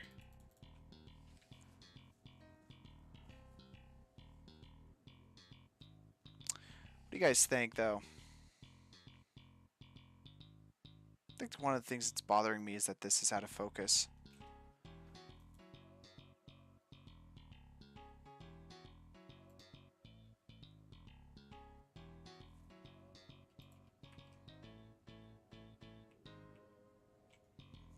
Uh,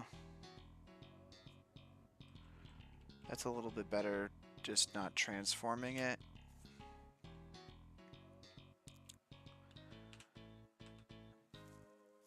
Let's see.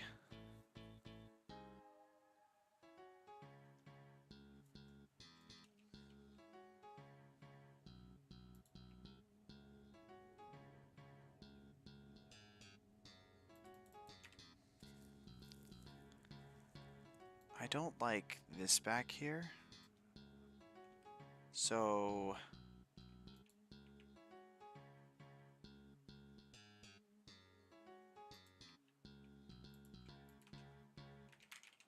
let's add another crypto mat in.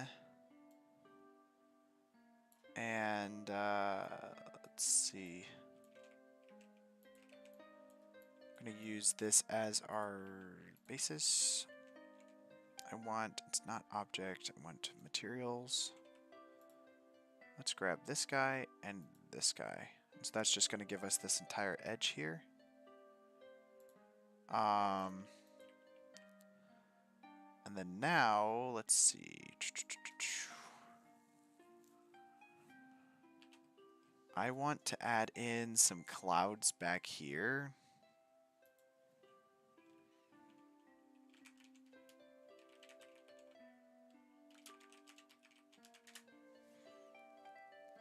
Just find a picture online.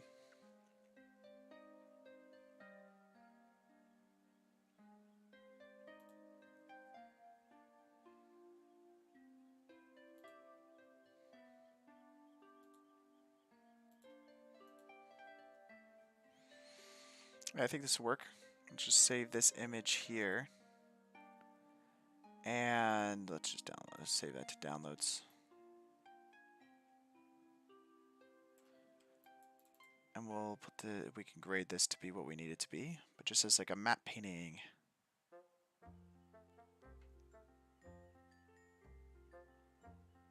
Why is my brain not working right now? Input transform. Display sRGB. There we go.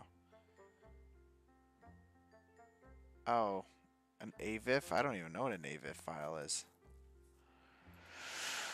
Well, I mean, the other thing we do is just screenshot it, right? Oh, wait. No, we could also just do this. Let's go to downloads. Change the file type to PNG. Yes. Now will that work?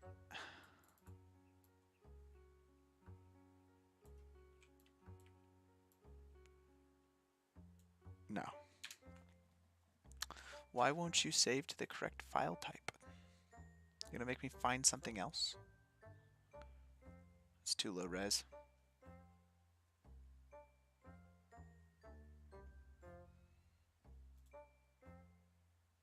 Oh, this is pretty nice.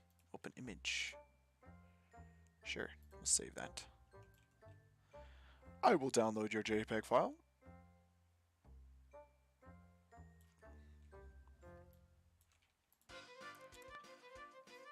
And place this all before this. I'm going to use a merge node here, and we're just going to merge this into the background.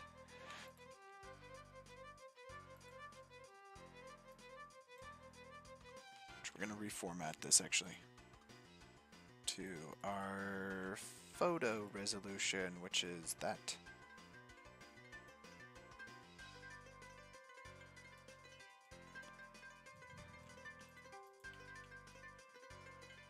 Okay, great.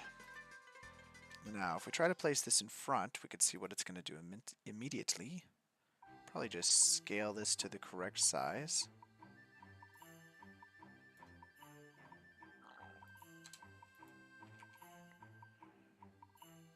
We could do so like this. And place that there. Great. Now, we'll just use this lens distortion output here, which is just the alpha. Oh, which actually, funny enough, we're going to have to select the cloud as well. That's fine.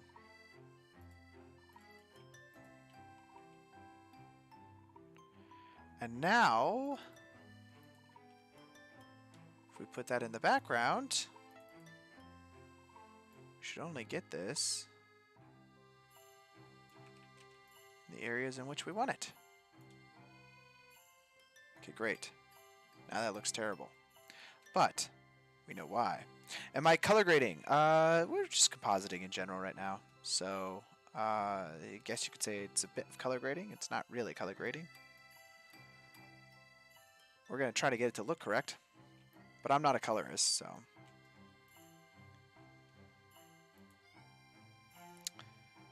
One thing I do like to do here is, let's take this mask input here. And it kind of has all of that as alpha.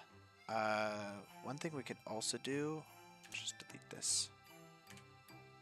Let's add an additional roto layer like so.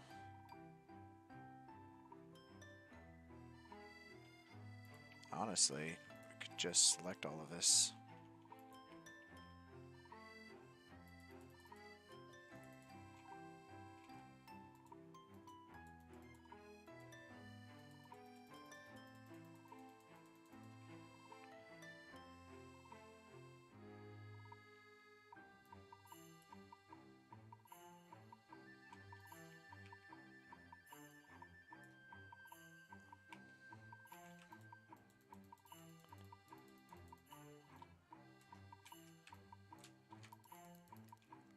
Okay. Did I just freeze nuke as well? That's crazy.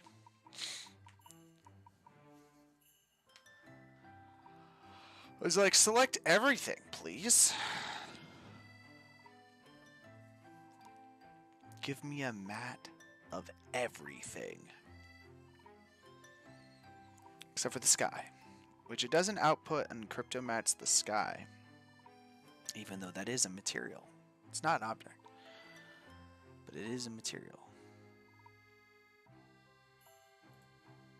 For our thing here, we'll wait for that to unfreeze.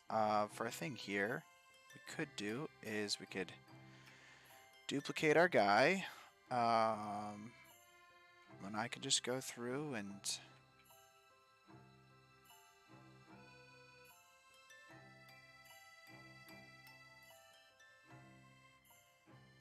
we just need to apply everything here, which apparently I need to apply as shape keys.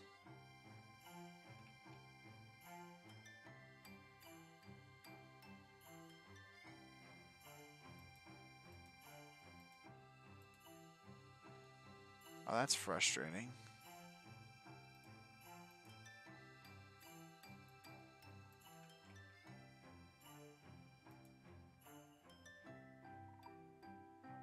Can I apply all shape keys? Yes. So now I can just go through and booyah! We now have a dude. And if we move him up,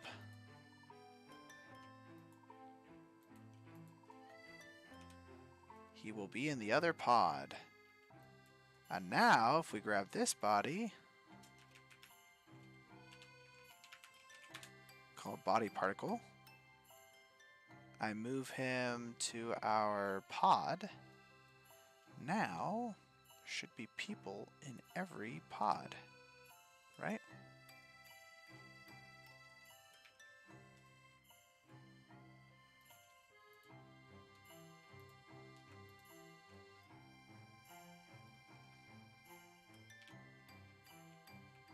There it is.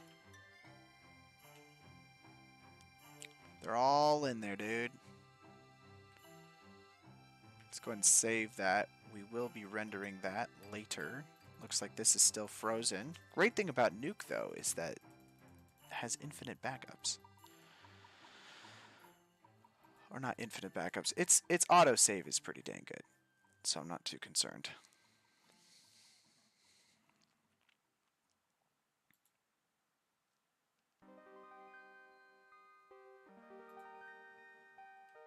Yes, I would love to recover autosave. Thank you, good sir.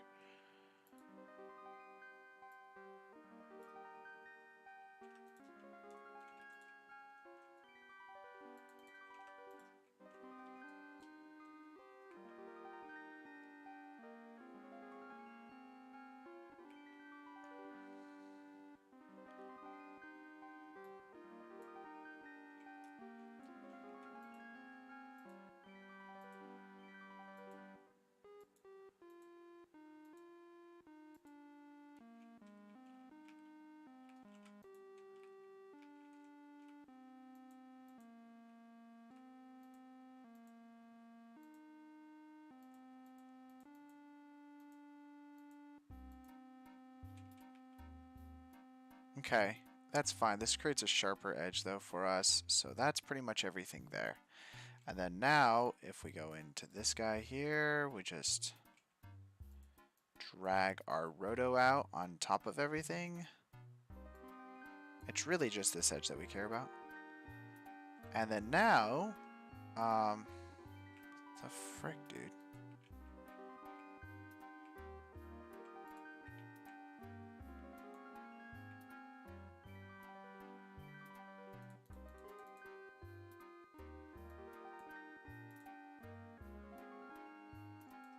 There we go. That's fine. And now, if we grab our mask option and then connect it to that, we should finally have our clouds comped in there correctly. And we can always just take a grade node in now, and then we can adjust the actual clouds that we have, as well as the color of them.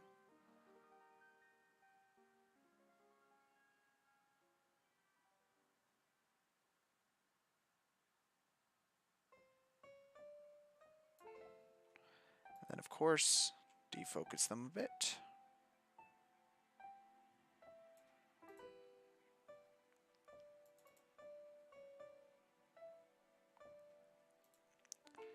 Then I might even want to take another merge node here just to give us the more control of how visible we want this to be and just kind of dissolve those out a bit.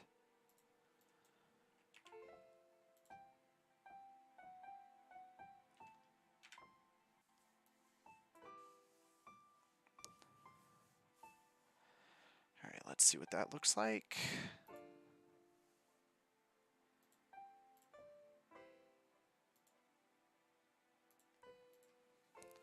Okay, guys, I think for today's live stream, this will be it. Obviously, I'm going to be rendering out another version with people inside of each one of these pods. That's currently rendering right now.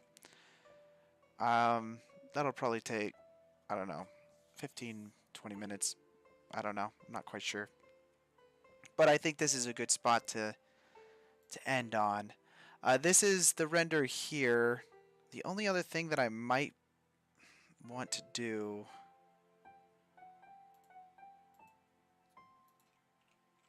Well, my system GPU is out of memory anyways. Let me just close stuff. I ran out of memory again. I think that's the most unfortunate part is that at my work I have 256 gigabytes of RAM, and here I only have 32 gigabytes of RAM. So it's quite taxing on the system to do these renders.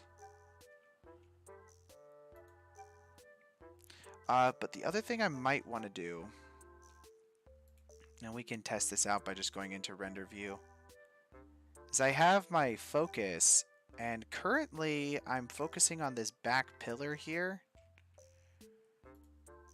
I might want to actually have it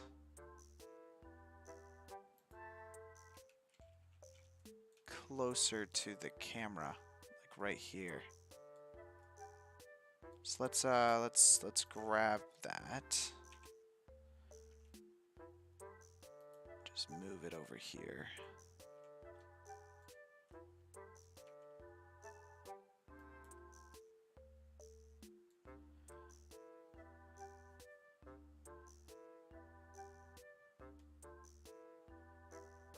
And so now it's focused on the one that's actually closest to the camera rather than the stuff in the background.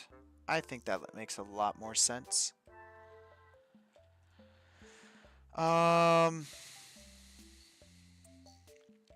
While we're at it, well, we can actually see the cables a lot better now too. Let's go to our actual human here.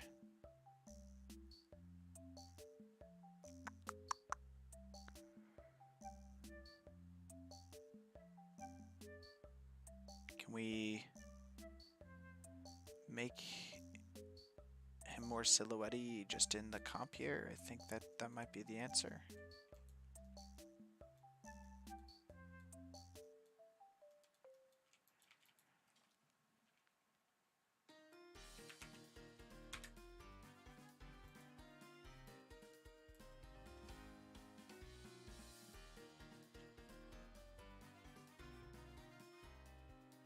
And already, I mean, he's silhouetting a lot better. It's basically what we were doing before.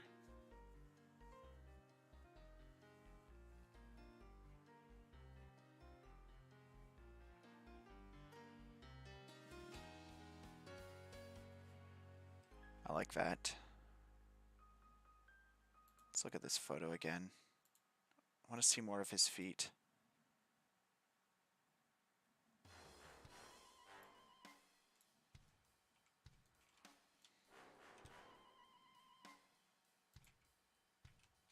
If I grab this foot here and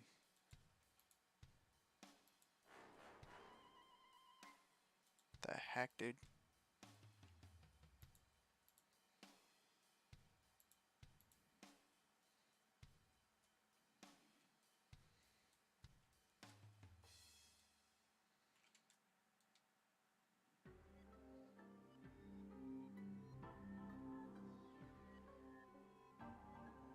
Okay.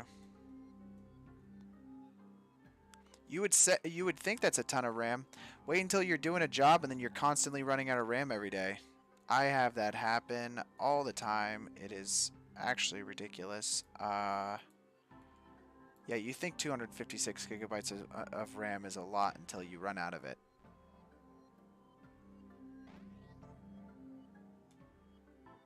We're not breaching the glass at the top, so I think we're good.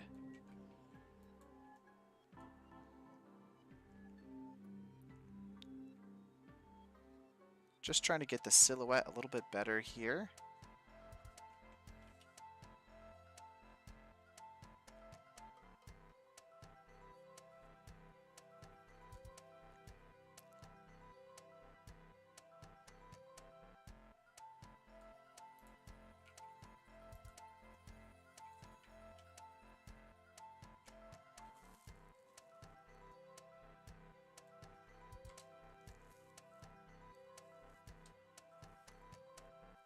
That's a lot better.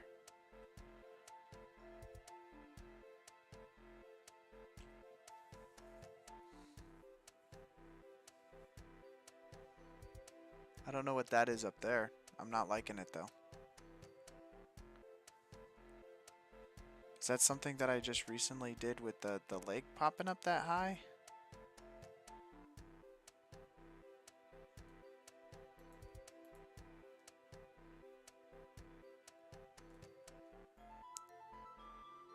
Just turn that off for my sanity, please.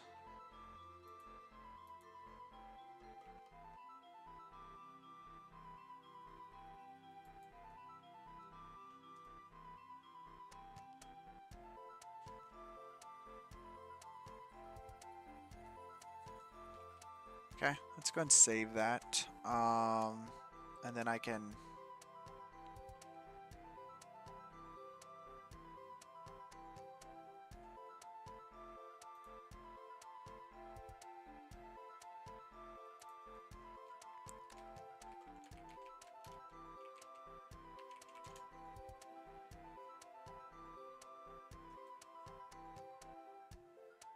Isabella Merced? Is that the singer, right? That's pretty random. Okay, that's I think better there. And so now let's see everything turned back on.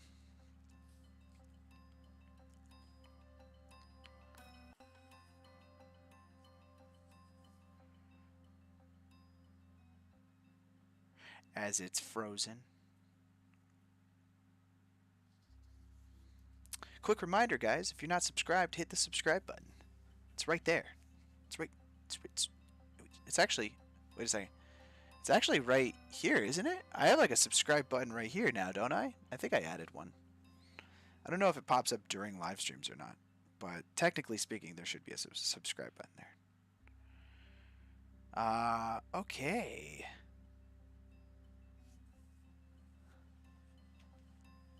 Okay. You know, I'm liking this, guys. We'll hit the render button on this.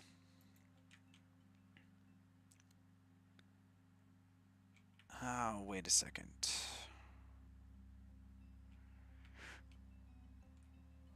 Let's turn render view back on. I want the head to be a little bit more, like, distinguishable. We are dealing with constant freezes right now. This is crazy, dude. Oh my god.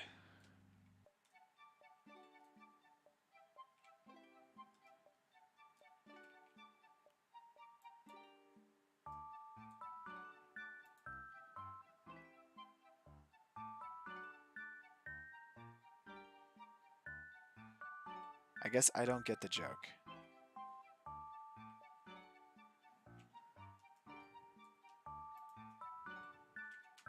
It's okay. I never watched Dora the Explorer growing up.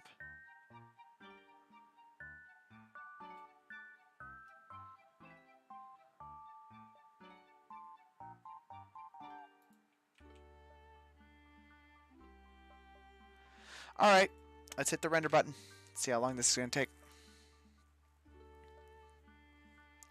And in the meantime, I'll just open up the comp again. I think this is going to be it though, guys. I mean, this is going to take like 15-20 minutes to render. I'll place the finished photo over on the Discord. So link is in the description to that. If you guys aren't already part of the Discord, well, you can find it there. And that's where the finished photo will be posted. Let's just load this up real quick here. This is what we already created. I just repositioned the depth of field to be more focused on this rather than the background. And then we also added people into all of the pods as well. So depending on how this render turns out is whether or not I will be uploading this photo or the new and improved version of the shot. But I'm currently out of system memory, so I probably should do something about that. I just keep running out of RAM. But thanks guys for watching today and joining the stream. As I said, this is the render that we currently have done. I'm going to render out the other version of the shot here soon.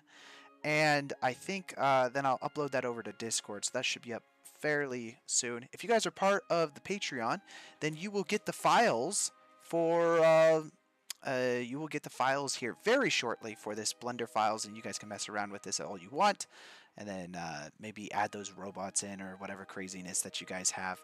But this was a fun Sunday render. I really enjoyed it.